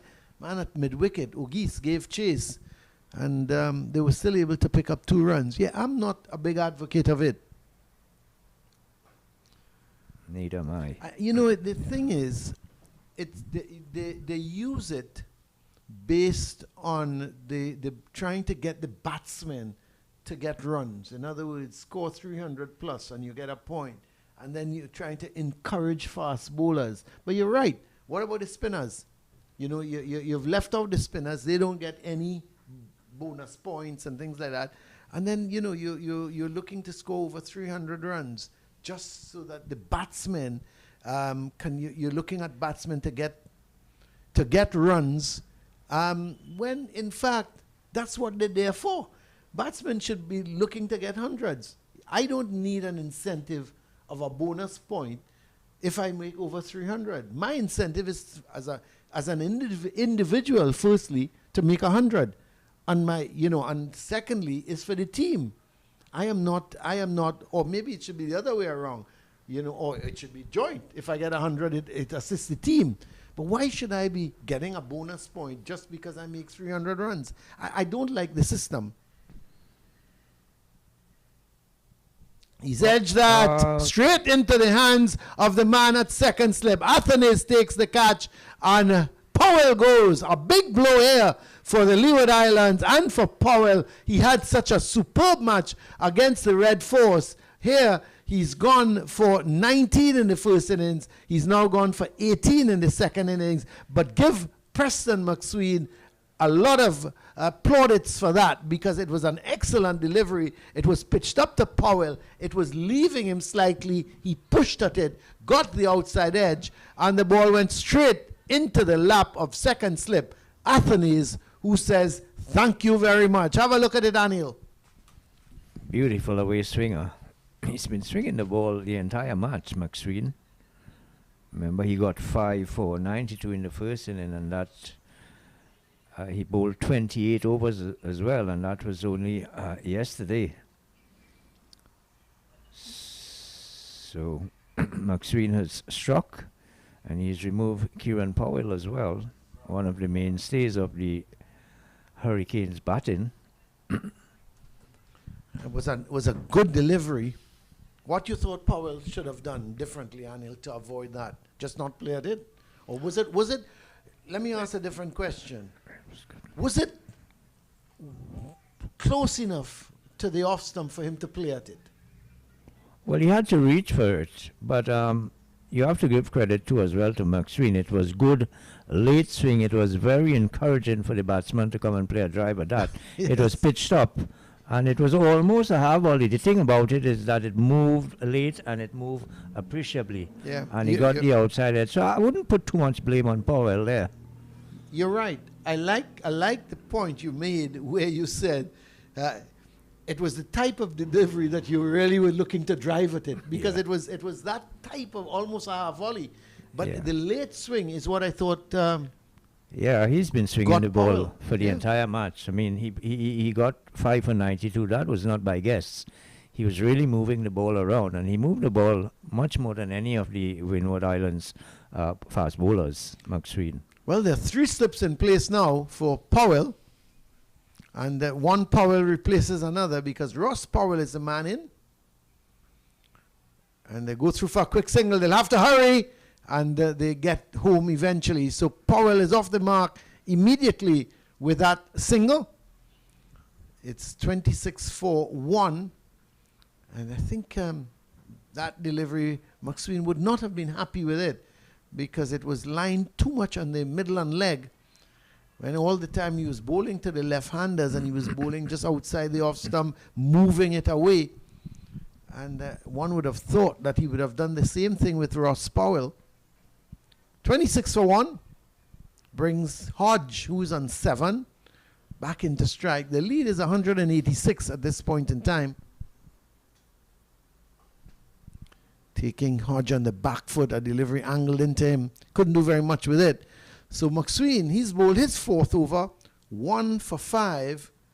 And Martin is probably going to continue. We've got 20 overs left in the day's play. Anil? Well, a lot of cricket still. I can see the Leeward Islands easily reaching over 100 here this evening. And it means that tomorrow, if they should bat, let's say around lunchtime, I'm sure they're going to increase the rate of scoring as well as the game goes along. So I'm looking at the declaration. Let's say they would want to get the extra batting points, bonus batting points, I said.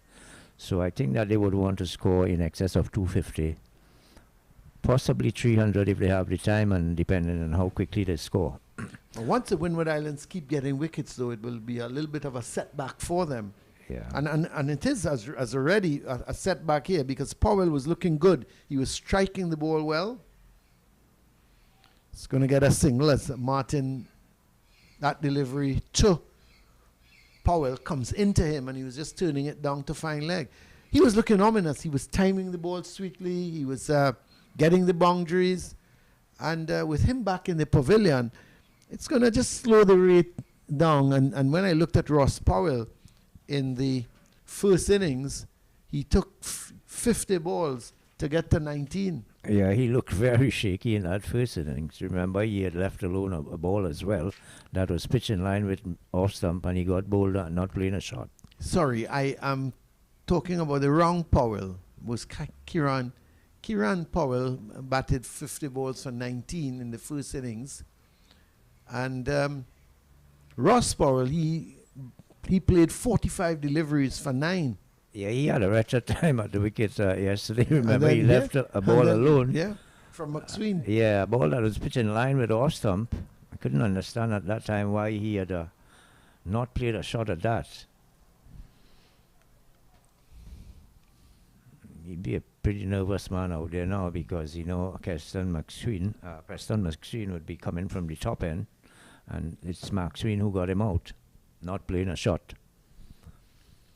I don't think that the Leewards are going to be overly worried that Kieran Powell got out Colin. I think they have enough batsmen, and they have fast-scoring batsmen as well. So in case they need to up the tempo at any time, they can. They have the batsmen who are quite capable of that. Yeah, I support that. I think, but Powell is such a dangerous man at the top of the order, and he scores his runs quickly. It must be a slight setback for them. But, as you rightly said, they've got players who can take the attack to the Windward Islands bowlers. Of course, they've got Devon Thomas, who is due in next, and he can certainly go after the bowling. That's a beautiful check drive. He really loves to play that check drive off the front foot. He hits it with a lot of bottom hand, and it really travels quickly. No follow through really when Monson Hodge plays that shot. It's equally good when he whips it off the pad. Very strong on both sides of the wicket. He's very well balanced as a batsman as well. You don't see him falling all over the place, Monson Hodge.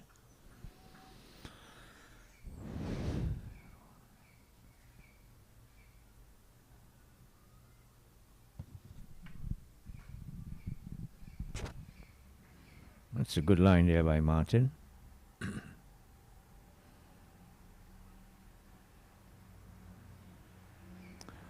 So the Windward Island Volcanoes, they continue on this wretched run they are having in this year's regional 4-day tournament. They have not batted well, and bar that first game that they had when they got over 300, they failed to get past 200 in the remaining matches, and that is all of about 6 or 7 innings.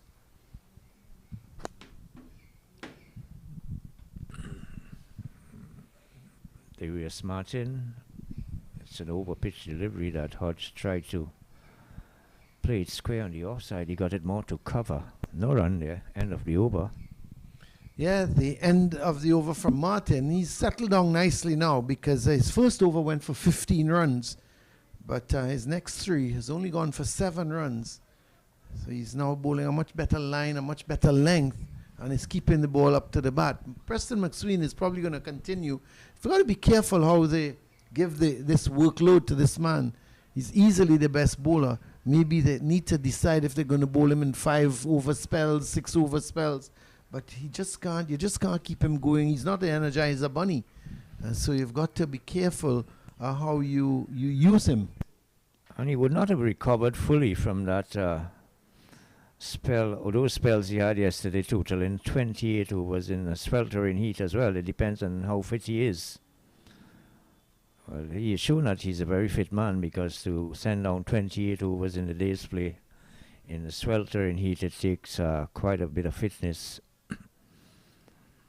But he's got a big heart, Preston McSween. He's back on the ball, and he has already picked up the first wicket, that of Kieran Powell, with a beautiful delivery just outside off, pitched up to the batsman and moving very late, took the outside edge, and a smart catch taken at slip. Oh, good line as well. Came back in a bit to Ross Powell. He was looking to defend it, but he got the inner half of the bat and went back out the square for a single. Field changes over for the right-handed Hodge. Hodge is on 7 of 26 deliveries. That's very slow by his standards. I think it's a very similar approach, actually, to the last game, where they just sort of batted on the afternoon, not really trying to force the pace, just playing everything on its merit. and picking up the singles as they go along. And if they get a bad ball, put it away. Powell, actually, he started quite well, but didn't take any risk. I think all the shots he played were good shots. The short ball he pulled for 6, then the off drive. He started well against Martin, but I don't think they're the type of team that is, I think they just want to consolidate their position, build on what they have without losing too many wickets. Yeah, they wouldn't want to lose too many wickets this evening. In any event, I think once they bat out the remaining overs here today, without losing, let's say, 2 to 3 wickets, they're going to be in a very good position, Colin. That would be more than 260, probably 280, closing the day, and they still got 6, 7 or 8 wickets in hand. Well, when you look at it, Anil, the current run rate is just about 3.4. There's 18 overs left in the day's play. So even if they take that current run rate up to 4, you're talking 72 runs. 72 plus another 29 is 101, which would then make the lead 260 or 261 at the end of the day. And they would still have 2 days remaining. Yeah. But I don't think the current run rate is just about 3.3. I don't think they will up it to 4. So they will probably just keep it at that 3.3. So it means that they will add another 54 runs. So they could very well close the day on 80, 85, which would give them that lead of 240. Well, they would have to as well keep an eye on that batting bonus point. That can prove to be crucial. They would want to get as many batting points as they can, because they know that Barbados are not too sure to get any batting points in the second innings should they bowl out the Red Force cheaply for the second time in that game down at the Brian Lara Academy. Well, the end of the over from McSween, that one was the final delivery, just a little bit too wide of the off stump. It did have some movement. He got some bounce. He got it to move away from the left-hander, but it was too far outside that off stump for him to even play at it. Yeah, and I think once they come off today with a lead of about 240, if they have to get this batting bonus points, it means that they need to score, I would think, close to 200, 220 in the second innings.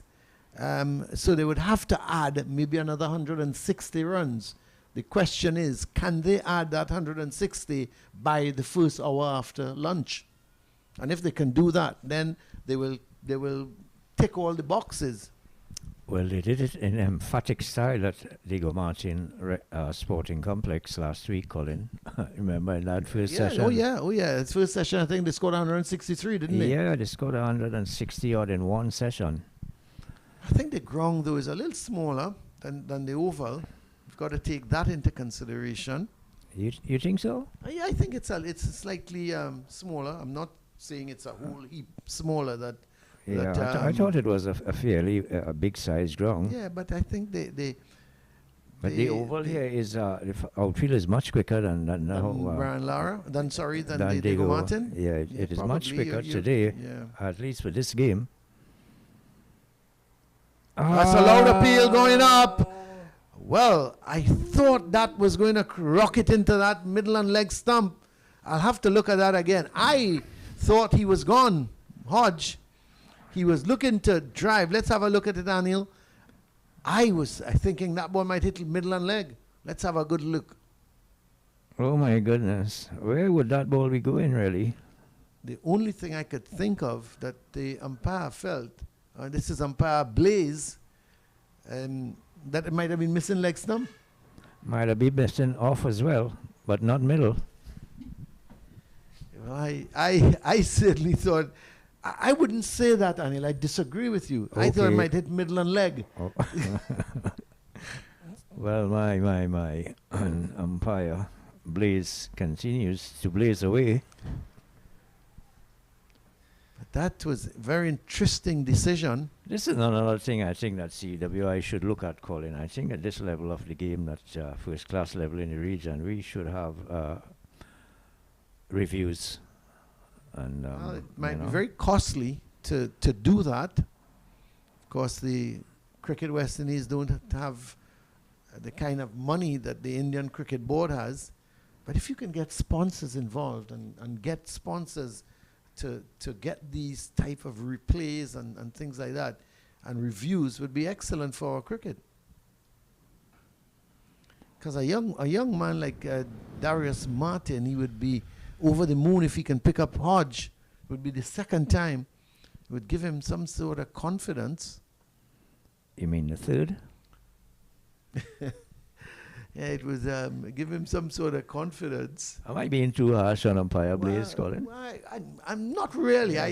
Tell me the truth. Listen. He's, you have to be very. How should I put it? The umpires, it's difficult. They've got. Remember, Anil, we looked at it a second time. We were able to dissect it. These guys don't have the time. They've got to make a split-second decision. I must admit, though, that one, when I first saw it, I thought he was out. I didn't even look for the replay. It seemed to cut back and was hitting middle and leg, in my view. Obviously, umpire Blaze must have felt that it was doing a little bit too much. But then he didn't. Maybe if we had any review and he saw it, he would have changed his mind.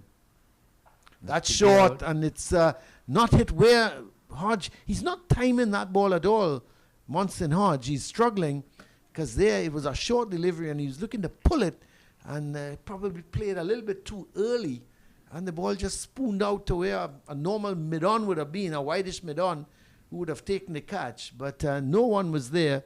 And the man, Ryan John, who is on the field as a substitute, had to go quickly to his left to do the fielding, and they were able to pick up a single. So one more to the total, 30 for 1. That was a miscued hook shot there by Monson Hodge. He's fortunate that it landed where there were no fieldsmen, but he certainly did miscue that pull shot. I don't know, he seemed to have played a little too early. Was too much early into the shot, but he's not timing the ball well, Monson Hodge. It's too wide of the off stump from Martin. As Ross Powell leaves it alone. So the end of the over from Martin. He's now completed 5 overs for 23. He's settled down nicely and is bowling well. Hodge is 9. Powell is 3. 10 overs have so far been bowled in this innings. We've still got 17 overs remaining in the day's play. And it's 30 for 1. Very similar conditions at the same time. It was yesterday, Colin. Very cool, calm conditions here at the Queen's Park Oval. Very overcast sky, but no threat whatsoever of rain. So the players obviously would be enjoying the nice, cool conditions. It's not the sweltering heat we had in the early parts of yesterday's play. In the morning time, that sun was really, really hot. Whatever preparation moisture there was in that wicket, it quickly dissipated. And it has settled down and it's flattened out into a nice batting track, really. It's a good pitch. And I still think there's something for the bowlers. If you're looking at McSween, he bends his back, Louis, getting a lot of spin, getting a lot of movement off the pitch. The ball pitches and you can see the delivery is moving both ways at times. That's a bad delivery from Thomas. He starts with it just outside the line of the leg stump, comes off the pad of Hodge and goes for 4-leg byes. Thomas just needs to settle down. We saw him this morning as well. Anil bowling short. He was bowling no balls. He was not consistent with his line or his length. And he gave away a lot of runs this morning. And he's come into the attack. Yeah, he went for 69 runs. That one wicket he picked up. Yeah. So it's just got to. The Windward Islands, they've got to be disciplined in this second innings. They've got to bowl a consistent line and a consistent length. They go through for a quick single. That's good cricket because Ryan John is a little bit deep at mid-on. And Hodge was in defense, just pushing it out towards a whitish mid-on. And John had to move to his right to do the fielding. And they were able to pick up a single. He goes to 10, 35 for 1. And yeah, Josh Thomas, I must admit, I'm disappointed. I think he's a young man. He's learning the trade. But when you're learning your trade, you need to keep that ball on a good line. You need to bowl consistently on the off stump or just outside. He's been bowling all over the place.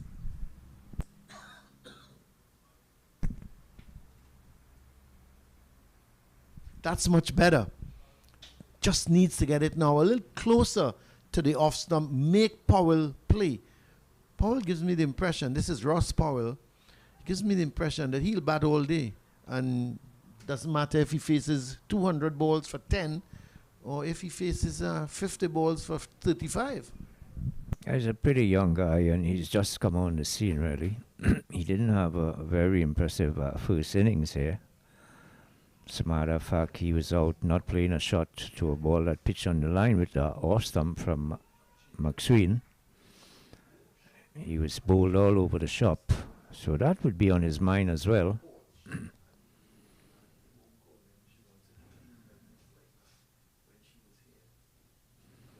Again, wide outside off stump.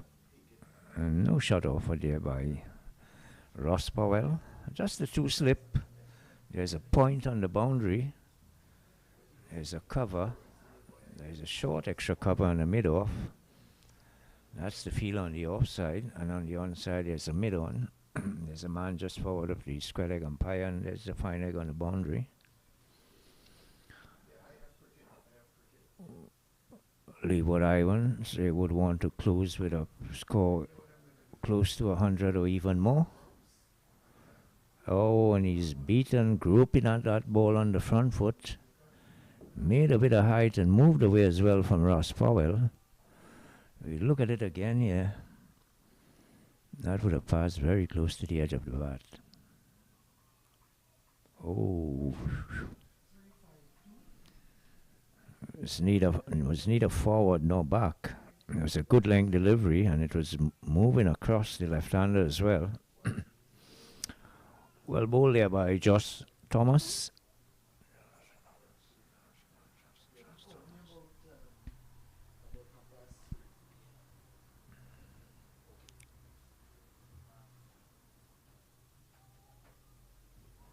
Oh, it's a very close call again there for Powell.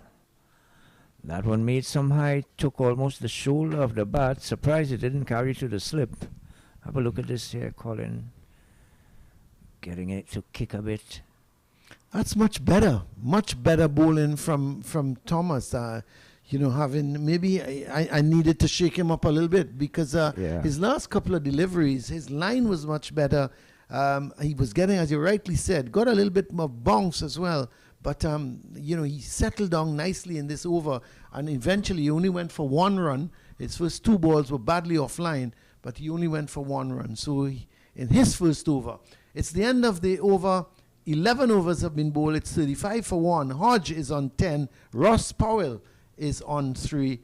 Kieran Powell is the man out. He went caught Athanaize McSween off of McSween for 18. There's 16 overs left in the day's play. It's 35 for 1. It's a bit of a water break now. The lead is 159. The players are going for a refreshment, a break. And so we're going to take a break at this point in time.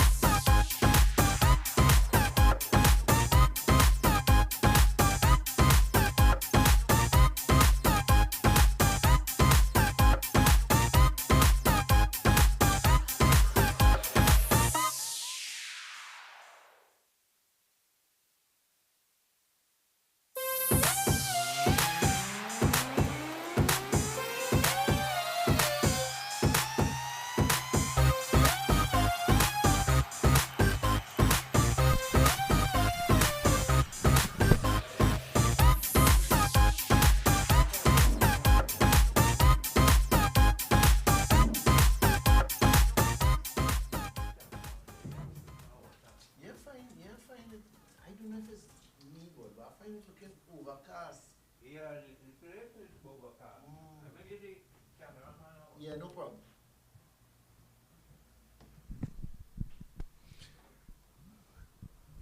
So, just about getting ready to restart after that refreshment break. And Hodge is the man taking strike. It's going to be Martin continuing. He's in his 6th over. They go through for a quick single. Hodge will have to hurry. And the stumps are struck, but he got home in time. Umpire signals a leg by. That delivery angled into the right hander, and he was looking to turn it. Struck him on the pad.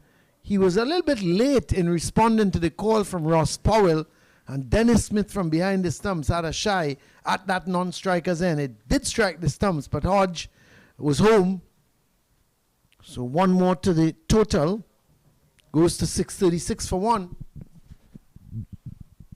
Brings the left-handed Ross Powell. 3 slips in place.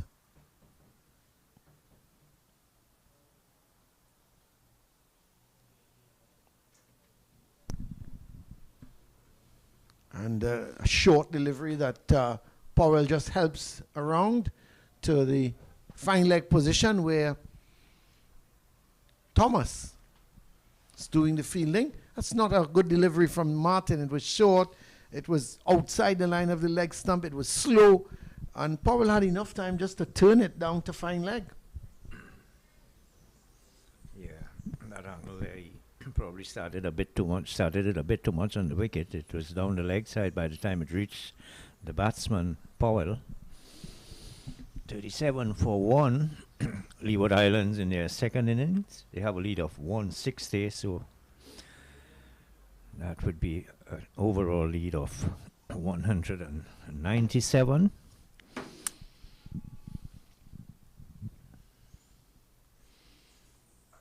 That's short and hooked, but it's kept down as it goes out to that deep square leg position. Just a single. Another short delivery from Martin. Doesn't have any pace in it, Anil. If you're going to bowl those type of deliveries, you've got to up the ante and bowl it a little bit quicker, so that when the batsman is looking to hook, it rushes onto him, and he either gets a top edge or he plays a loose hook shot that goes straight up in the air. But I just find he's bowling these short balls without any pace.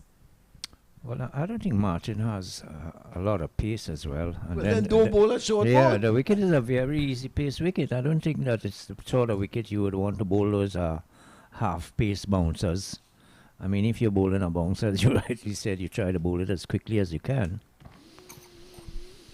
But who knows? He probably could have miscued the slower bouncer True, as well. very We've seen true, it happen yep. so often especially in the T20 leagues, where all these fast bowlers, they have developed a slow bumper. That's a good shot. It's unfortunate because it's going to straight hit the stumps at the non-striker's end. Nice shot from Powell, hitting it straight back. He was getting that right leg to the pitch, and he just was more of a push, but he timed it well, and it rocketed into the stumps there at the non-striker's end. As you talk about fast bowlers, and there's this guy in the T20 in the IPL, Umesh Malik, is it? Umran Malik. Umran Malik. Yeah. Did you see the pace this guy is generating? Yeah, he's the fastest Where's he thing come at from? present. He's from India. I know, sorry, I mean, Yeah, he's just come out of out of nowhere. And he's generating some pace. And he's not such a big guy. No, I mean, for the type of pace that he's bowling, I was Yeah. expecting to see someone much bigger with bigger shoulders, but he's average size, but boy, does he bowl quickly. 157, he's registered, Yes. I saw that, where he registered 157 and 155 and things like that. Actually, somebody, a friend of mine, sent me a WhatsApp saying, have you looked at this guy? And I didn't see him at the time, and was telling me, this guy's bowling 150. And I sort of said, yeah, right. And he sent back at me, he said, I'm serious, go and look at your television. Well, India have included him in their squad for their upcoming, I think they have some tour coming up there that they have included. I'm surprised. Yeah. He must be one. He must be first on the list, I tell you. at that kind of pace. It's the end of the over from Martin. He's completed his 6th over, none for 25. Thought he was a little unlucky not to get the decision against Hodge. But he soldiers on, 38 for 1.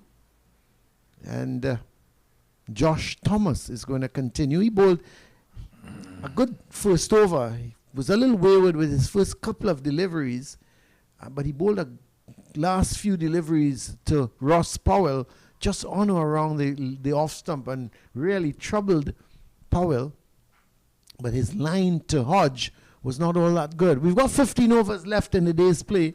So, Anil, we're going to have a little bit of overtime again today. Well, we're not sure that we're going to get in the 15 overs. Depends because on of the light? Yeah, it looks a bit darker than it was yesterday evening around this time, Colin. Well, even though we don't get in the 15, we'll get at least close to it. By that time, I think that the Leeward Islands should be closer to 100 or even just above it. They need to get past 100 this evening. Can't see them making less than 100. So they can go in with an overall lead of 260 and then make an assessment tonight as to what they want to do tomorrow. I said before we had the water break, before we were just taking a break, that the lead was 159. It was actually 195. I switched the 5 and the 9. But the lead is what now? It's now 198. It's gone up to 198. So the Leeward Islands in really a commanding position here in this game. Hodge is going to pick up a single down to fine leg. The thing is, we probably yesterday afternoon, when they were 179 for 9, the Leeward Islands, we at that point it was a very competitive game, and we were talking about this game can go either way. Yeah, well, Archibald and Durham made us look like idiots. Yeah, they had different ideas than us. The men broke records, regional records, Colin. Yeah, and Archibald, the first number 10 batsman in regional cricket to score a century. At least we witnessed it. Oh, not sure if they... No, but the Windward Islands, I don't know, they just seem to have dropped their intensity at that point in time. And I'm not taking anything away from Archibald. I think we've discussed this already. Not taking anything away from Archibald and Durham. I just thought the intensity level dropped. I don't know. I don't want to talk in hindsight, but I thought that Denver probably was kept out of the attack just a bit too long when Archibald and Durham were batting. You know, I thought he would have given Durham a lot of problems. But Durham was allowed to settle in, and he really looked very good. I thought for number 11 he was impressive. And he's a pretty young guy. He's now made the scene at the regional level. This is why I was so keen to see what his bowling looked like. I didn't get to see a lot of him, but he seemed to have good control. As you say, the wicket is not giving a lot of help to the spinners, so he didn't turn a lot of deliveries, but he kept a very good line. He's a very tall guy as well, and coming from so high, that trajectory can be a bit difficult for batsmen. So it would be interesting to see how much he comes along. This has been another good over here from Thomas. He's bowling much better, I think, to the left-hander than he is to the right-hander, strangely enough. I thought, again, he was just too much on middle and leg, going down the leg side to Hodge. Hodge was easily picked up a single down to fine leg. Denver, in the meantime, is warming up, so we should see him in the attack shortly. But to the left-hander, Thomas, he's kept it up to the bat, just outside the line of the off-stump. It's been a good spell from him. This is another one outside, just outside the line of the off-stump. Powell allows it to go through. Well, he's on 4 from 20 deliveries. It's the end of the second over from Thomas.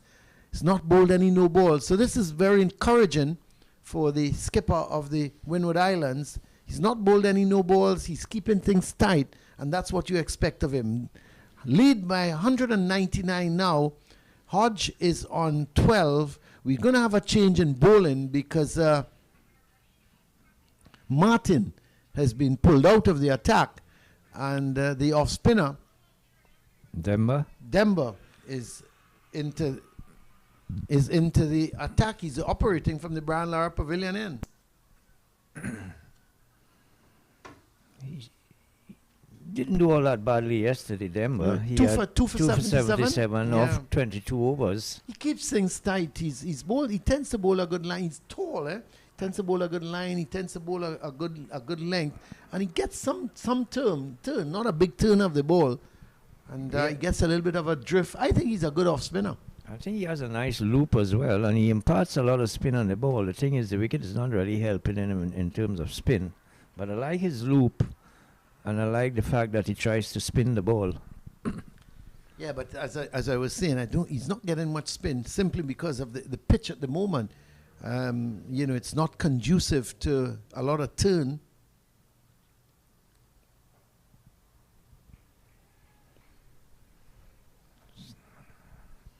So Kenneth Demba having his first ball in the second innings after 13 overs.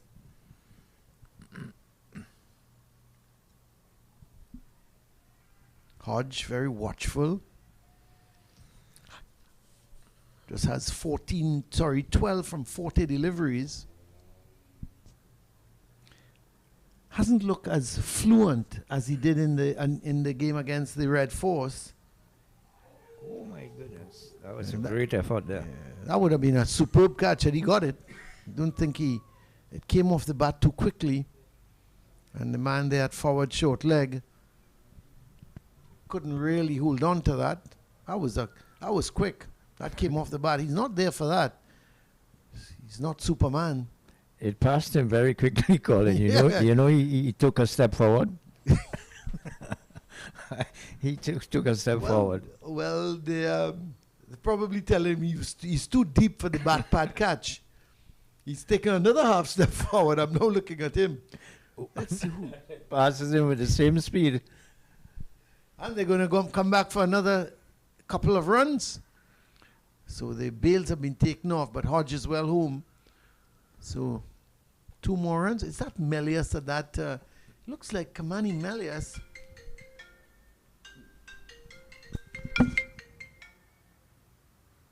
It looks like Kamani Melius is the man at that forward short leg position. So Hodge goes to 16 with those 4 runs. When I say 4 runs, two balls that he struck for 2 runs each, going just backward of square.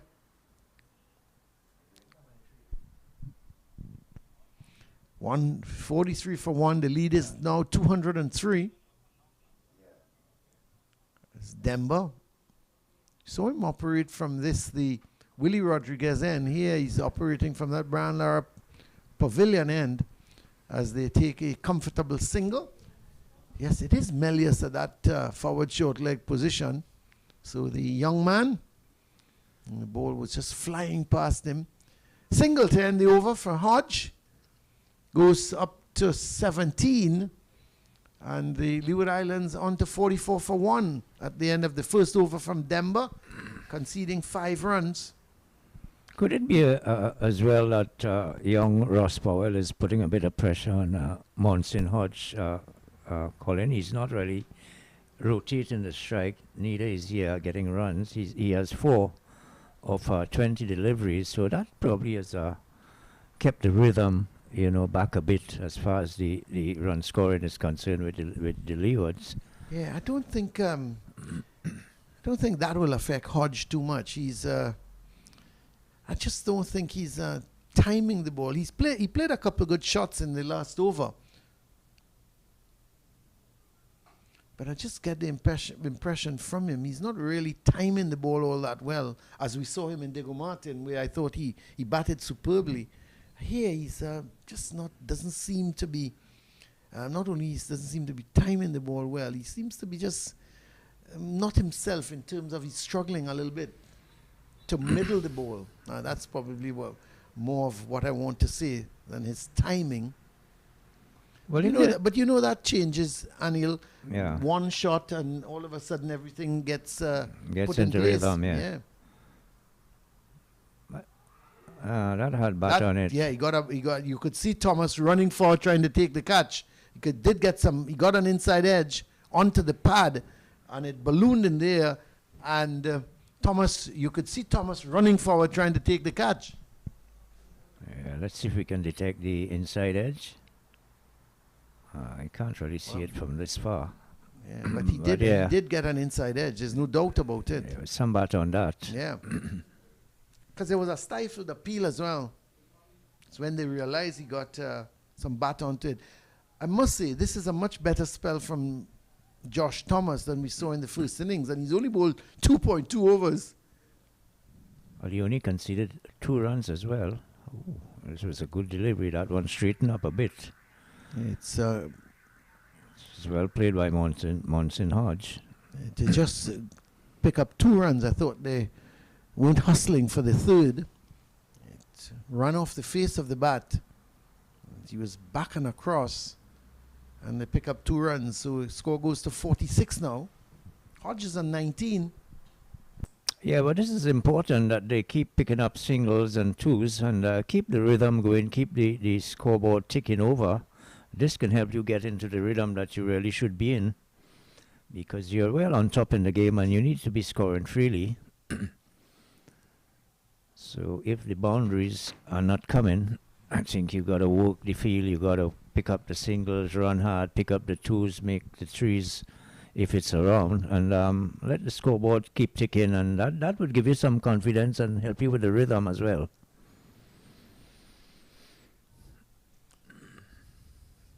Thomas in his third over.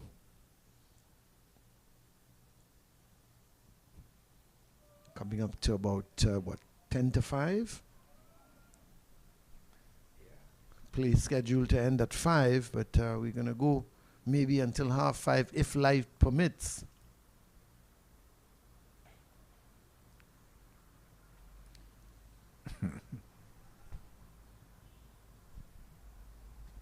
Just 2 slips in place for Thomas, but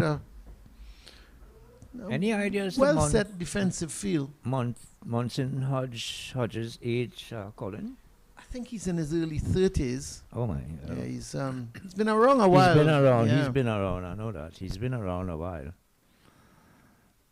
It's a pity that he didn't really kick on a little earlier, because he certainly can bat.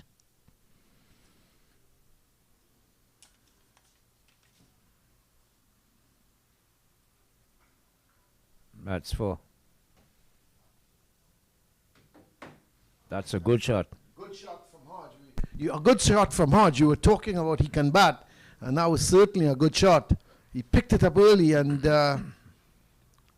got a boundary from that delivery from Thomas. And score goes up now. The 50 is now up with that shot, and Hodge is up to 23. Not a lot of footworks in that shot. He just stood where he was. Have a look at this. Feet didn't move at all, but he judged the length perfectly well, kept his eyes on it, and he knew that there was no one down in the deep there. Have a look. Yep. He deposited high over mid-wicket. Was on the back foot. Yeah, slightly. The weight was on the back foot. Yeah. But there wasn't a lot of foot movement. The thing is, Josh Thomas, he's been bowling well, keeping the ball up, getting a little bit of movement, and then he goes to bowl this short delivery. Not a good delivery at all. So Demba is going to be bowling to Ross Powell, lead up to 210. And we still got 12 overs left in the day's play. This can certainly go up to maybe 80. I don't see why not. I think they should be scoring a little more than that. But as I said, with Ross Powell there at the wicket, he's struggling really. I mean, he has not established himself as yet on this Leeward Islands team, so more or less he'd be playing really to keep his place and to, just try to ensure that he's around, not looking to score.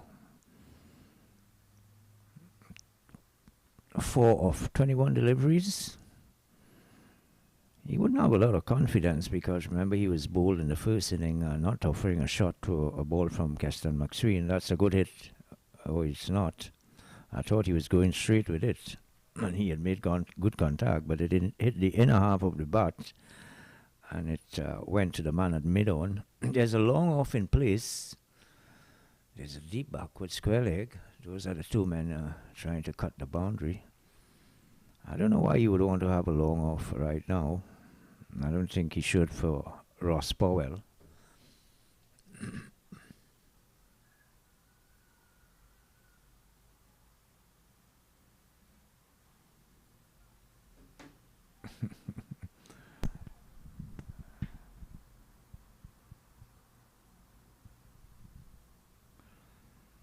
So it's Demba.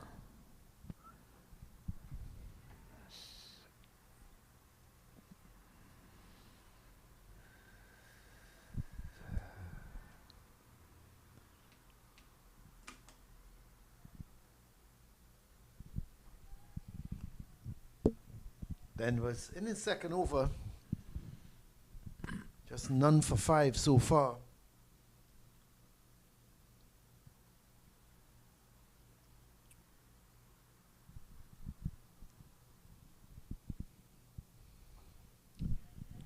Yeah, Anil Monson Hodge, born in Anguilla.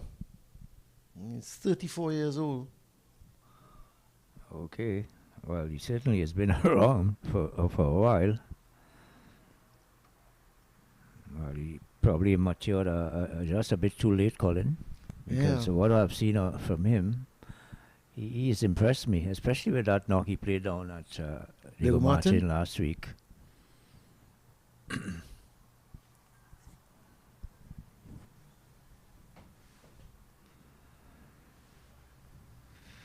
So he's going to face up to Josh Thomas again.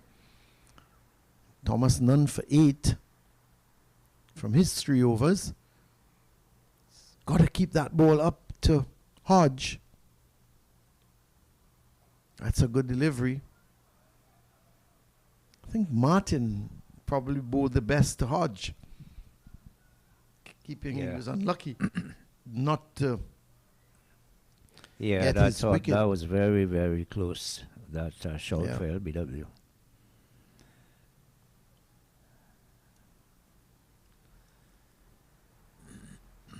Thomas is not doing badly. He's in his 4th over and he only conceded 8 runs, so he's been fairly tight as well. It's a good line. It's well played by Hodge. He was pushing it out towards mid-off. 50 for 1. The lead is now 2-10. So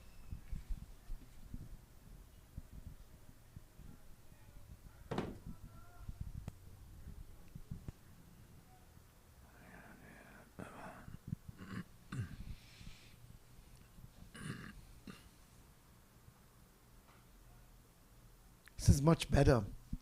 You got to keep that line. You got to keep that line. Make it difficult for the batsman to score. And once you do that, as I keep saying, they will look to try something different.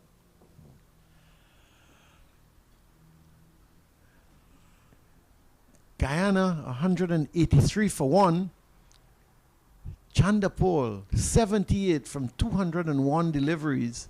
And Tevin Imlak, he is on 26 from 61 deliveries. So 183 for 1. Anil? And your player, Chandapol, 78, not out. And continues to soldier on. I hope someone in the Guyana squad reminds him that they've got to win outright to stand any chance of winning the championship. We trying to get a score at the Brian Lara Academy. See what's happening up there with Trinidad and Tobago. Trinidad and Tobago are 36, 41 for 2. And Keegan Simmons is on 22 not out. And Darren Bravo is with him. He's on 4. So 41 for 2. Well, that means that Solozano is gone, and possibly the number. Not sure who batted at Darren 3. batted at 3 in the first innings. Well, he's not out at this point in time. I don't know if he came in at number 4 this time. Keegan Simmons is there. He's on 21. The birds are flying around. Our cameraman outside, I see he's looking around to make sure that he wasn't attacked. He's in a fluorescent green, so he can attract the parrots. For a tree?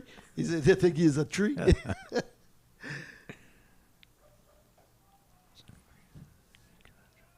It's been a good over from Thomas, a maiden over. I thought he bowled a good line, he bowled a good length, and Hodge couldn't really get him away. Hodge was just pushing at the deliveries. You could see Monson Hodge not really pushing in terms of trying to get the run rate up. The run rate is just about 2.9 at this point in time. And with 10 overs remaining, if they can, maybe if we keep saying if they add another 30 runs, you're talking 80, so a lead of 240. So tomorrow it's going to be interesting. I think the only interesting thing is when do they declare and what sort of target they're going to set the Windward Islands. And it's going to take a lot of batting from them, not to win the game, but at least to survive. Can't see them surviving two sessions and a full day, or even one session and a full day. Yeah, I don't see them really saving the game, the Windward Island Volcanoes. I thought their only hope probably is if the weather intervened. But I saw just now Hodge having a mid-wicket conference with his partner Powell. I wonder what he really told Powell, because well, that's a good shot from Powell. He's had enough of Denver and he's hit it straight. There is the man at middle. He tried this a little earlier, but he hit it he had hit it that time towards McSween, who is at a wideish mid-on. This time he went straight back. Last time he goes straight back. Anil, look at it. It's straight towards a straight mid-on. There is McSween just jogging across to his right, but he had no chance. So he went a little bit straighter. So it would. This time he's hit it over McSween's head. So what's going on with Ross Powell? Well, I know. All of a sudden I don't know what the message was from Hodge. Yeah, get on with it, man. Get on with it. So yeah, I thought that he was just a bit too overcautious, and you need to be scoring pretty freely. So that probably was the message. A lot of bottom hand in the two shots that he played. Look at bottom hand in that shot, Colin, pulling it right across to the onside, tugging it really. Well, that has caused McSween to go back to long on, and the mid-off, he has gone right back towards long off. So the two men, long on and long off, very straight. The man at long off has gone very straight indeed. I don't think Hodge is on the field, and it seems that Dennis Smith, I didn't think he was the vice captain, because on our sheet we have Cottoy as vice captain, but they're going to pick up a single. That's all they'll be. Well, that's good. After the two boundaries, you pick up a single, you get the senior man on strike, the more attacking batsman, and this is where you got to approach the rest of the innings for the evening. I mean, even though you're a youngster and you're struggling out there, you got to be a little more positive, and you got to assess the situation of the match and where your team exactly is and what they want from you out there, and attempt to do that. So I thought a message from Hodge probably would have been along that line. See him come out the shell. He was on 4 of 27 deliveries. He's now on 13 of 30 deliveries. So 11 runs coming in 3 balls. 9 runs as a matter of fact, not 11. Yeah, that's sorry. right. Yep, 9 runs coming in 3 balls. Two fours and a single. Yeah. And it's also hurt Denver's figures, because he at one stage was none for 5 after 2 overs. He's now 2.4 overs, none for 14. They're going to hustle through for a single, but that's easy because Auguste has to come in from that deep mid-wicket position to do the fielding, and they go through for a single. So the total goes up now to 60 for 1. Brings Powell back into strike. Let's see a change in the field. There's a slip and a silly point. There's a short extra cover. All those players you're seeing in the picture. Demba round the wicket. Powell holds his head because he was looking to push it down to long on, and in fact that ball just went out to a shortish mid-wicket. No run. The end of the over from Denver. He's had 3 overs now, none for 15, and one of those 3 overs was a maiden. So in 2 overs he was struck for 15 runs. A little taken back a bit, Colin. I mean, I don't want to be too harsh on the youngster, Ross Powell, but I mean, the situation of the game, you've got to assess the situation, especially when the race is so tight. I thought with the batting lineup that they have and the position of the match, you've got so much batting here and men who can really score quickly. I mean, if you look at this lineup here, you still got Devon Thomas to come. You got Hamilton, Cornwall, Louis, Archibald. He sent it straight into the hands of the man at a cover. Well, Hodge has given it away. He was pushing at that delivery. It was a good delivery from Thomas, and that's how he should be bowling. He carried it up to Hodge. I thought it was a slower delivery, and there was Hodge pushing at it, and he hit it straight into the hands of cover, and he makes his way back. Let's have a look, Anil.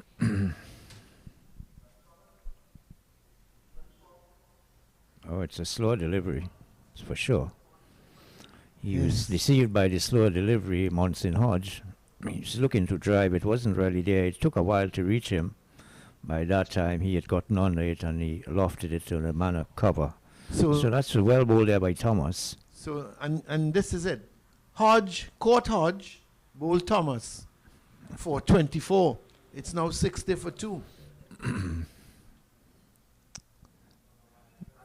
I think the slow scoring as well by Powell could have put a little more pressure on Monson Hodge and forced him really to play that fall shot. I think the man coming in looks like Devon Thomas. It is Devon Thomas. But this has been a better spell. This is probably the best spell from Josh Thomas for the entire game. Yeah, he was a fairly expensive in that first innings when he was taken for 69, I thought it was, in the first innings. He only got the 1 wicket.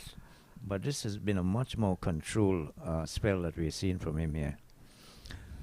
Just the 8 runs and he's in his 5th over. He now has picked up his first wicket in the second innings.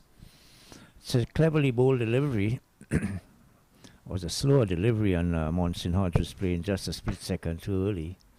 He hit it in the air and had to go. How many did Hodge get, Colin? 24. So he went caught Hodge, bowled Thomas 24. The 58 deliveries he faced.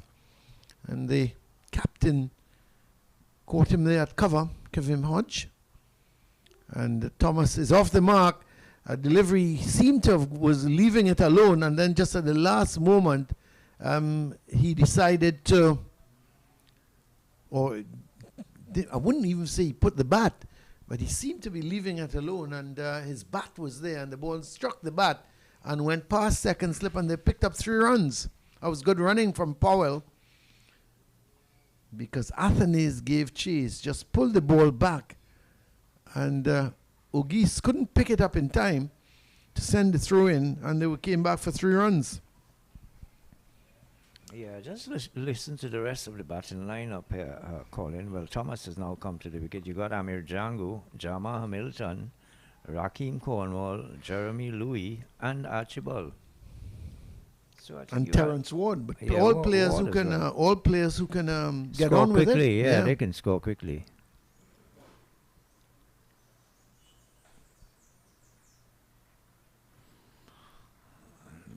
That could have taken a good drive there, Colin. Got right to the pitch with the front foot and decided to play defensively.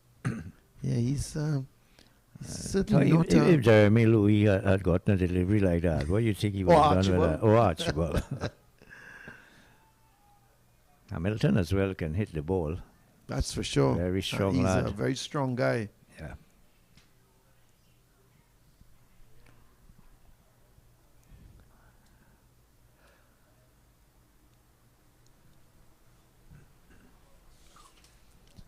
It's going to be interesting if they send Amir, and I would think Amir Django should come next. Well, I thought he should have come in place of young Powell. You know, just 3. Yeah, he should have come in 3. You know, he would have kept a good rhythm with Monson Hodge. The only thing, Anil, I don't think he's ever batted 3 for the Leeward Islands, has he? He tends to bat more in the middle, 5, 6. I've not. But he used to be an opening batsman. I know. And he scored a lot of runs in first class cricket as well as an opener.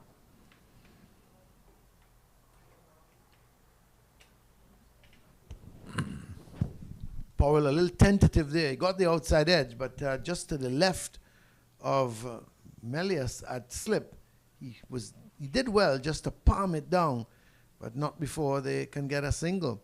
Is this just a delivery just outside the line of the off stump? Made a little bit of height, I thought. And Powell, luckily for him, he kept it down.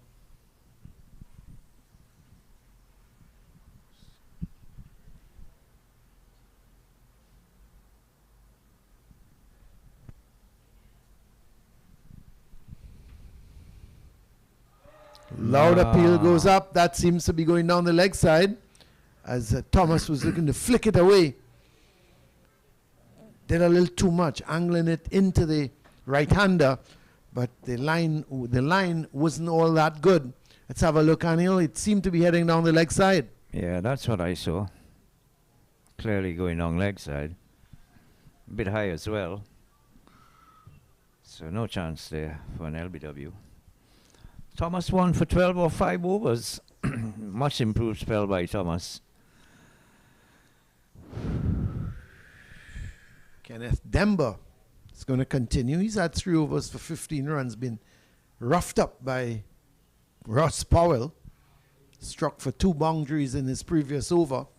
Both one wide of mid-on, and then the other one straight over the head of the mid-on fieldsman in McSween.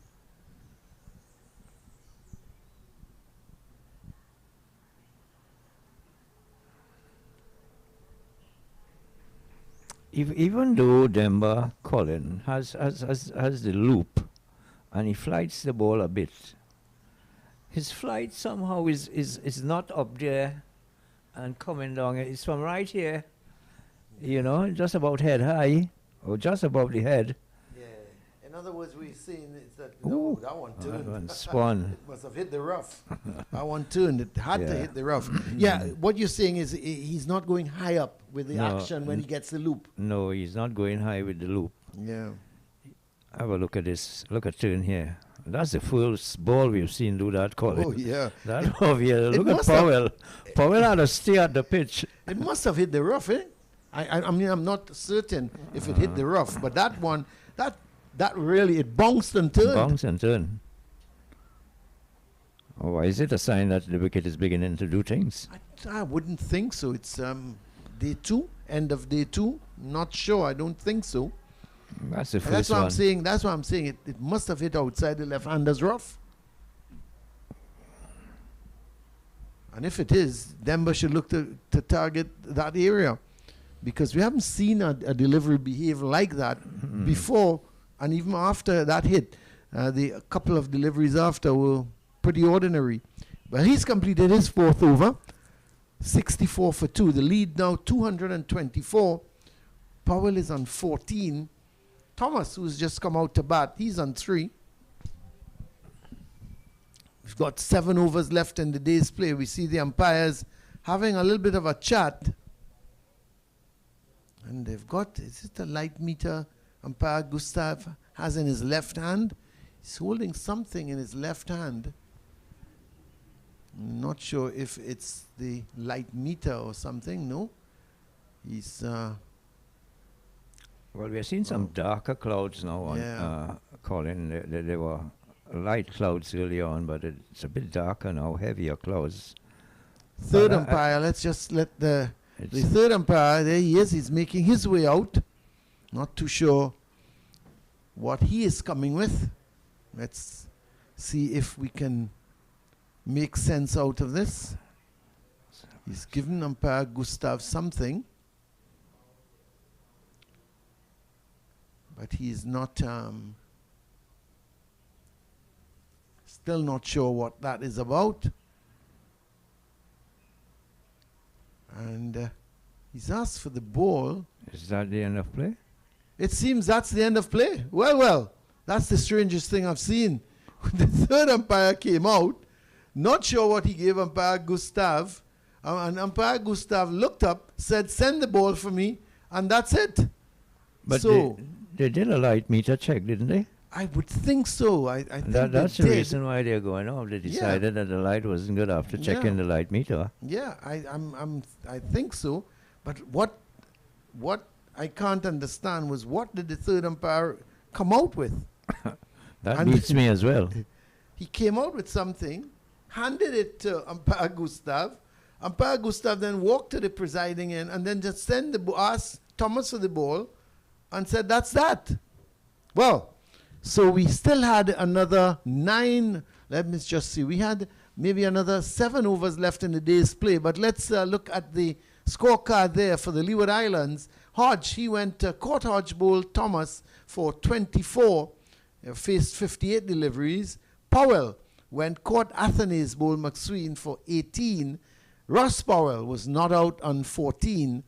Devon Thomas, he just came to the crease, just faced 2 deliveries. He ended up on 3 not out. 20 overs were bowled, and the Leeward Islands in the second innings are 64 for 2. The bowling for the Windwards, just 4 bowlers used. McSween had 5 overs. He bowled exceedingly well, I thought. 5 overs, 1 for 7. Darius Martin had 6 overs, none for 25. Josh Thomas, he bowled well as well. 5 overs, 1 for 12. And Denver just had 4 overs, none for 15. So the lead at the moment, 224 for the Leeward Islands. It's going to be interesting just what they need and how quickly they get it, because they've got to get some runs quickly tomorrow and then decide when they're going to declare and what type of total. I would think they would want to get close as possible, Anil, to 400 runs before they send the Windwards back into bat. And if they get to 400 runs, it means that they've got to score at least another 180, which would carry them to 244, 250. It means that they will be batting after the lunch interval as well, Colin, if they've got to score 176. Well, possible. Well, but they still would have enough time, even if they declare, let's say, an hour after the luncheon interval and they have close to 400, they should have enough time to dismiss the Windward Islands for a second time. So all would depend on how quickly they bat tomorrow and they bat in order as well. Yeah. I wasn't too impressed with young Thomas coming in at the game in this situation. I mean, he's a young guy. He needs the exposure, but you got to think in terms of the state of the competition, the point standing, and what are your chances of trying to win. I mean, as I said before, the batting points are going to be crucial as well, because Barbados are ahead only because of the bowling points. They had a lot of fast bowling points, but they have dropped points in this game against Trinidad. They are not, most likely, they will not be batting a long time in the second innings. So I don't see them getting a lot of batting points here. I don't know if the Leeward Islands were aware of this, and hence I thought that young Thomas kind of strangled the batting a bit this evening. I thought they should have closed with a lot more runs than they did, actually. Yeah, well, you remember the last game against Diego Martin was a similar thing. Yeah, they came out and blazed away in the morning. Who knows? Maybe it may very well happen here tomorrow. But that's the situation from us here. The umpires now, they're still out in the middle with the ground staff, but the stumps have been removed, so it's very unlikely that we'd have any play again. It's now just about, 5:15. I think that's it for the day's play. The stumps have actually been removed out of the ground, and we'll just have to wait and see. The 2 umpires are still in the middle, but I can't see them calling back the players for play. It's closed for the day. And that's the situation as the match stands. A summary: the Leeward Islands in their first innings, 333 after winning the toss. The Windward Islands, very disappointing, 173 all out today, with Cottoy top scoring with 73 not out from 97 deliveries. And the pick of the bowlers, Rakeem Cornwall, he got 5 for 61. And that name again, Jeremiah Louis, picked up 3 for 26.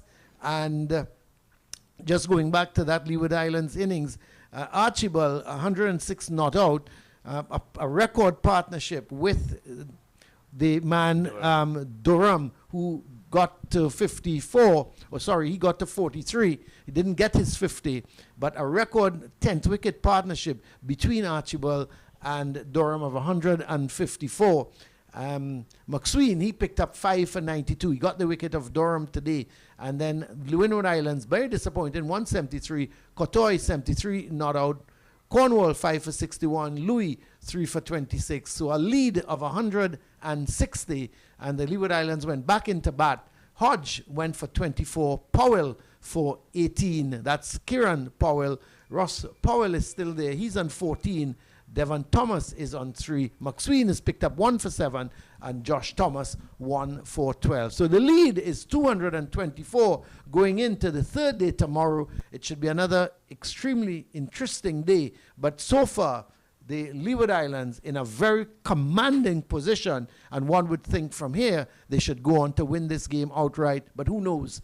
Cricket is a very game of, as we say, of glorious uncertainties, and we'll just have to wait and see what happens. So that's the situation from us here at the Queen's Park Oval. On behalf of everyone, we're saying goodbye, and tomorrow is day 3 of this game between the Windward Islands Volcanoes and the Leeward Islands Hurricanes at the Queen's Park Oval, and we hope you join us just at about 10 o'clock for more live coverage.